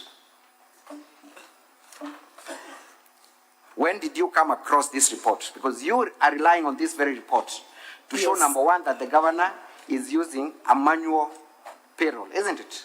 Yes. Your evidence is derived from that report. Yes. I got it immediately. I cannot remember the date, but I got it immediately. It was released by the Auditor General. So you confirm that you got it immediately? Yes. As a member of this committee, you have not taken any steps in the discharge of your mandate under that article, have you? You have not. I'm not the chair of the committee. But you're a member of that committee? I'm a member of the committee. Thank you. Let us go straight to now the charges. And I'm looking at the charge where you want the governor impeached for illegally revoking the appointment of one Virginia Kawira. Yes. Do you know Virginia Kawira? Yes. What position did she hold before becoming the CEO of the board? She was a finance officer in the Department of Finance and Economic Planning. She was? Yes. An officer, senior principal finance officer? Yes. Is that a position where services are still needed within Meru County? Yes. Has there been any replacement of that position pursuant to her joining the County Public Service Board? I can't confirm. I Madam cannot Witness, confirm. this is your motion. Were you not interested in finding out whether that position was filled? The truth of the matter is that that position has not been filled, isn't it? It wasn't a subject matter in my motion. It was not. It wasn't. You are aware that Virginia took leave of absence, correct? Yes. A person who takes leave of absence is still holding that position, isn't it? That position is not given to any other person. Am I right? No. It is not. It remains vacant for the contract period. And for how long? Yes. is the contract of Virginia Kawira running? 6 years. 6 years. Yes. So for 6 years, that position will not be occupied and there will be no service delivery in that position. The position can be occupied by law. How would it be occupied by law? The appointing authority in the department can appoint somebody on acting capacity. For how long can someone act? 6 months, isn't it? Then the law prohibits anyone to hold a position for more than 6 months, correct? There is deployment. Somebody can be deployed to work in that position. In a substantial, there's a difference between. In a substantial position? Yes, can be deployed, yes. By public service management laws. Thank you. When was Virginia appointed as the CEO of the board? The specific dates. When?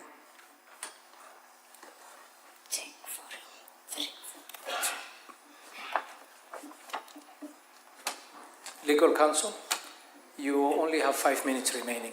Thank you. Conclude your examination. Thank you, Mr. Speaker, sir.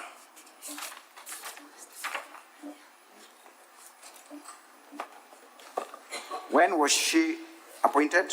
When did she assume the role of the CEO?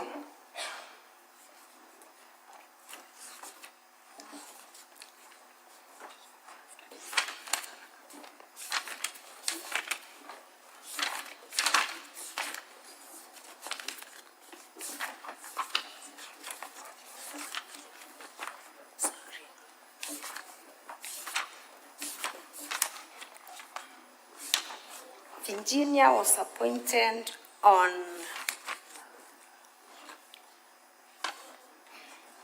on 1st September 2023. 1st September 2023? Yes. By that time, to the best of your knowledge, had Virginia relinquished her previous position when she was being appointed? Had she relinquished or even sought leave of absence by that date? When did she seek leave of absence? To make things easy for you. When? It was on 2nd of October, am I right? Kindly refer to our documents, Honorable Senators. Volume 1B of the Governor's response at page 8. Do you find a letter where Virginia is now seeking leave of absence? On 2nd of October.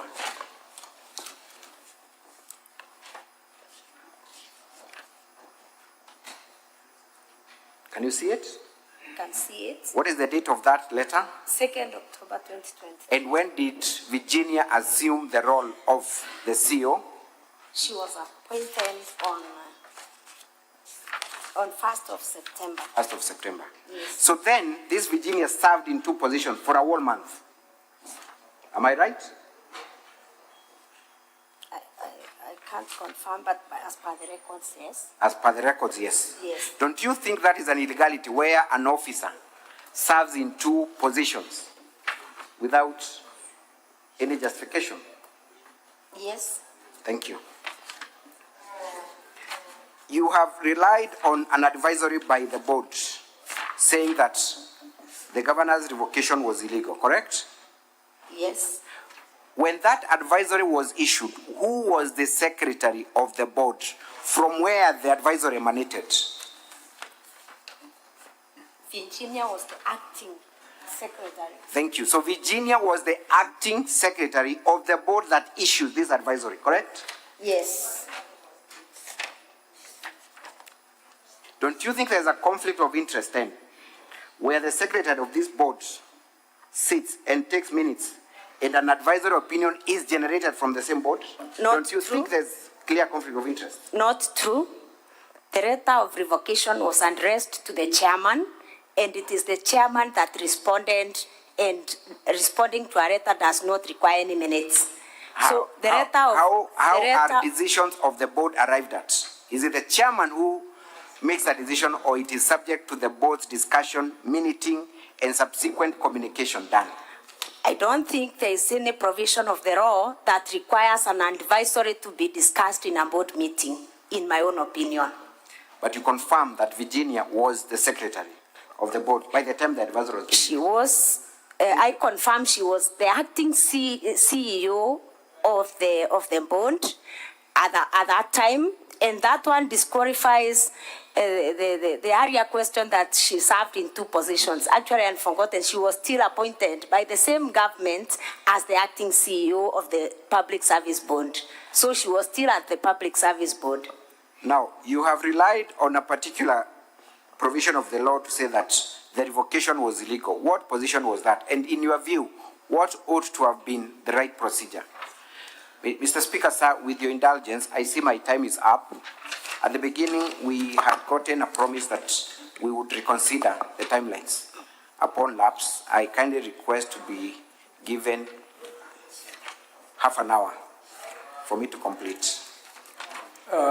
Legal counsels, I think both sides, I need to make a ruling on the time issue. I think this time around we have to be very stringent to the times allocated. We had agreed that the evidence and cross-examination will take 4 hours. The County Assembly side has taken 3 hours on one witness. We have given 1 hour for cross-examination.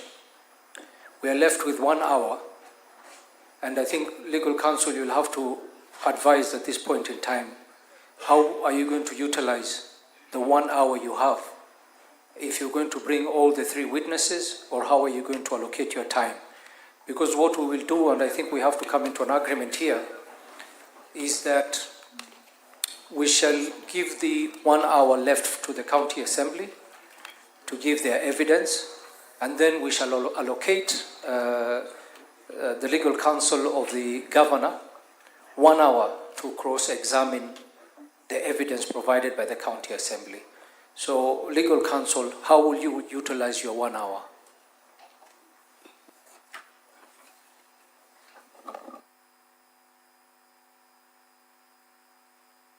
Thank you very kindly, Mr. Speaker, sir. In response to your question, we have 2 more witnesses remaining on the part of the County Assembly. That is one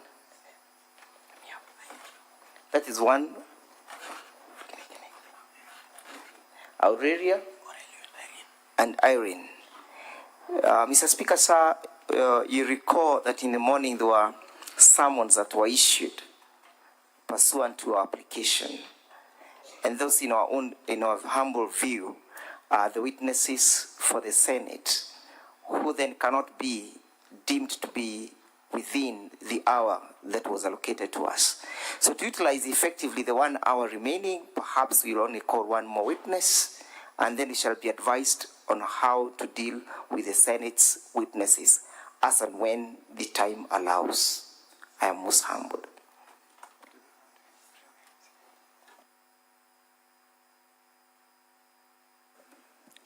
Legal counsel, I am advised that there are no witnesses of the Senate. Those were witnesses that were summoned by yourselves. Yes, Mr. Speaker, sir. But even up to now, we are not aware whether or not the summons have been responded to, because the communication must come from the House that the witnesses that were summoned are within the precincts for us to be able to plan for them. So, legal counsel, we will find out if they've responded to the summons, but the summons was done as per your request. That's correct, Mr. Speaker, sir. So, as I wait for that clarification, let us agree that you are going to utilize your 1 hour for 1 witness, as you've indicated. Yes, then we shall be advised on how to proceed with the other 3 witnesses. Of course, stepping on the traditions of the House, that the House has previously summoned witnesses and considered them to be the witnesses of the House. I'm most humble. I'll get clarification on that and get back to you. Legal counsel for the governor, let us agree that we will stop with this witness now. We proceed to the next witness. Within the 1 hour for them to, and we will decide within that 1 hour if they're going to bring another witness. Once they've completed the 1 hour, we will give you 1 hour to cross-examine whatever evidence that they've produced. Mr. Speaker, sir, this is the move of the motion. The bulk of the evidence and the case that is being presented before Senate is on the shoulders of this specific witness. So we have a lot of questions for her, and it would be quite unfair for our client if we do not pose all the questions that we needed. And I humbly beg just for 25 minutes from the earlier minutes that are requested to be able to conclude. 25 minutes to be. There, legal counsel, you can actually see the mood in the House. Senators don't want to go through the experience they went through the other time because of poor management of time. So I can give you 20 minutes, but it's with a caveat. Yes. I give you 20 minutes, which I'll take out from your 1 hour of the next cross-examination of the other evidence that will be brought here. Is that in order? That's okay. That's okay. I'm getting a nod from my lead counsel. Very well. 20 minutes on your Thank time. You. Madam Witness, back to the question of Virginia Kawira's removal from office. Yes. You are aware that upon her removal or revocation of her employment, she went to court, right? Yes. So there is a matter that is active in court even as we stand before Senate, right? Yes. That matter is yet to be heard. Yes. So should the senators then proceed and find that the governor violated by removing or rather revoking the appointment, would that not in any way affect the judgment that is pending before court? It would. It would not. It would not. Simply because our contention is not on the dispute between the employee and the employer that is in court. Our contention, according to the motion, our contention about our violations is usurpation of the powers of the County Assembly of Meru, contrary to sections. And yes. What is the dispute before court? How is it different from what the Senate is invited to listen to today? Isn't it the same question of the governor usurping the role and illegally revoking? Isn't that the case that Virginia has brought before the courts? Virginia is contesting a dismissal, and this motion is contesting the usurpation of the powers of the County Assembly. The charges you brought before Senate are illegally revoking. Isn't that removing her from office, dismissing her from office, terminating her employment? Yes, without a vote of not less than 75% of all members of the County Assembly. Isn't that the same dispute before a court of law, a competent court of law? The court of law, the contest in the court of law is a dispute between an employee and the employer. This dispute, you've answered the question. Yes. Who are the parties in that case? The governor is a party in that case, isn't it? The governor and Madam Virginia Kawira. The governor is a party? Yes. And the governor is still a party in these proceedings? Yes. Thank you. Let us proceed to the issue of illegally dismissing Dr. Ntoiti, Paul Mwaki, and others. I want you to go straight to your impeachment motion now and read the charges. Yes. Very quickly. Read the specific charge.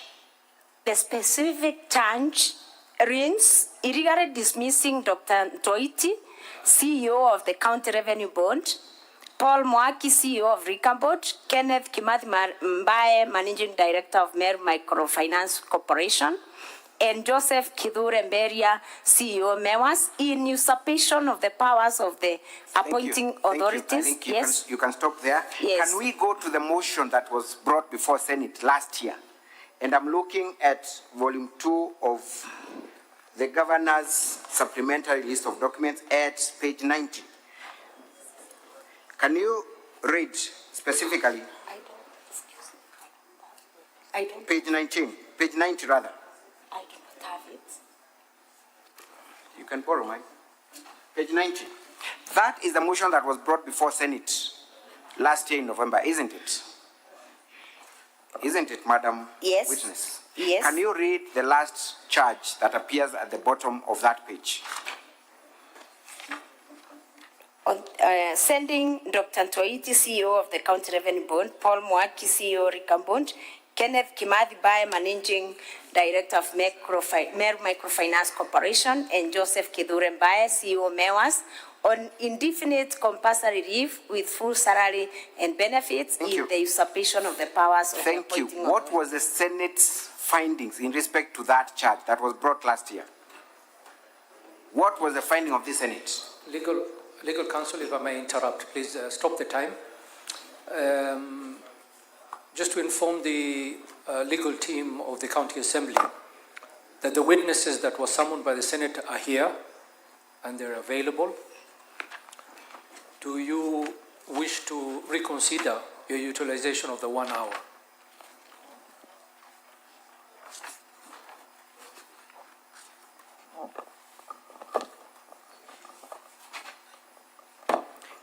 Mr. Speaker, sir,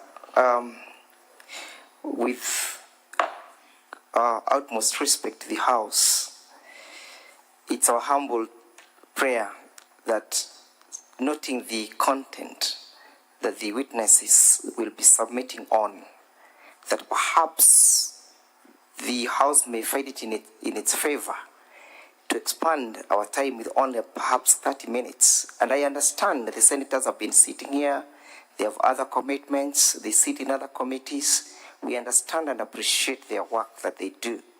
But again, we also have a case to deal with, Mr. Speaker, sir. So we shall try to work within the 1 hour. If the circumstances do not permit, we'll still come and seek leave to have the same expanded. Before we go into the discussion of the time allocated to you, in terms of calling your witnesses, are you still going to call 3 witnesses? We may abandon 2 of the first early witnesses, call one Wayne Kawira. We'll call 2 of the witnesses in the first list, and then we shall go to the witnesses who have been summoned. We shall forfeit 1 witness in the first earlier list. So you'll still be calling only 2 witnesses? We'll call 4 witnesses. 4 witnesses? Yes, Mr. Speaker. How will you do that in 1 hour? Mr. Speaker, as the close, we'll also take considerations and look at the evidence and their statements. We'll still come back with you. Perhaps you might only have to take 2. Let me just consider their statements. Okay, while you think about it, and taking into consideration that you used 3 hours on 1 witness, I will still stick on the 1 hour allocated to you, and you will let us know which witnesses you'll be calling within that 1 hour. We are greatly guided by your wisdom, Mr. Speaker, sir. Very well. We may continue. Thank you. May I know how many more minutes I have, Mr. Speaker, sir, for me to be able to restructure my questioning?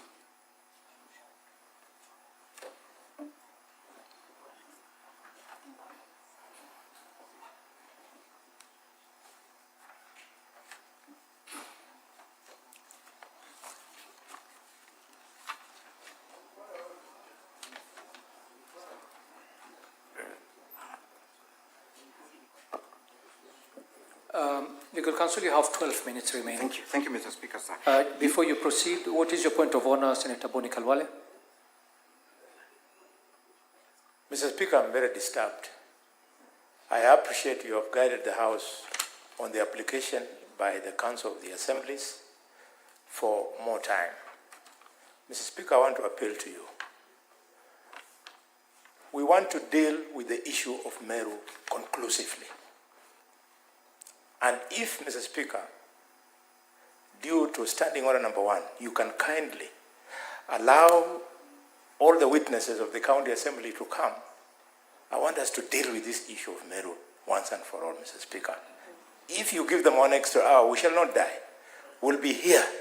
We want to hear the truth. We can't stand the lies that are coming in this House all the time, Mr. Speaker.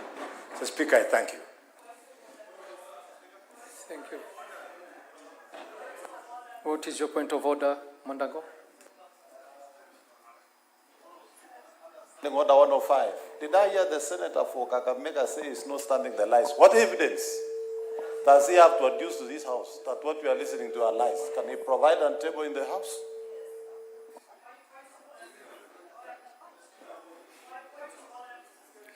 Gloria, what's your point of order? And that's the last point of order.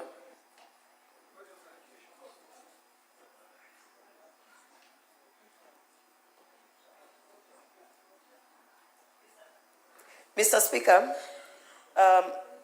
we've been sitting here long, and I just want to appeal to you as you consider Senator Halwale's request.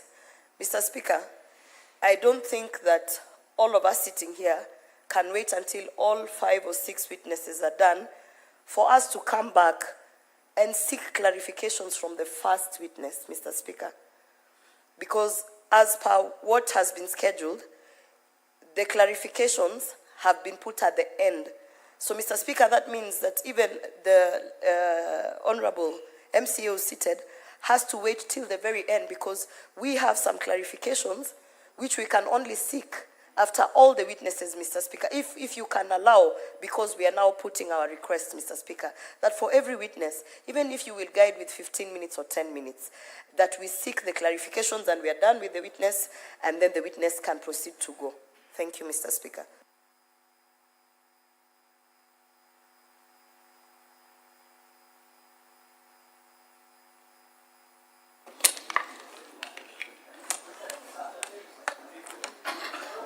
Senator Embu, I said very clearly, Gloria was the last point of order.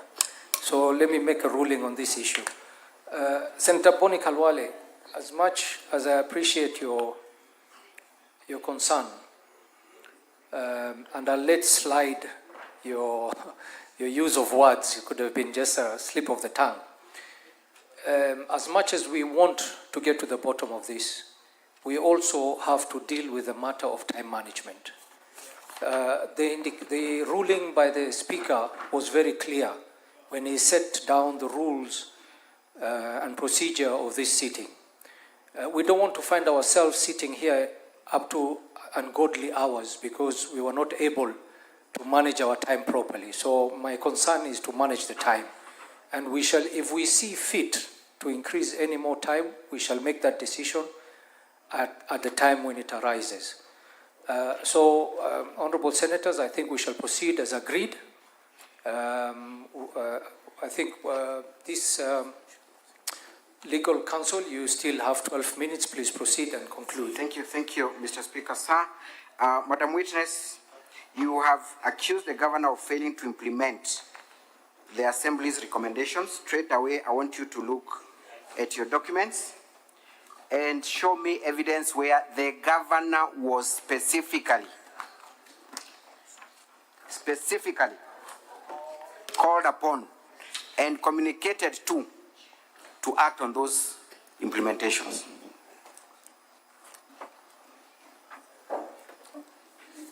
The letter you have adduced, is it addressed to the governor? A very specific question. Is it addressed to the governor?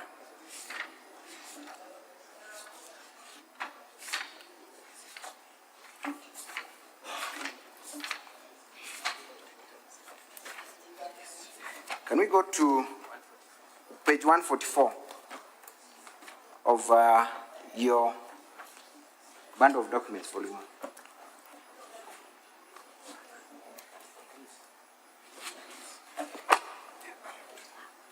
Have you found it? Yes, I found it.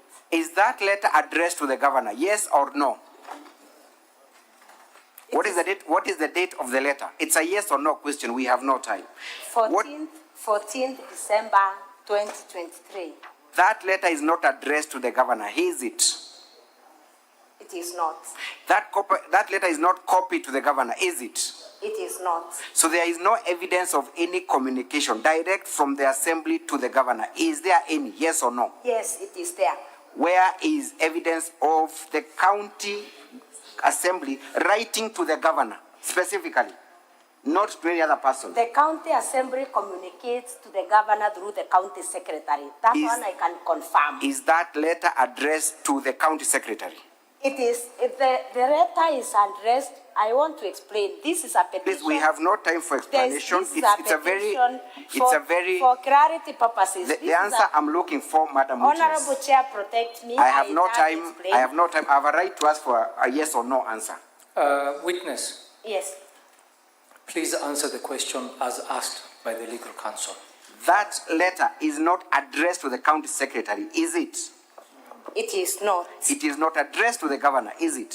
It is not. It is not copied to the governor, is it? It is not. The chief of staff was subject of the recommendation, isn't it? Yes. It is for that reason that is copied. The county secretary was subject of the recommendation. It is for that reason that he's copied. And so are so many other people who are involved in the process. Isn't that the position? No. Was there any follow-up with the governor as to why she has not acted on the recommendations? There is no other letter specific to the governor. There is no follow-up.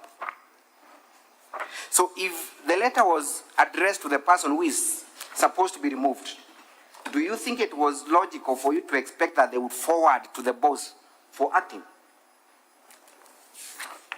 I can't confirm. Thank you. Let us go to the issue of illegally dismissing Dr. Ntoiti, Mwaki, and others. And you had just read pages. You had just read. Yes. The previous motion and compared it to the current motion. Yes, I didn't read, but I've seen it. So when you came to Senate last year and you said you were part of that motion, yes, you did not accuse the governor of dismissing. You accused the governor of doing what? Compulsory leave. Compulsory leave. Yes. That is what you told Senate. Yes. Did the governor subsequently dismiss these individuals? First of all, confirm they are the same individuals we are talking about. Yes. Is there any other action taken by the governor after we left Senate in respect to those individuals? The compulsory leave. Is there any other action subsequent to us coming to Senate that was taken by the governor? Yes or no? I'm not aware. The governor has not done anything else in respect to those individuals apart from what had transpired previously, isn't it? I'm not aware. So the course of action had transpired by the time you were in Senate last time? Yes. And what was Senate's resolution in respect to that matter? The Senate found that the governor was not guilty, isn't it? Yes. Thank you.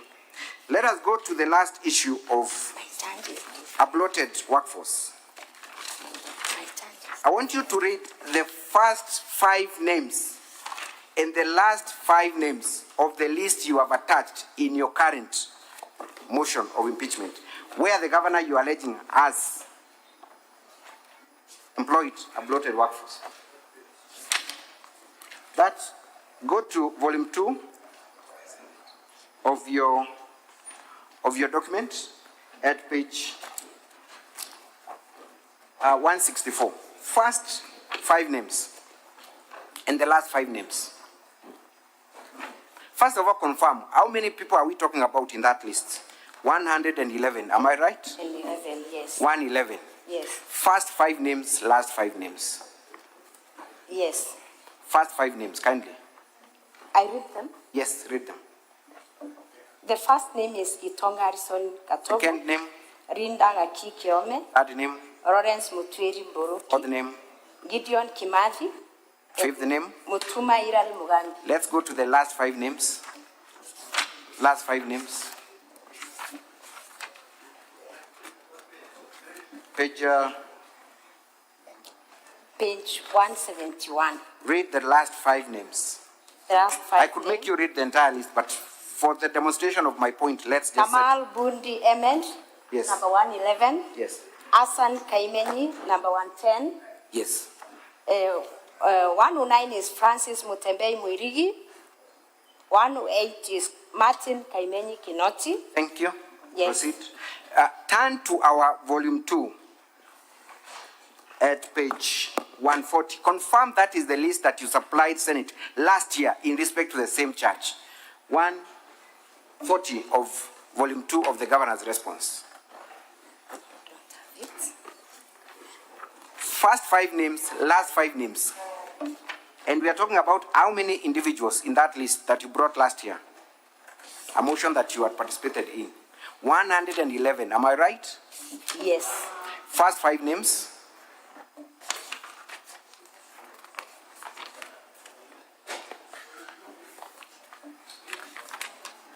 It's at page 140 of volume 2 of the governor's response. First 5 names. The same individual that appears in the other list, number 1. Number 2. This, you do not have to flip the page. It's the same place you're reading. Yes. Second name. 140, Honorable Senator, of the governor's response. Volume 2 of the governor's response at page 140. 140. 140. Yes, I've confirmed. They are the same. They are the same names, Yes. right? Do I make you read? Do I make you read the entire list, or you can confirm that they are the same names? You can confirm that it is the same list of 111 individuals. Yes. That you brought to Senate last year. Yes. Madam Witness, when you tell senators to add you time, surely, to argue your case, don't you think you're taking senators for a ride when you bring the same charge you brought last year, and that charge was dismissed? Don't you think you have no respect for the senators? It's a question I'm posing to you. Kindly answer. No. You confirm it's the same charge, same list? The violation is the same. The same list? Yes. What was the senator's verdict last year in respect to that same charge?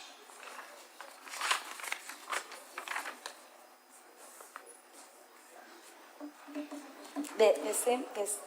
What was the Senate's verdict in respect to the list you brought before it last year, accusing the governor of employing or of having a bloated workforce? What was Senator's verdict? We sat here for hours. What was Senate's verdict? The senator's verdict was it was not substantial. There was no substantial. Yes. Okay. Yes. So when you were seen in that video then, saying that we will bring 6 or 7 impeachment motions, doesn't that confirm malice on your part when you keep on bringing same issues before senators for arbitration? It doesn't. How so? It doesn't.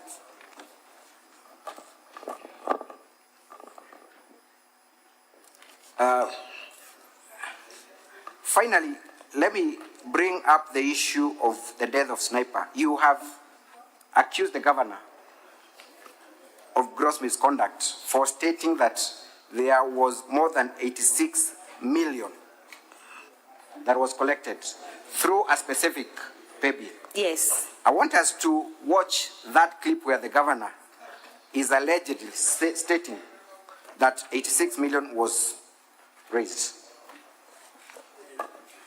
It is in the County Assembly's videos.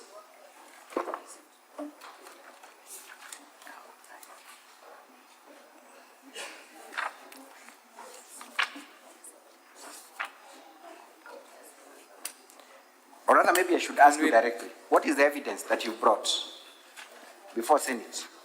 It is your evidence. I brought a bank statement. No, I want you to show senators where the governor alleged that 86 million had been raised. Where is that evidence? In the video. What video? The video that we presented. The number of the video, we want to play it now. 1B, can we watch 1B?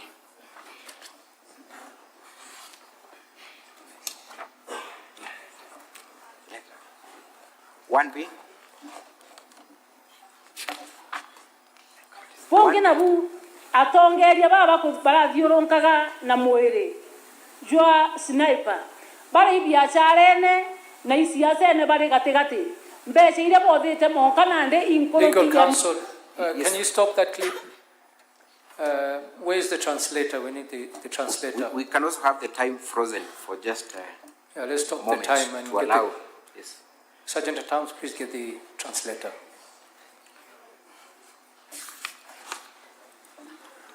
Speaker.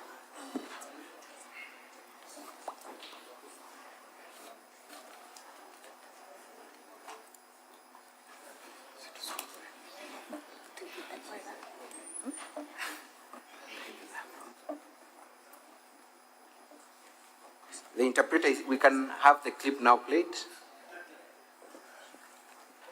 Play the video. Pongi na bu atongeria baba barathiuronkaga na mwiri. My names are Gitonga Kabori from KBC, Mwago FM. Mheshimiwa Speaker na waheshimiwa katika bunge la Seneti, naomba turundie ndiposa nianze. Pongi na bu atongeria baba barathiuronkaga na mwiri. Lingine nalo lenye niko nalo na kwa viongozi wenye walikuwa nasungusha ule mwili jua sniper, mwili wa sniper, bale biashara na isiasa ne bale wale walikuwa kwenye biashara katikati mbese ile bodete monkanande inkoloki ya milioni 86. Pesa yenye wamekusanya hadi wa leo ni zaidi ya milioni 86. Tulienda muhekuru sniper akiro nyombe ngoroba. Tunataka huyo bibi wa sniper ajengewe nyumba ya gorofa. Tulienda muhekuru sniper agoliwa Prado. Tunataka mke wake sniper anunuliwe gari aina ya Prado. We can stop there. We can stop there. The governor, Madam Witness. Yes. The governor has not, you have accused her of saying that 86 million was raised through a specific pay bill. The governor has not mentioned the pay bill, has she? In that video, she has not, isn't it? The video is not complete. But you had an opportunity to watch it, which we do not have. Has the governor anywhere mentioned the pay bill? Yes or no? We will still have a chance to play it. I just wanted to go on record. Did she mention the specific pay bill and account? She did not specific in that video that has been played, but the whole video will. But you have also not, that is your video, correct? That is your video, it's your evidence. It is my video, but I believe it is not complete. It is the video goes on. The video Council, goes on. Yes. Council, your time is up. Yes.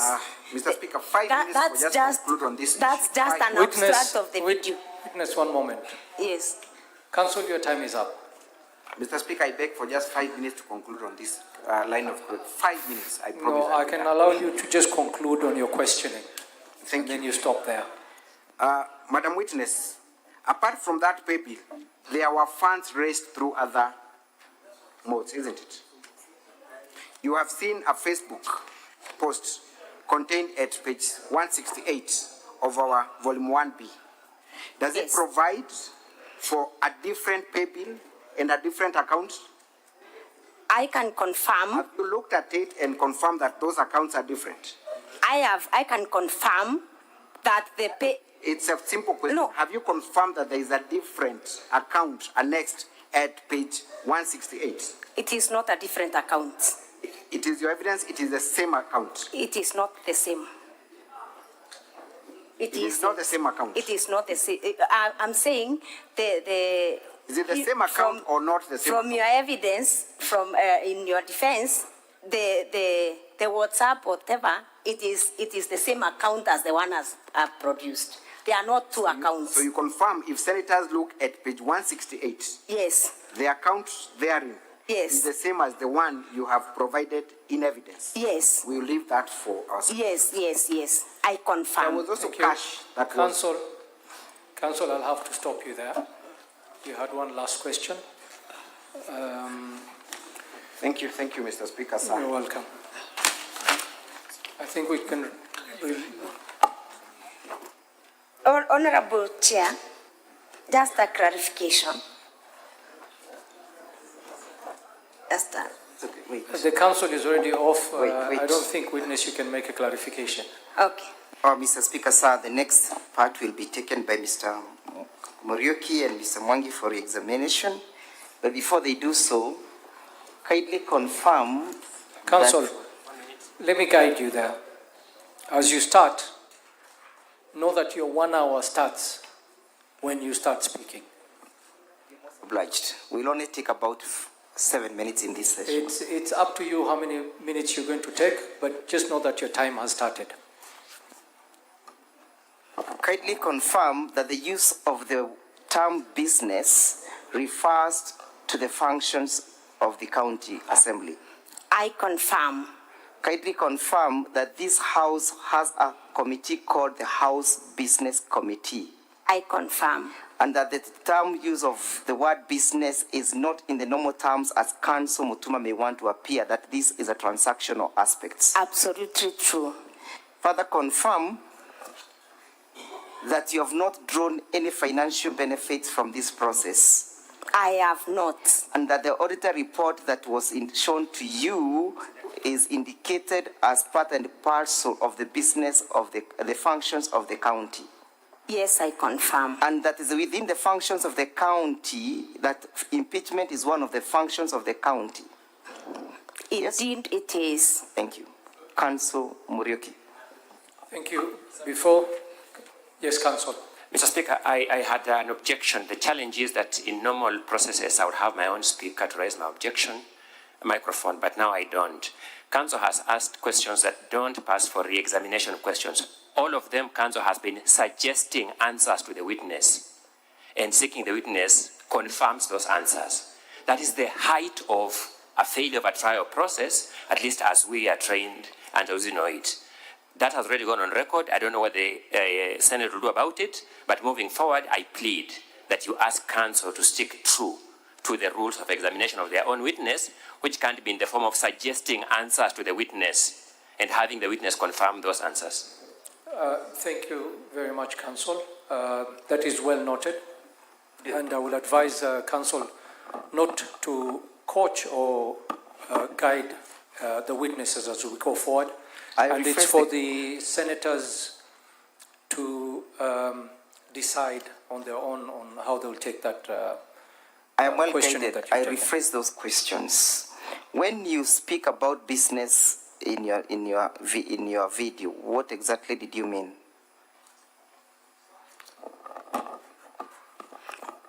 I meant that in the county assembly, we usually have a Honda paper, and it denotes the Honda of business.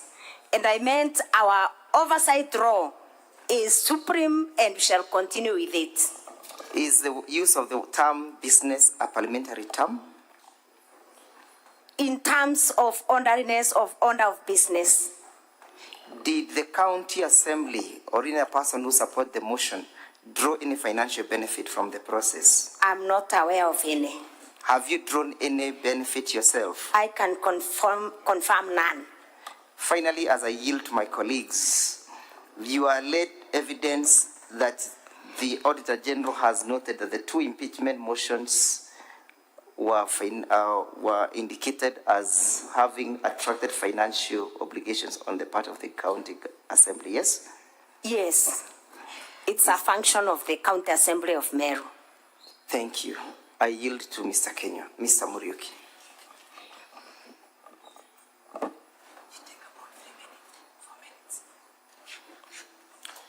Mr. Speaker, sir, honorable senators, my name is Eric Muriuki.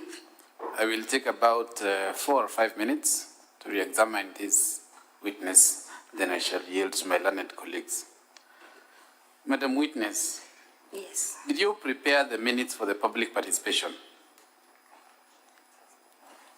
The minutes for public participation were prepared by the county staff, the county assembly staff. Indeed, that was a function of the county assembly. It was carried out by the county assembly of Meru and not Thank you. And are you a handwriting expert? I am not. Now, why did you find it necessary to spend the night at the assembly on the eve of moving the motion? Because of the security threats. Why did you attribute the torching of the assembly to the supporters of the governor? Because I sent there's a staff who threatened that they are going to Kuchoma, and we felt very threatened. Thank you very much. You are asked whether you have taken steps personally to have this person arrested. Are you an investigator? I am not. Who is supposed to investigate and take the appropriate steps? The relevant bodies that are charged with the mandate of investigating. Is this house investigating the issue of attempted arson on your home? No. What is it investigating? It is investigating gross violations of the Constitution and other laws and other grounds that have arranged that the governor of Meru has violated. Why did it become necessary for you to play the video on the cows that died in that village? I played that video because the governor's defense gave an abstract or a small abstract of that video, and which was meant to mislead this house. So I played that clip to give the constitutional issues or the oversight issues I was raising during that media interview. Thank you very much. Now, how are the videos that were played here for you an answer to count 1 on violation of the Constitution and other laws by the governor? None. How are those videos a response to the allegation on illegally dismissing CPA Virginia Kawira? None. How are those videos an answer to the allegation on refusing to implement recommendations of the Assembly? There is none. How are they an answer to the allegation on abuse of office? None of them. Are you aware of the provisions of the County Government Act, Section 33(8)? Yes. What does it say?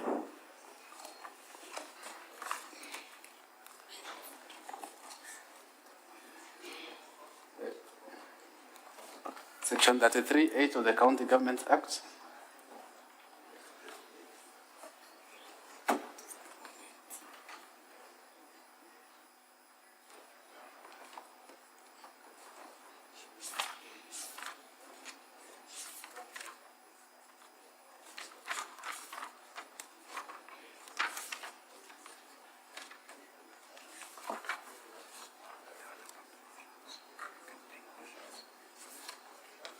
The county? County Governments Act, Section 33(8). Section 33, subsection 8. Please, kindly counsel assist with retrieving the section.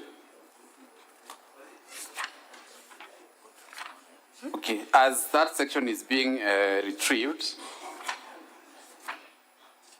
the witness, let them help you to retrieve the section. Just listen to my question. Yes.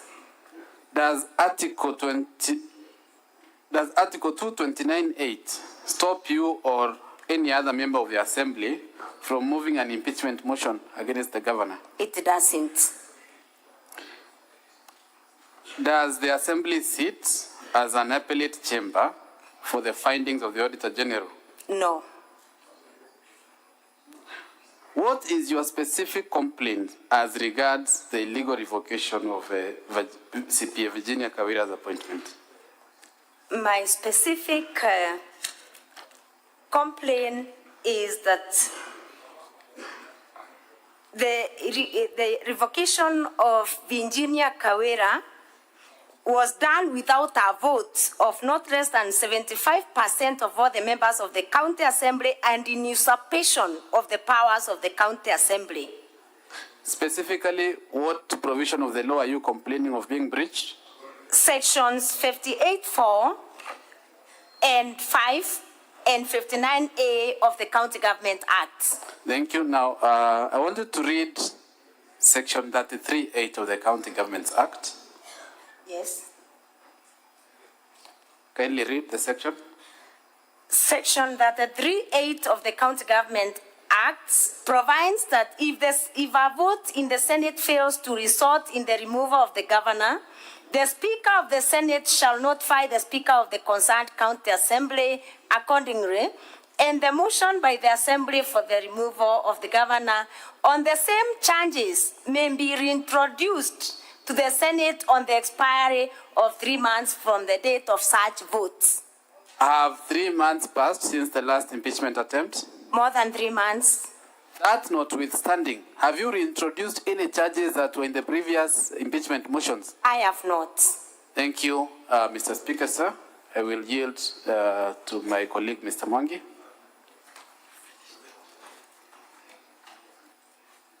I am informed that we have sufficiently covered our re-exam, so we shall move on to our next witness.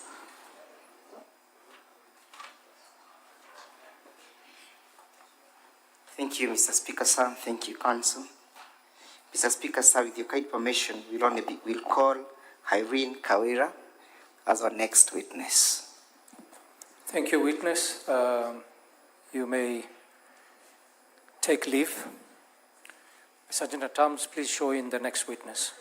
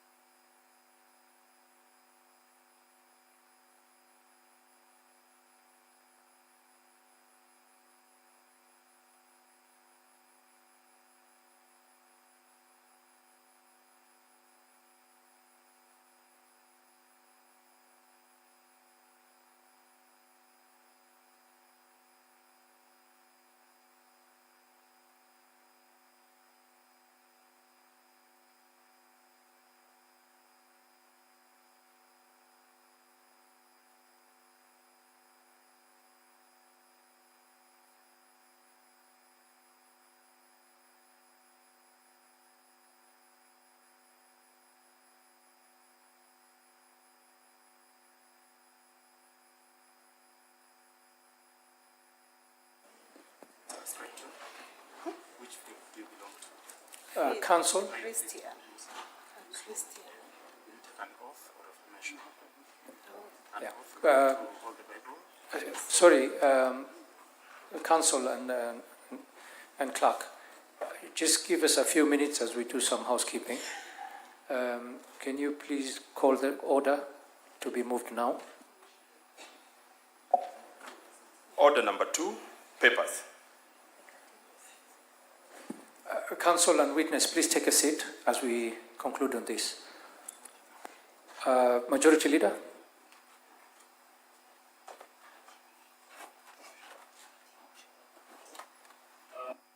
Mr. Speaker, sir, I beg to lay the following paper on the table of the Senate today, Monday, the 19th of August, 2024.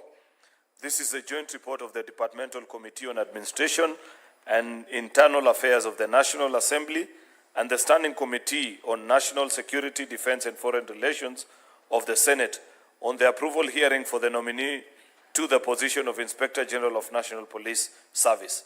Mr. Speaker, I beg to lay. Next order.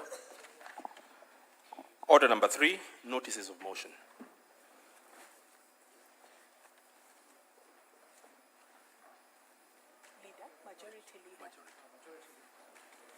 Majority Leader.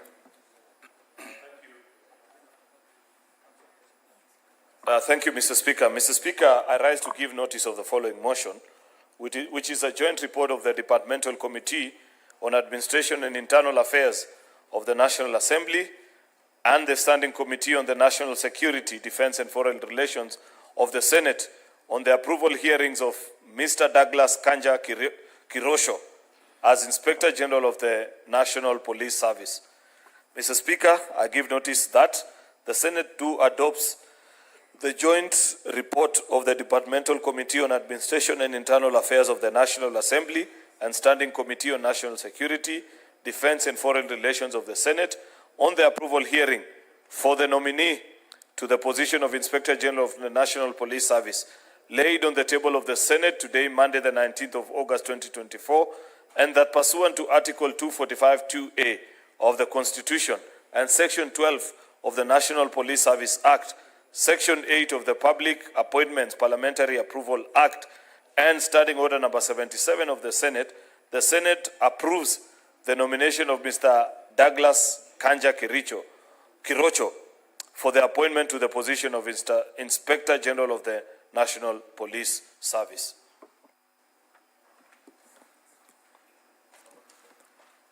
Very well, Council, we may proceed. That was a procedural matter that we had to dispense off with. Just for your guidance, you had already utilized 10 minutes. You have 15 minutes to 50 minutes to conclude with your evidence. We are most humbled, Mr. Speaker, sir. So do you wish to take the oath in Kiswahili or English? English, yes. Time doesn't run when she's taking oath. No, the time has stopped until you start questioning. So I, then your name, and read the full text. Your left hand will be in the Constitution, and you lift the Bible with the right hand. Here. Just receive this. Then lift the Bible.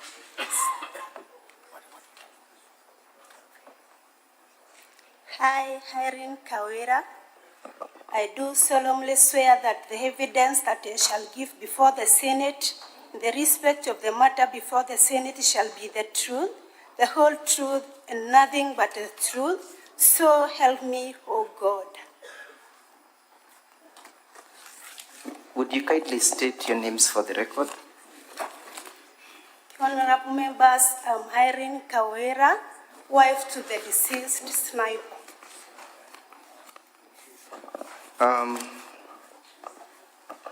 Irene, have you sworn an affidavit in this case, and would you wish to rely on it in these proceedings? Yeah. You understand that you are here to testify against the governor for the utterances that she made, correct? Yeah.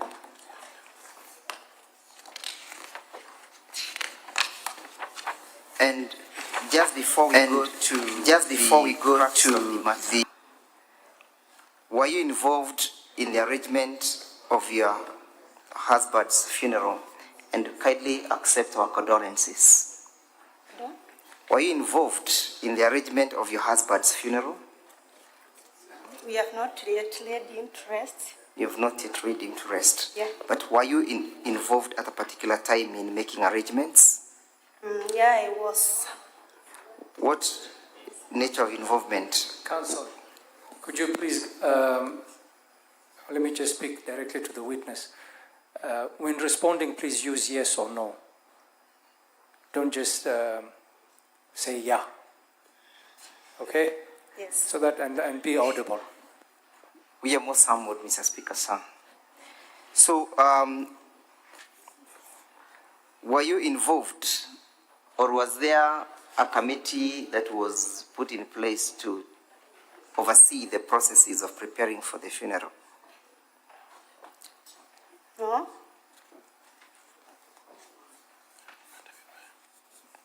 Let me put the question to you again. Ama unataka tutumie lugha ya Kiswahili? Kiswahili. Ninauliza hivi, uliweza kuhusika katika kufanya mapalilio ya kupumzisha mumeo? Okay. Honorable members, nimesema bado bwanangu hatujamsika. Reason being, governor had said that already kuna nilitolewa 86 million, and the moment that nilirudi back to the community to involve them in arranging of the funeral, they abandoned me. Wakasema niache kuwasumbua, I already have the money with me to bury my husband. So bado my husband is still lying in the morgue, bado hajapumzishwa. Kuna ushahidi ambao umeleta hapa katika hili bunge kudhibitisha hayo matamshi ya mheshimiwa governor? Yeah, there is a clip. Ungependa ichezwe mbele ya seneti? Yeah, please. Please do. Clip 1B of the County Assembly, list of evidence. Na kabla hayo hajachezwa, kama tunangoja ichezwe, nini kilichotendeka hapo baadaye? Baada ya mheshimiwa governor kutamka hayo maneno. Baada ya mheshimiwa governor kutamka hayo maneno, I was isolated by the people of the society. Sababu pia kuna mahali alisema nimefichwa na MCA fulani. Mpaka watu wa Kinjinji wakaanza kunichukulia kama malaya. As in already nakaa na MCA said I am yet to bury my husband. And this made me to run away from home and go to live with my relative. Hebu tema tafadhali rudie kwa utaratibu hayo matamshi kwa utaratibu. Nimesema kwa hiyo clip alikuwa anasema nimechangiwa 86 million. Alienda ahead akasema pia nimefichwa na MCS fulani. Ina ikasababisha to be ashamed. Yani I was a laughing stock in the community. Mpaka watu wa Kijinji wanaanza kusema azinakaa na MCS and yet sitapumzisha bwanangu. Hii ikafanya hata nilikuwa nalia kifo cha bwanangu, ikafanya hata nikatoka kwa Kijinji nikaenda kukaa na one of my relatives. Haswa ni pesa ngapi zilizochangwa katika mchango? The 6 million. Nauliza haswa ni pesa ngapi zilizochangwa? We have the figure in the statement. Wacha uonyeshwe. Honorable Senators, we are referring to volume 2.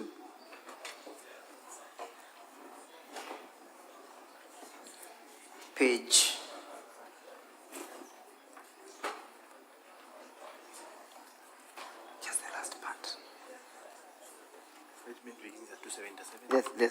The statement begins at page 277 to 330. Volume 2 of the evidence. Muliwahi kufungua akaunti ya benki yoyote wakati mlikuwa mnatayarisha kumpumzisha mumeo? We only had the pay bill. Mulikuwa na nini? A pay bill. A pay bill. Yeah. Nani aliyekuwa amesajiliwa katika hiyo pay bill? Ni mimi. Ni wewe? Nani alikuwa anajua kiwango cha zile hela zimeingia na zile zimetoka? Ni mimi. Ni wewe. Kudhibitisha katika hili bunge kwamba hiyo ni ile nakala za kutoka benki ambazo zinaonyeshana kwamba wewe ndio umesajiliwa. This is the amount I confirm. Nauliza, thibitisha kwamba hiyo ndio ile statement ya benki. Hii ndio statement ya benki. Na iko katika page 277 hadi 330, yes?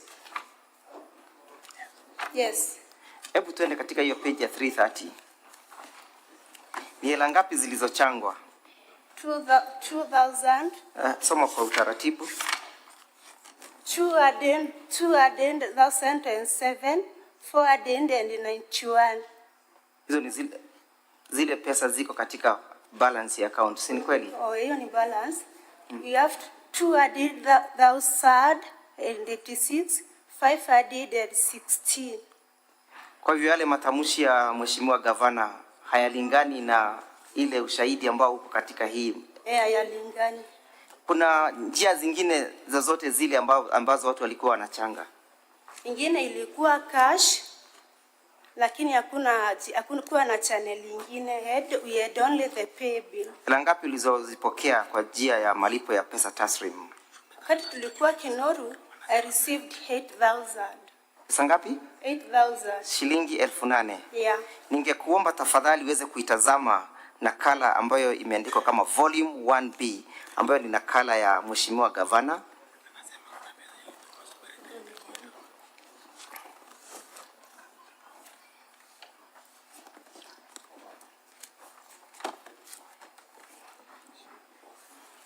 Honorable Senators, volume 1B at page 168.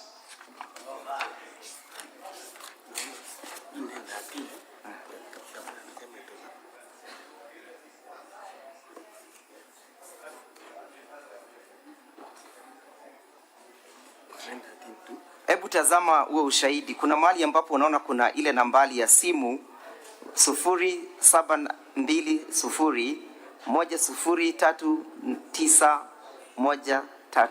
Umeitazama? Hiyo nambari ya simu imesajiliwa katika jina la nani? Judith Kirago. Huyo ni nani katika, alikuwa nani? She is one of the blogger. Nikuulize. The one who initiated the channel.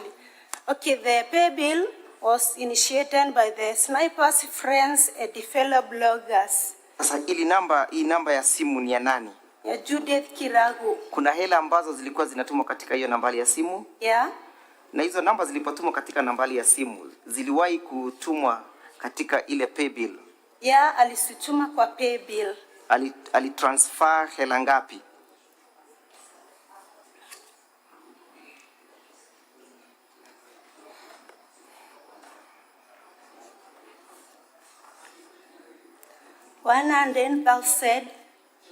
$115,000.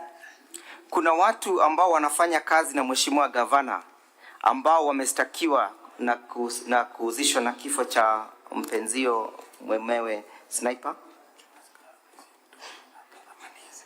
Yes. Naam?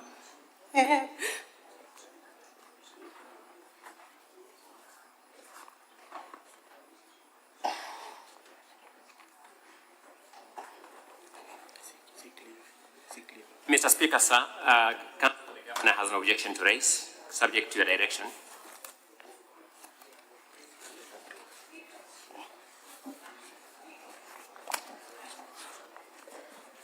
Who is on objection?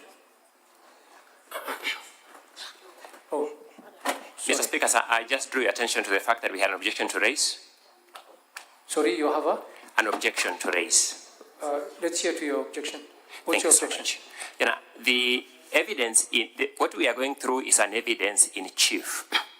This witness has sworn a witness affidavit, which is primarily her witness statement before you, and there are specific claims in that witness affidavit which counsel in exam in chief is supposed to bring on board to this Senate.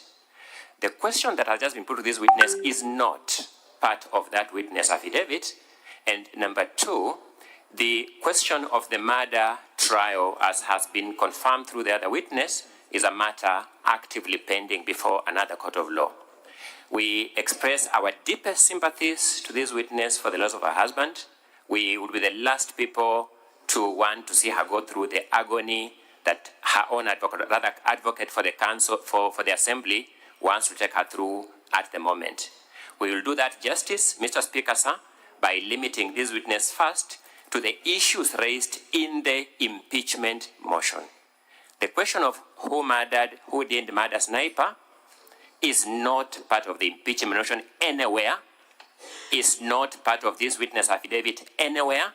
With tremendous respect, it is raised for the limited purpose of emotionalizing the motion now before this House. We beg that you overrule counsel and restrict him to the evidence that was filed in this Senate and supplied to the governor's team. I beg, Mr. Speaker. Thank you. Counsel, just hold on a moment.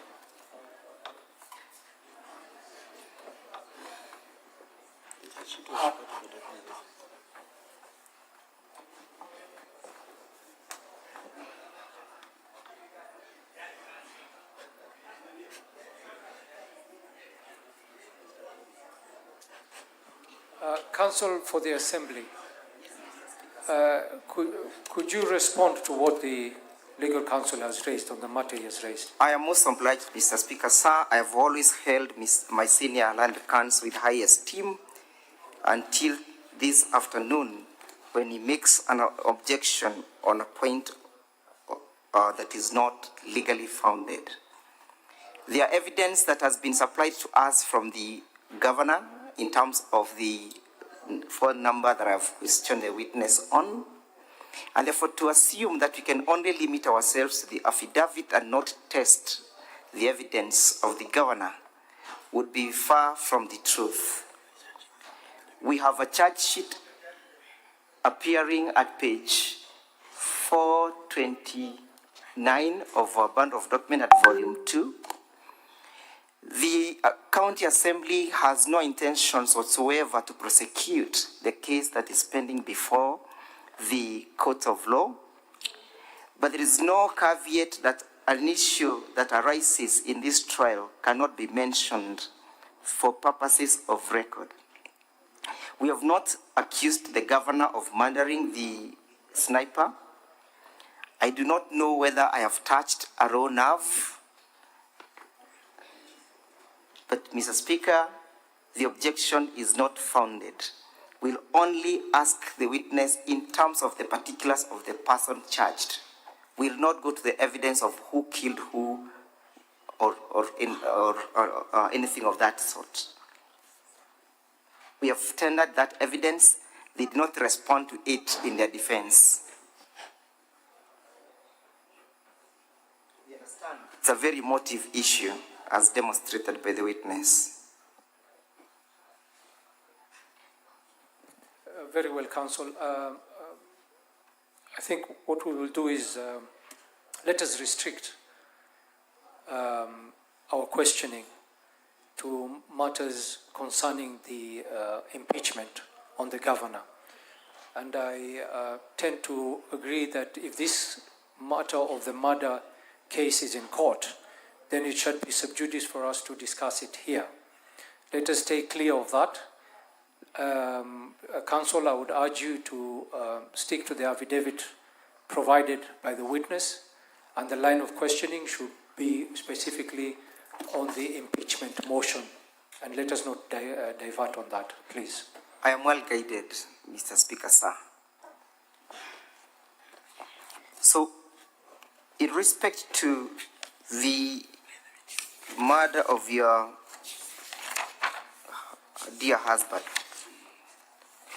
did the governor ever send condolences to the family? No. Could we then have the video played? Yes. Video 1B.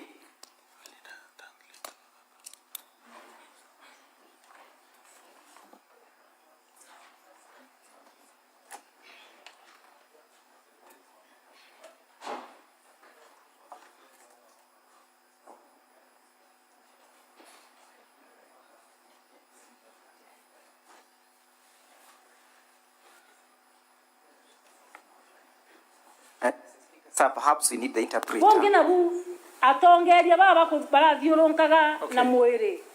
Just stop the video, please. Sergeant at Arms, please bring the interpreter in. And may our time be frozen? Stop the time.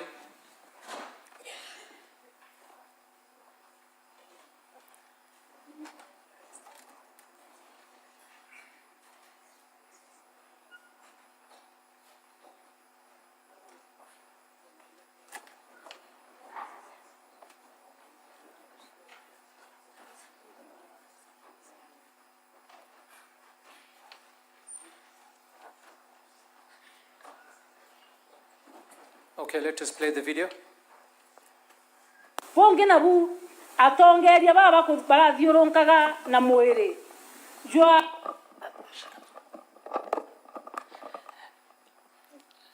Mheshimiwa Spika, Mheshimiwa kwenye bunge la Seneti, jina ni Kitonga Kabori kutoka shirika la utangazaji KBC Mwago FM.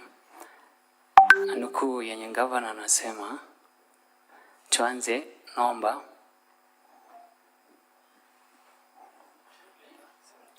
Turundie.